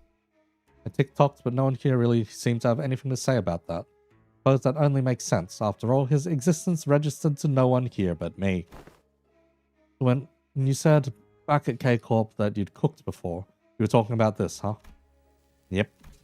He used to perform intense culinary artistry here. Your scabbard's shaking. The reviews are glowing. One of them was yum, meaning, yeah, unbelievably mouth-watering. The scab of Arya was definitely shaking from side to side in a valiant effort to deny Roshu's claim. Must have been pretty damn bad, huh? Having a hard time believing her, if you ask me. What do you usually make? Box lunch? Box lunch that kids might bring to grade school with sausages cut like octopuses and tamagoyaki. Bit simple to be intense culinary artistry, don't you think? Ah yeah. Didn't you know? There's nothing like a school lunchbox rivalry. I want octopus sausages, tamagoyaki, and... Why are we making sausages out of an octopus? Oh no, I mean sausages cut like octopuses. And why are we cutting sausages into octopus shapes? Because it's the daubs, that's why. Ah. Something like this? What is that? Sausage carved into an octopus shape. Didn't miss a single suction cup. Come on. I didn't mean like real life octopus. It's gotta be a daubs, okay? Isn't it all the SD once it goes down the gullet? Why is this so important? But mommy, there's nothing like a school lunchbox rivalry. IDU. Huh? You're doing your weird acronyms again, aren't you? It means I don't understand. That's when you say IDK, Mom. SMH. These must be some of the happiest memories Roshu and Arya shared. The sinners, me, and Arya, even as a scabbard, could imagine or recall them in full. But for Roshu, the most important part of those memories remains sliced away. Still, if we can continue to piece more and more of her memories together by going over these places. You want to check out what's upstairs too? As soon as I asked, however, the sinner's footsteps came to a simultaneous stop. Wait. Hang on, Clockhead. Don't open the door just yet. I looked back and found Kira and Heathcliff poised to fight, hands on their weapons. This way, manager. And Musso, who realized what that indicated, yanked me to the back of the line. And in mere moments, there was something guiding those whelps. Figures they'd send more than fodder to the House of Spiders. Stinks of wet dog. The claws of a massive paw slashed through where we had been standing. Oh. So this is who Roger is based off, I guess. Damn, this music is still good though. Wolf Mask? It really is as Maestro Emile Benoit had said. This place is already occupied. If you would be so kind as to help me with directions. Is this where Master Callisto's art is located? The question came from a woman who appeared from one of the doors that led to a different corridor. She was wearing a wolf mask, and unlike the four of us we encountered thus far, she seemed to make it a point to speak and act with decorum. But a subtle hint of violence in her voice quickly betrayed this air of fox civility. Sure you're at the right address, lady? Robo-Unk stuff, ain't in this part of the house. Find a different corridor. Yes, I am aware. But I'm not here looking for his creations, which are easily mistaken for mass-produced garbage. I could feel her intense gaze even though her face was obscured by the mask. And there was no doubt that her eyes were bearing down on Roshu. Suddenly I was reminded of what Rian said moments before he fled through the corridor. We let them observe us too freely. Wait, what does that mean? The four of us got to confirm a lot of important intel, including the fact that the House of Spiders has fallen and that Roshu currently has possession of the outer Yashiki. They want Roshu for themselves, whether she's completed or not. Roshu as she is now. Isn't that intriguing for once? My name is Rupa. Wow. Yoshihide, the blade coveted by the Five Fingers, Master Callisto's final and posthumous masterpiece. As a docent of Fauvism, please allow me the honor of escorting you to our gallery. Do I want to? Don't you see the point in hanging out? Don't see the point in hanging out with people who, in those unaesthetic AMs. As expected, Roshu declined Rupa's request of a curt reply, and Arya too rattled angrily in the docent's general direction. Then, I'm afraid the only remaining option is to rely on our usual method of ushering. How are our odds?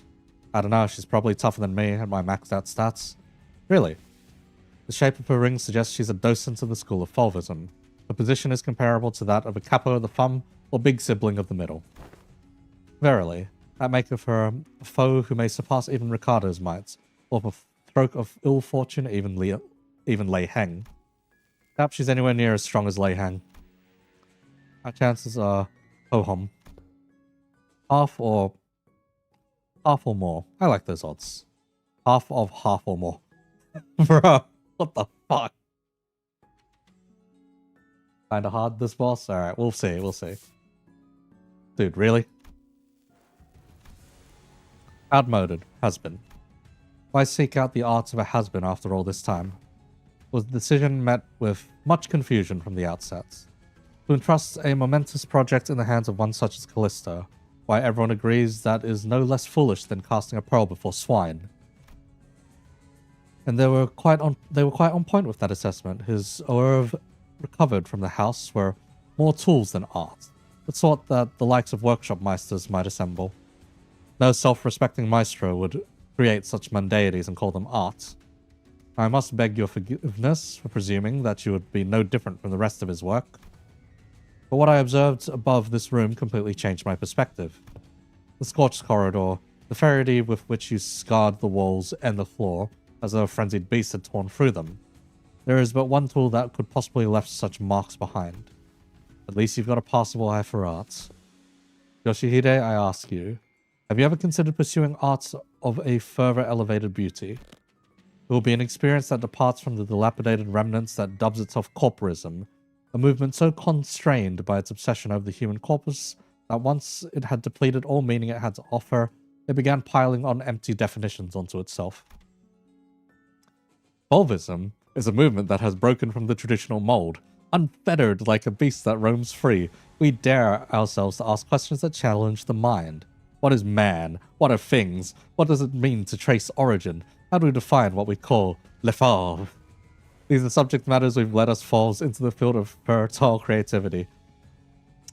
This is a, fuck off, mate. Fuck off. That is not what Fauvism is. Could you, a wielder of that relic, enter the fold of our movements, it will layer your work with such an unrelenting spectrum of colors that it will be destined to leave an unforgettable impression in the annals of history. In other words, what we can offer you will be of much greater worth than what you may have learned from a teacher like Callisto.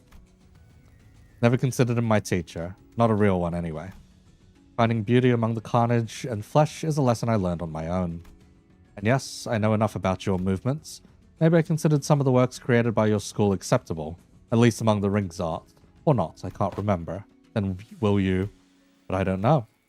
I don't know what makes your art feel more elevated than the one I pursue. The one you pursue?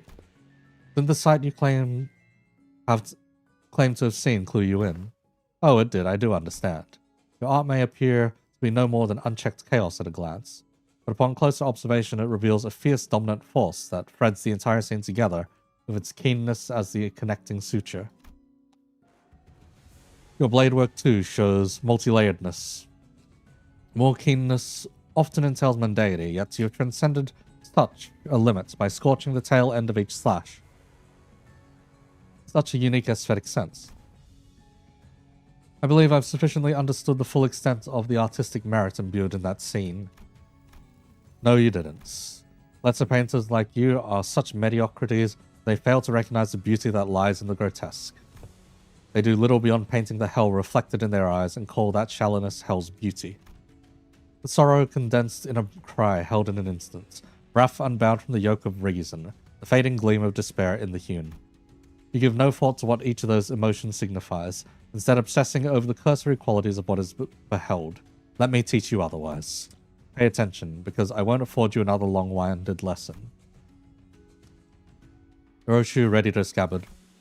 Quintilis, Fulvus, Suprematus, Laureters, Cubus. I've visited my fair share of the Ring's galleries, heard their commentaries, but none of them were to my liking. Your art is an overcomplicated pile of definitions buried under symbols, caked in patchworks of empty shells. You and your art both talk too damn much. And so do you, currently. Just like Callisto kept trying to take from other movements, forcing meaning where there was none. Excess is easy, anyone can do it. What's beyond most is making it succinct, the art of abbreviation. Alas, if all is one by one abbreviated away, nothing remains in its absence, making the void left behind, completely bereft of meaning. No, the void is what remains, and it holds things that can't be found anywhere else. What is this, a minimalist manifesto? No, my aesthetics go beyond the pursuits of simplicity. I pursue the natural germination of artistic immaculacy, a state of perfection wherein further abbreviation is an impossibility. Sangria. A bit abstract, isn't it? Too removed, too plain, with a distinct lack of meaningful, striking qualities. What exactly is it that elevates your art above that of Fulvism? Painters. With a stubborn sword that mere words can't convince. Indeed, there's no discipline more subjective than that of art. Discourse concerning its nature may extend for days on end, but it will not change the fact that unseen arts are meaningless, pretentious illusions at the end of the day. Then I suppose I'll have to carve it right into your eyes. Please do, though I'm afraid it may be overshadowed by the sheer vibrancy of my aesthetics. I, a docent of Lefauvism, shall personally welcome you to my critique session. I see. There is that dog in her.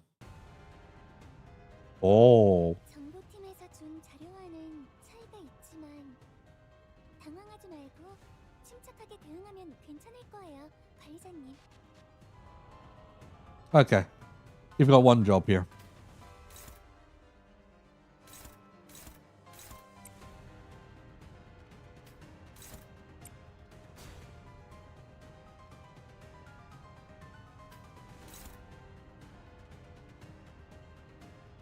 Everyone needs to pile on status effects. Like, Kira doesn't redirect, does she? No, Kira does not redirect as required.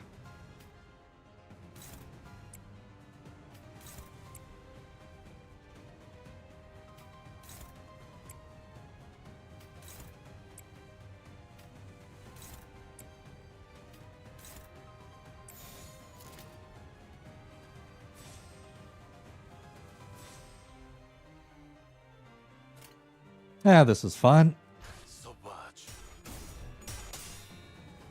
What the fuck was that, Muso? Sauvage.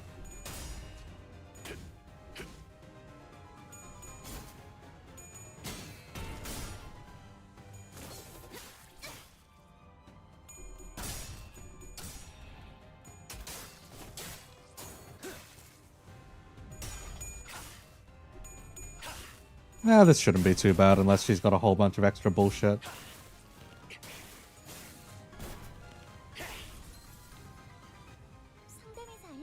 Rip. Such is the 50-50 of a single coin. Well, just gotta make sure Yisung doesn't get bodied. 기압 개체가 흔들리고 있어. 다들 조금만 더 힘내자. Okay, as long as nothing's flying at Yisung, we should be fine. Okay, none of the colors we wanted to stick stuck. So, let's see here. The Fulvism, bleed and sinking on target, skill does not stagger, does not trigger sinking effects.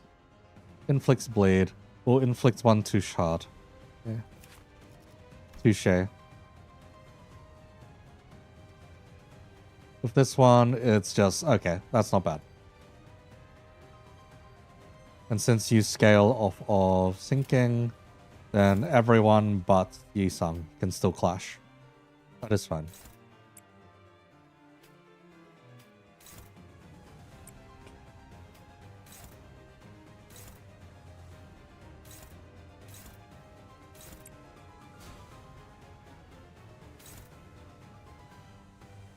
That is fine. Let's see if target has blah blah blah, coin power +1. Okay, so we're not going to have you clash there. We do need Gregor to keep hitting the same guy though.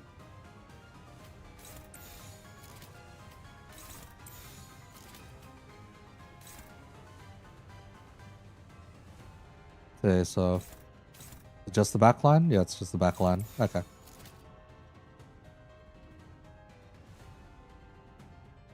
빠르게 처리하지.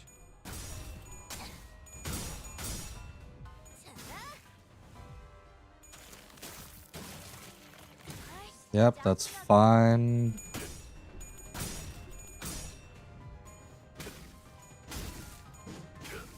That too is fine. 기압 개체에게 큰 피해를 준것 같아. 교육팀의 직원다운 완벽한 공격이었어. Because, yep, if you cannot inflict stuff on us, then there is no problems. Okay, that's slightly problematic, but it is what it is. One dead.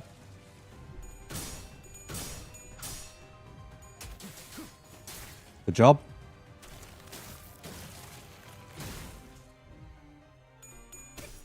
Okay, so it's going to be the same three guys doing the clashing then. 남았어도 이 정도쯤은 조금만 더 힘내자. What the fuck? 이제 정말 개체의 제압 Dear fucking lord, it's on everyone.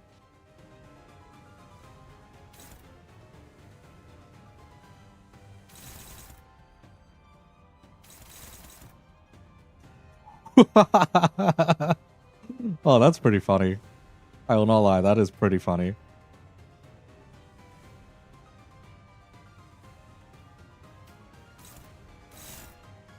So everyone's got one they need a clash.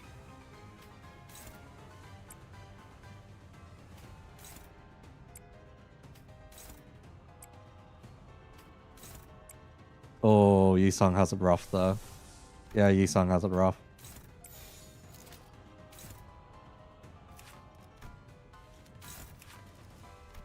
That is funny as fuck. Okay.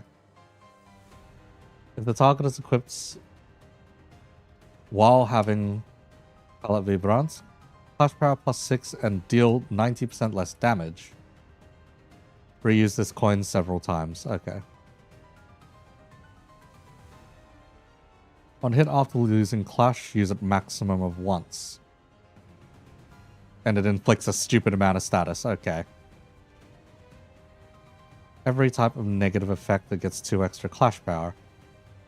If it has Vibrance, Clash Power, and down. Okay. Who has Vibrance? Does anyone have Vibrant? I don't think anyone has Vibrant, thankfully. Okay, we're good.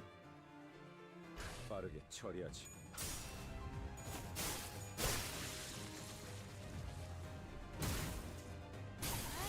짜증나게. That is pretty annoying that she just gets to deal status for free though, but eh. So do we. 모두 다 고칠 수밖에. 방금 공격. 다음에 다른 개체에게도 다시 해봐줄래? 영상을 만들면 Unfortunately, we're just slapping the othering guys for the most part. I guess they're out of assist defenses now.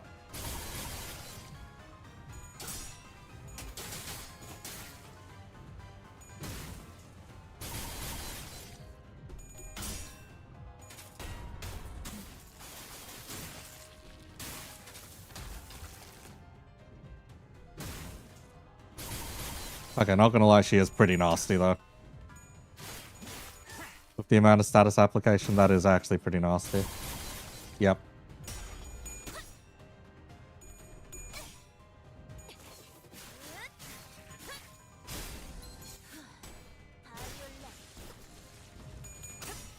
And if this is our whole loop though, then this is fine. We can deal with this. 임파스터. 조금만 더 Huh. 힘내자. Oh, she just brings in extra guys for free, huh? 쉽지 않았어. Real nice, huh?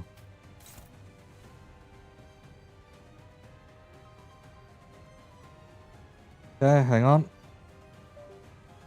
My iPhone has just died. So therefore, it is time for the backup iPhone.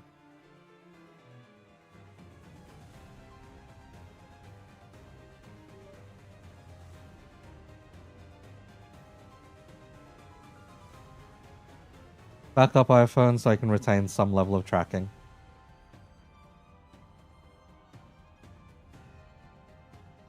Damn it, Gregor, your next skill bucket still doesn't have what I need.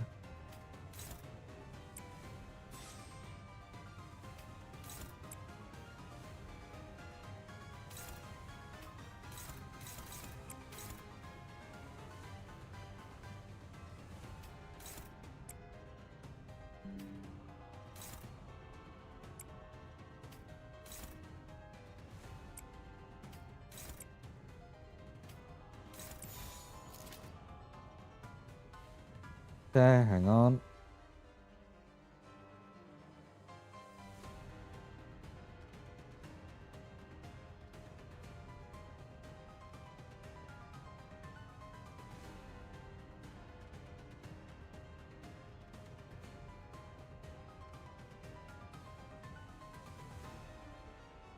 Okay, it's being stubborn, because of course it's being stubborn. Guess we'll just do Wi-Fi connection.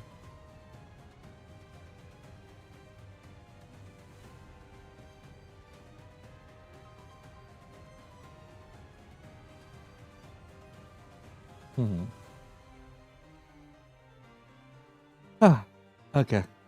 We are somewhat back. Might look a little sleepier looking, but that is fine. Okay, what do we need left for Sanguine? We need a blue. I don't want to put it off.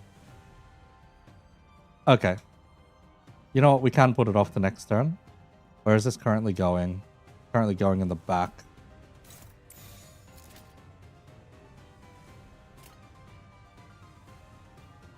Okay, let's try this out.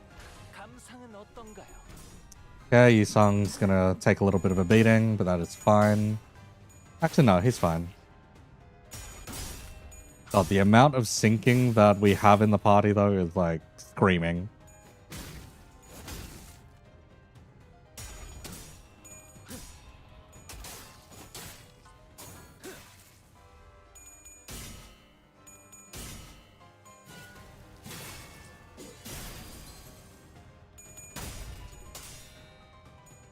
나쁘지 않을지.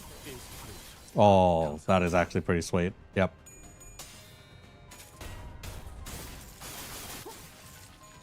이게 흥미롭네.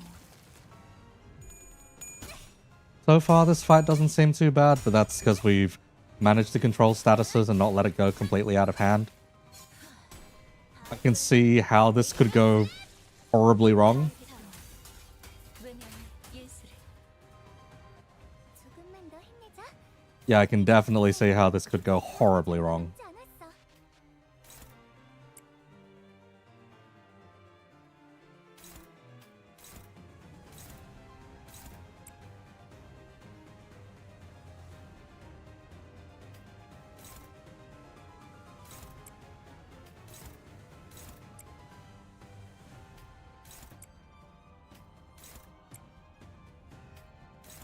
Okay, thank you for getting that before the timer ran down.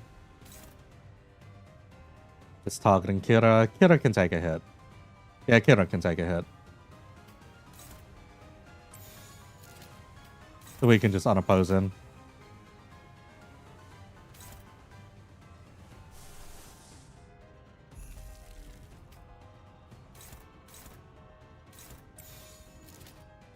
Okay, this is probably the most ideal we can get this.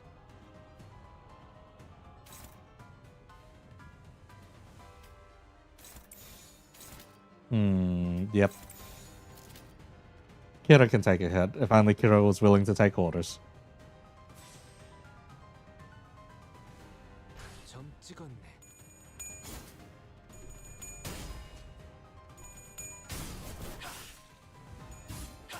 Okay, big hits. Huge hits. 퇴장 시간이 되었답니다. Absolutely huge. 그럼 안녕히. 항상 황금의 공격은 저희 영감이 다른 팀에게도 보여줘야겠어요. And now for Bleed to completely take over. 아름다운 춤을 추는 건 나뿐이어야 해. 그러니 네 발목을 잘라버리면. 아이씨, 짜증나게.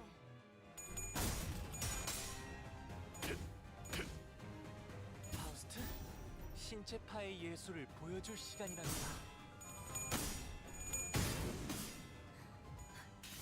절대로 할 뻔해도 Oh, okay, this turn is gonna hurt. 나쁘지 않아요. 내가 공부력 때문에 Oh, come on. 특별히 보여줄게.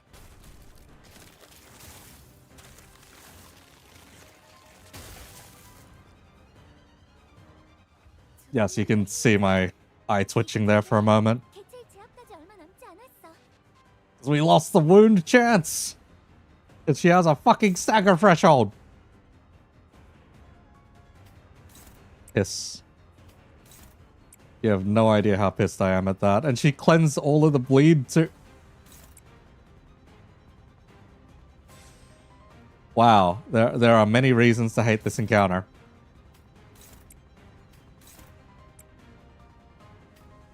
It's like such an ungodly amount of reasons to hate this encounter now.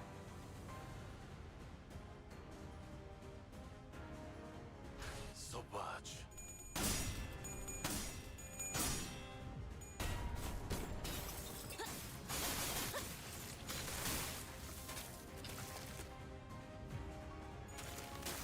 Oh, and you also just get unbreakable out the ass. Okay. Okay, buddy.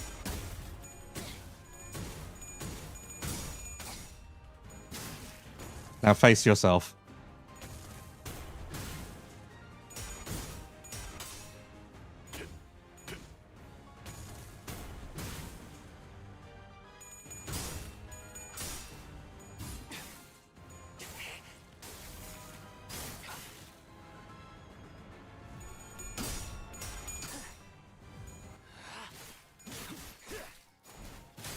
Wait, how are we doing so little damage to 8 protection? Bro.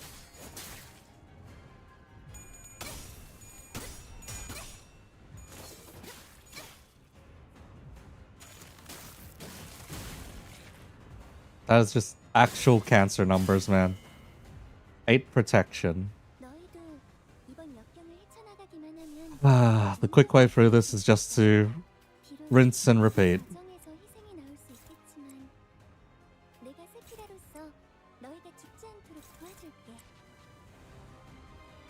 It's gotten bad enough that we have two. We have 2 of Gregor's thing lined up. Holy hell.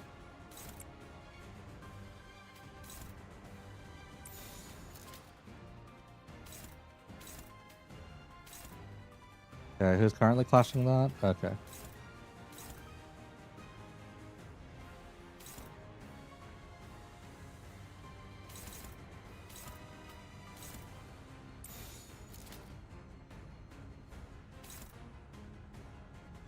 Final power for every negative. Nah, you're fine. You are absolutely fine. Okay, we are now going to dumpster you by completely filling you with bleed. I do not care about how many protection stacks you may have had. It matters not anymore. 아이씨, 짜증나게. 거기서 지켜보시죠. Because you are now going to eat absolute shit. 아름다운 춤을 추는 건 나뿐이야. Yep. 그러니 네 발목을 잘라버리면. Do not care. Did not ask. 빈틈투성이군. 스켈레터. Did not ask. You're at less than half HP now, too.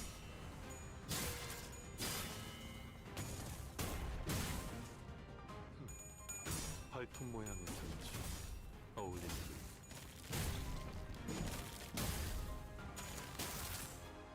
마무리는 강렬하게.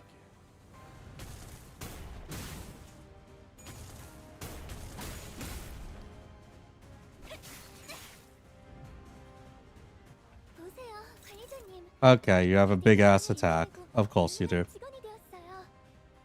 저 이번엔 도움이 됐을까요? Struggling. Oh, come on. It's because your sanity is maxed out.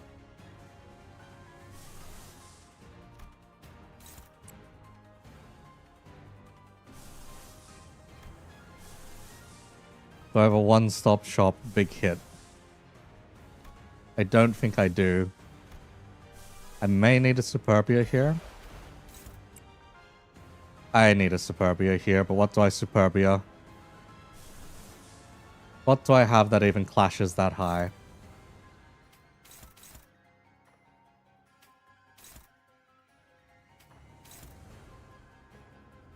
Oh. Lamau?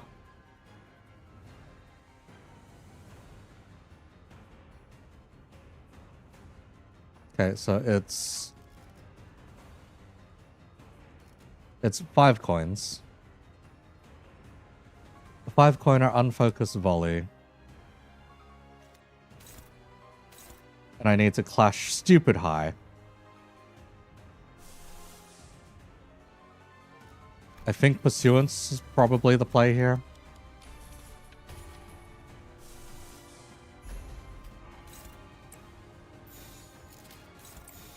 Yeah, it's a Pursuance turn. And we can Fluid Sack again, or we can Fluid Sack if we need a heal off of it. 점 찍었네.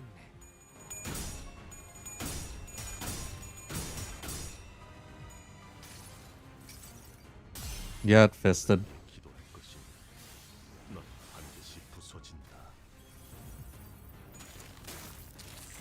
It's an unfocused volley. She'll probably stagger someone. But she is eating shit from that blade. 보세요, 관리자님. 다들 역경을 이겨내고 유능한 직원이 되었어요. Genuinely, the fight is over. 이번엔 도움이 됐을까요? Genuinely, the fight is over just because of the bleed stack.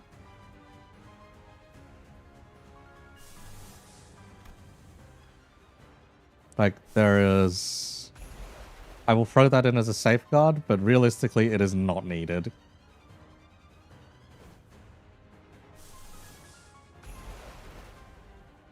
영감이 떠올랐어요. Because, yeah, she's just gonna die here. Okay, whoever came in saying that was going to be a hard fight, I understand why it may be hard. It's not that bad. 약지에 감긴 세 바퀴의 반지는 마에스트로가 되기 위해 인정받은 세 가지 작품을 뜻하죠. 비록 지금 제 작품이 I understand. I am not going to invalidate your difficulty here. 여전히 The Maestro might. 부끄럽지 않은 작품을 선보이고 있는 것 같네요. Kind of think Alan is somehow letting the four of us go through the doors, or it's just corridor shenanigans. I doubt that's the case. He's just very corporate. But yeah, that's the big fight. There's room for this fight to get even harder. Yeah. See, you're already looking much better with those superfluous animal parts removed. You're serious about founding your own movement. I already answered that. But you'll need time, under the Fulvous wings, at least until you can fully cultivate your movement, perhaps. I don't suppose words have any meaning now. The docent raised her giant arm, as though to strike us in her final act of defiance, then slammed it down upon the door we entered through instead. All I can do is buy time for her. Mid-sentence, the docent suddenly went limp like a marionette's whose strings were cut. Dead. And here I thought her last words were going to be succinct. Thus we are made foes with yet another finger. The ring. Let's not doom and gloom already, fellas. We beat an officer of the Fingers all on our own for the first time, didn't we? I see this as a pretty definite win. All on your own, huh? Come on, bro. I was fighting my ass off out there. Gregor has a point. The outcome of this battle would not have changed by a significant margin even if you had not been here, Kira. This is more like it. Won't have to freak out over a mere BB anymore so long as we're here with Clock. Don't start congratulating yourselves for achieving the bare minimum. Those who celebrate over so small an occasion don't deserve to stand beside the executive Manet. Well, I guess this isn't impressive at all to people who used to be much stronger like Otis or Don. Privy, speak not such folly, for the joy of my compatriots is mine own. Have you any inkling as to why she might have in her final moments elected to demolish the door? Right, not like we're a shortage of doors here. Are we really debating the logical thought process of someone who was 2 seconds away from dropping dead? Come on, let's get out of here so we can bring everyone else up to date. Didn't I just leave this room? Ishmael walked through the door we'd entered through and appeared from behind. Did they break the only way out? Oh shit, where'd the exit go? Then some of the exit changes every time someone walks through it. No, it can't be that easy. I am barred from enjoying the fresh air of the world outside. No longer free to travel the mountains and cliffs as my feet would carry me, as the other members of the Pinky are. I wish to no avail that I should be allowed to weave the delineations of the wings and back streets. Ah, this is what she meant. The back door through which we traverse is a passage to the corridor of the one called the Index Nurse Father. Across the broken door we might, however, it avails us but a brief jaunt to the Pinky Nurse Father's azure corridor before it returns us to this room. Room's now locked in a loop without a starting point, no matter what door we open. Is there anything we can do? A rescue team will arrive in time. As its location adheres to the regular flow of time, unlike warp trains, it will be approximately between a week or 2 from the presence before we can return. That's pretty long. Well, the first problem we're going to have to deal with is food.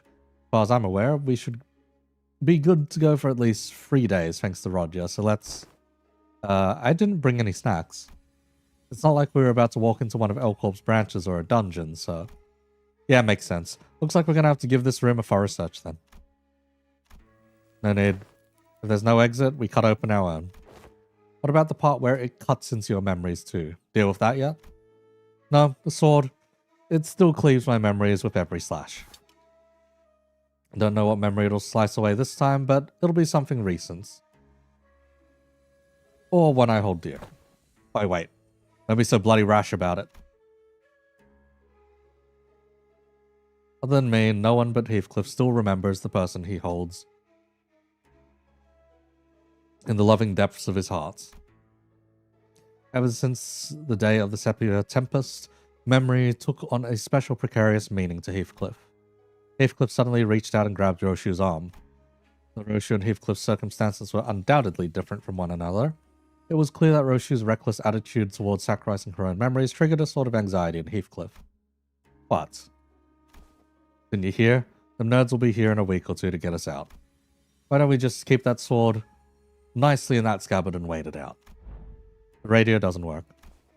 What if we went up to the rooftop and entered one of those doors up there? There are thousands of them. Out of the question. By doing so, we'll be putting ourselves at greater risk. That of casting ourselves into the endless maze that is the corridor.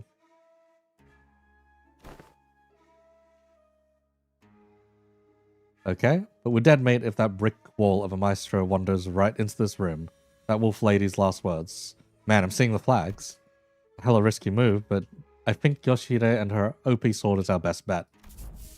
Right. But what if we got lucky and they find us in a day or 2? But freaking out, HC. It will only be forgotten, not lost. Well, good memories don't tend to last very long. It's been a fun excursion, Clock. I looked toward the scabbard, expecting it to rattle violently as it did earlier, but it remains still. The white blade soon reveals itself, and cuts across the wall where the door used to be. And naturally, as the Arayashiki blade cleaves through the wall, so does it Roshu's memories. Oh, we were really getting somewhere. Bro! The thin strands of Arya's image, which had begun to coalesce, slowly unraveled and fell apart once again. Even still, Arya released the blade without hesitation. But it's okay, we'll try again, so...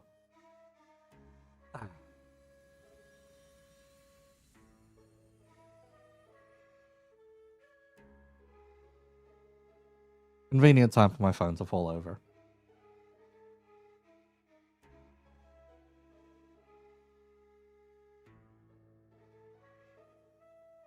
Conveying no resentments, no hatred, but a few words of consolation. Phone's dropped again. Right.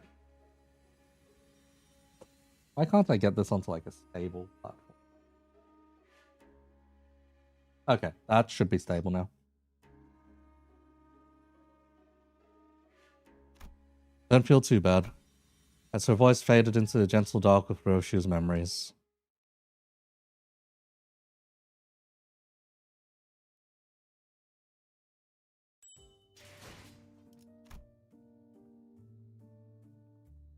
One more, I reckon? Or is it one or two more? Almost 6 o'clock.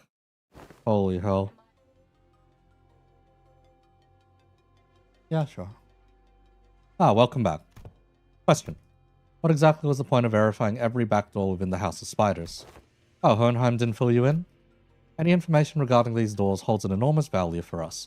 Not to mention the higher-ups requesting us to reorganize the House of Spiders into a base of operations as soon as possible, even if we have to rush our work a little. Only speculating here, but I'm quite convinced that they're preparing for a conflict of sorts. These little pockets of absolute safety are extremely valuable during these operations, as you already know. Wait, stop right there. What conflict? What operation? Are you saying that your boss are preparing for a war or something? Just feel like there isn't enough alarm in his voice, considering what he's saying. Preparing for what? Not even trying to hide it anymore, huh? Did I say something wrong? Must you ask to know? Ah, what everyone already knew. I mean, it's an open secret at this point. L Corp has already fallen. W Corp is teetering on the brink of collapse. You call us the aspiring W Corp. We call Limbus Company the aspirant L Corp, meaning we have a shared goal. But unlike the dead and long gone L Corp, the current W Corp is still kicking, despite its rapid decline in recent years. And as we all know, companies in the city aren't worth much unless they got the military force to back them, right? It's only natural that a business conflict would lead to a physical one as well. This is a mere team leader speaking, though. Who knows what the higher-ups in our companies are thinking? Either way, much fruitful collaboration was had today. This will reflect pretty well in our performance metrics, and we didn't even suffer that many losses. I can safely say you should expect a positive review from us regarding this collaboration. After saying our farewells to Alan, we returned to the forward base and shared with Hohenheim everything that's happened so far. Hohenheim and Faust did not seem willing to discuss the subject of the looming conflict, so instead decided to have Yoshu's memory and sword re-examined. Oh, Hohenheim, results out yet? Not yet, Assistant. I clearly remember telling you 3 minutes ago that it would take about 20 more minutes. Have you forgotten already? He talks too much. Roshu sounded irritated as he scolded Heathcliff, but I could sense a definite undercurrent of anxiety from the way she kept puffing her cigarettes to a stub at increasingly shorter intervals. This room might be more smoke than oxygen at this point. Mine's slowing down a tad. You're practically fumigating the room with cigarette smoke. And speed up glasses. Gonna bounce as soon as I hear the results. Both of you need to learn to respect that things take time. Yes, time is indeed relative, but the fact that I've managed to complete an in-depth analysis of an item of such mystery in a single day is an incredibly fast turnaround, and therefore deserves your appreciation. I've been attempting to rein in the more self-indulgent parts of myself as of late, but I believe this achievement deserves to be elaborated upon. It is an evident truth that such a result could not have been replicable had it not been for my genius brain. Go out to the hallways and grab any passing researcher and tell them about my incredible turnaround time, and you'll hear them say, "Whoa, done already?" And to that I will answer, shut the fuck up. Evidently tired of the two sinners alternating turns hounding him for results, Hohenheim seems to speed up the analysis and managed to hit the finish line much earlier than 20 minutes. Whoa, done already? Yes, there are times when test results are extracted earlier than the predicted time frame. Many of those instances are easily attributable to my genius at work. Then why aren't you saying anything? Give me the TR now. You did tell me to shut the fuck up, though I am attempting to observe the exact merits of doing precisely that. Ah, you think Yoshida would ever use known acronyms? Great. What if it's something like, sheesh, that's a full day unwind after work, though? And your verdict on her interpretation? That is exactly what I meant. You're still better at MTL in some ways than MTL in some ways. How she lies as she breathes. At that moment, I might have caught a glimpse of the scabbard rattling slightly atop the examination device, almost as though it were giggling. Very well, then I'll get right to it. First, the memory of the time she was complimented for her cooking has been erased. Ah, that's it? Hardly. Second, a name has been erased from her memory. You recall the name of the man who works with Manager Sod. Effie? I would have asked in past tense, had it been him whom I was referring to. Glad Miss Sod wasn't there for that. That kid, right, I don't remember his name. Oh, Pilot. Pilot was forgotten about. You forgot Pilot's name? That she did. Among other miscellaneously deleted memories are 172 hours of Don Quixote's tales of adventure and the types of food she fed to a seagull. What the fuck? Fire upon it. Does Fowl say that the memories most precious to young Roshu and me have been thrown into utter destruction? Look, Donkey, I'm not trying to be mean here, but that seems pretty acceptable, doesn't it? For the price of unsheathing a sword like that.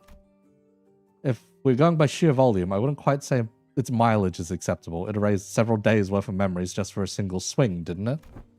I mean, yeah, but they all sound like inconsequential memories, don't they? Greg and Heath forget stuff all the time. How's this any different? This seemingly inconsequential nature of these particular memories weren't achieved by sheer luck. In fact, it seems to have been impacted by the scabbard itself, or to be more precise, the power of Arya's ego. That so? Roshu looked down at the scabbard with an uncertain hollow look in her eyes. All that remains of Arya and Roshu's recollection is a blank space, where the fragments of her existence used to be, severed and removed again. While it takes a rather significant amount of time, the scabbard seems to be, yes, capable of selecting which of the sinner Roshu's memories are to be deleted at the cost of using Arayashiki. Sounds like I should be grateful then. But Roshu regards the scabbard with a conflicted look, as though to approximate the outlines of the void she left behind. Oh, so it's got like a cooldown timer. You can use it whenever, as long as she gives it time to select the trivial memories. I wouldn't be so quick to dismiss them as trivial. The memory of the time when you were complimented for your cooking. Quite a precious memory, wasn't it? You performed an inverse calculation of the relic's cost. Yes. According to our measurements, the sword seems to factor in the weight of each memory when calculating the cost of wielding it. It becomes rather clear that it takes more than light memories to properly wield it. So have her memories been restored? As presumed, attempts to recall the erased being's existence have resulted in failure. That is quite discouraging. But not all is lost. Simply by knowing something used to be in that negative space, many things can still be remissed upon. Like Roshu said, forgotten but not lost. Locke, you've just stepped your foot into the world of Sangria. She flashes the briefest of smiles, and scatters it away with a plume of cigarette smoke. Collecting the GB will restore it. What used to be there in the pockets of void in my heart, my one and only.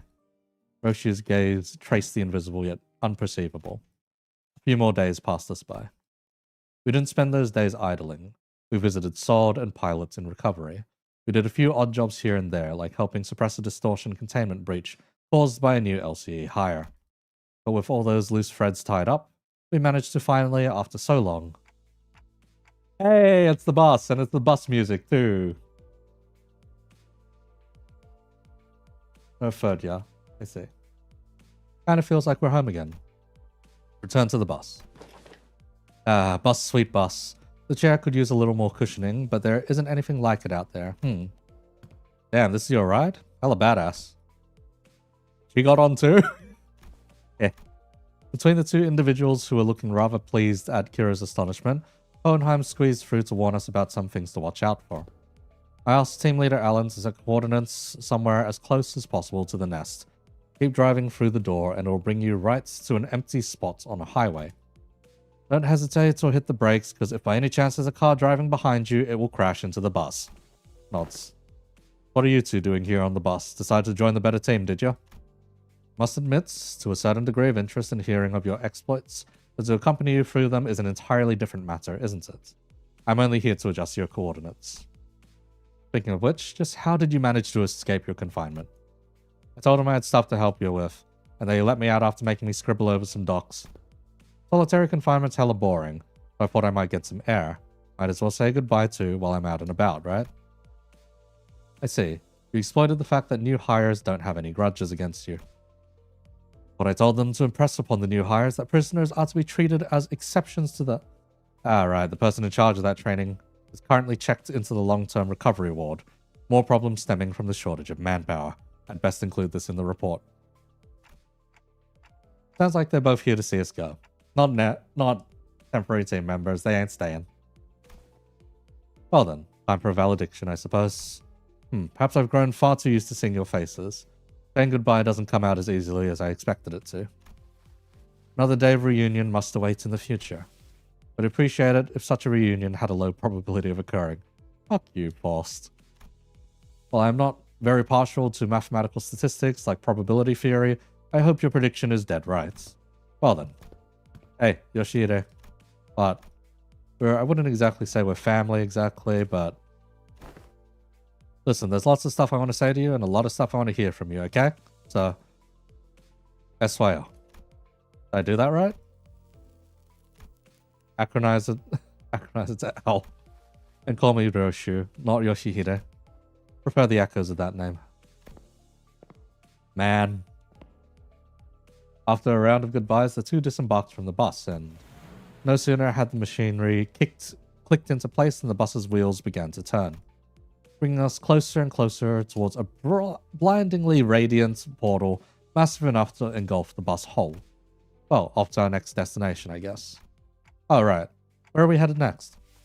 Dante inquires about the next destination, Virgilius. I don't know, that's more like it. Been too bloody long since I heard that question. Yeah, don't get too excited. When has an answer to that question ever led us anywhere that's not downright bizarre? Virgilius gave me a faint, knowing smile, as though to confirm Ishmael's pessimistic remark, then delivered a comment that sounded too light-hearted for its gravity. Downright bizarre, is it? Well, let me just say that it's high time we face such a sight. Our next destination is District 14. In other words, Manager Dante, we are now en route to N Corp. So we are going there after all. N Corp. Plenty of faces I'd rather not see. As the rest of the sinners voiced their various gripes and discontent with N Corp, Merceau, who probably had the most amount of history with the wing, simply flipped open his newspaper like usual and began reading it with the same unchanging expression. As though for him, none of this changed anything. Now departing. Brum brum. With that, the bus resumed its journey to yet another tale. Oh. This tied up a lot of loose ends. This is a very good post-canto one, is what I'd say. I enjoyed this one. It was long though. Like really long, but holy. Really long, but still quite enjoyable, Anyway, my model is getting very sleepy, which means my phone is still in the process of dying.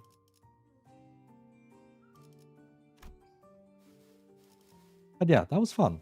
I like that one. More intervallos like this one. You can see my priorities these days are not the boxes.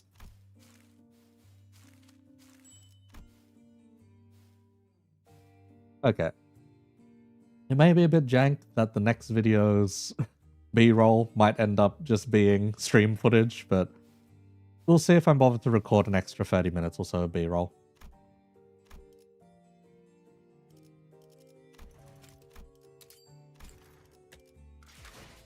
In general, though, this is probably what the team is going to end up looking like.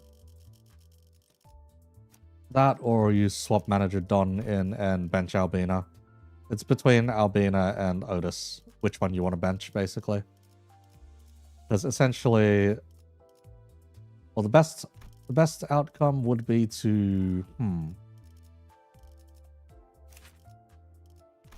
best outcome would be if we had another ring member besides them, but because being able to bench Albina and not use Otis would have been best if we were able to at least be able to use the exploit this from Don's extra blunt damage. That's the gist of it anyway.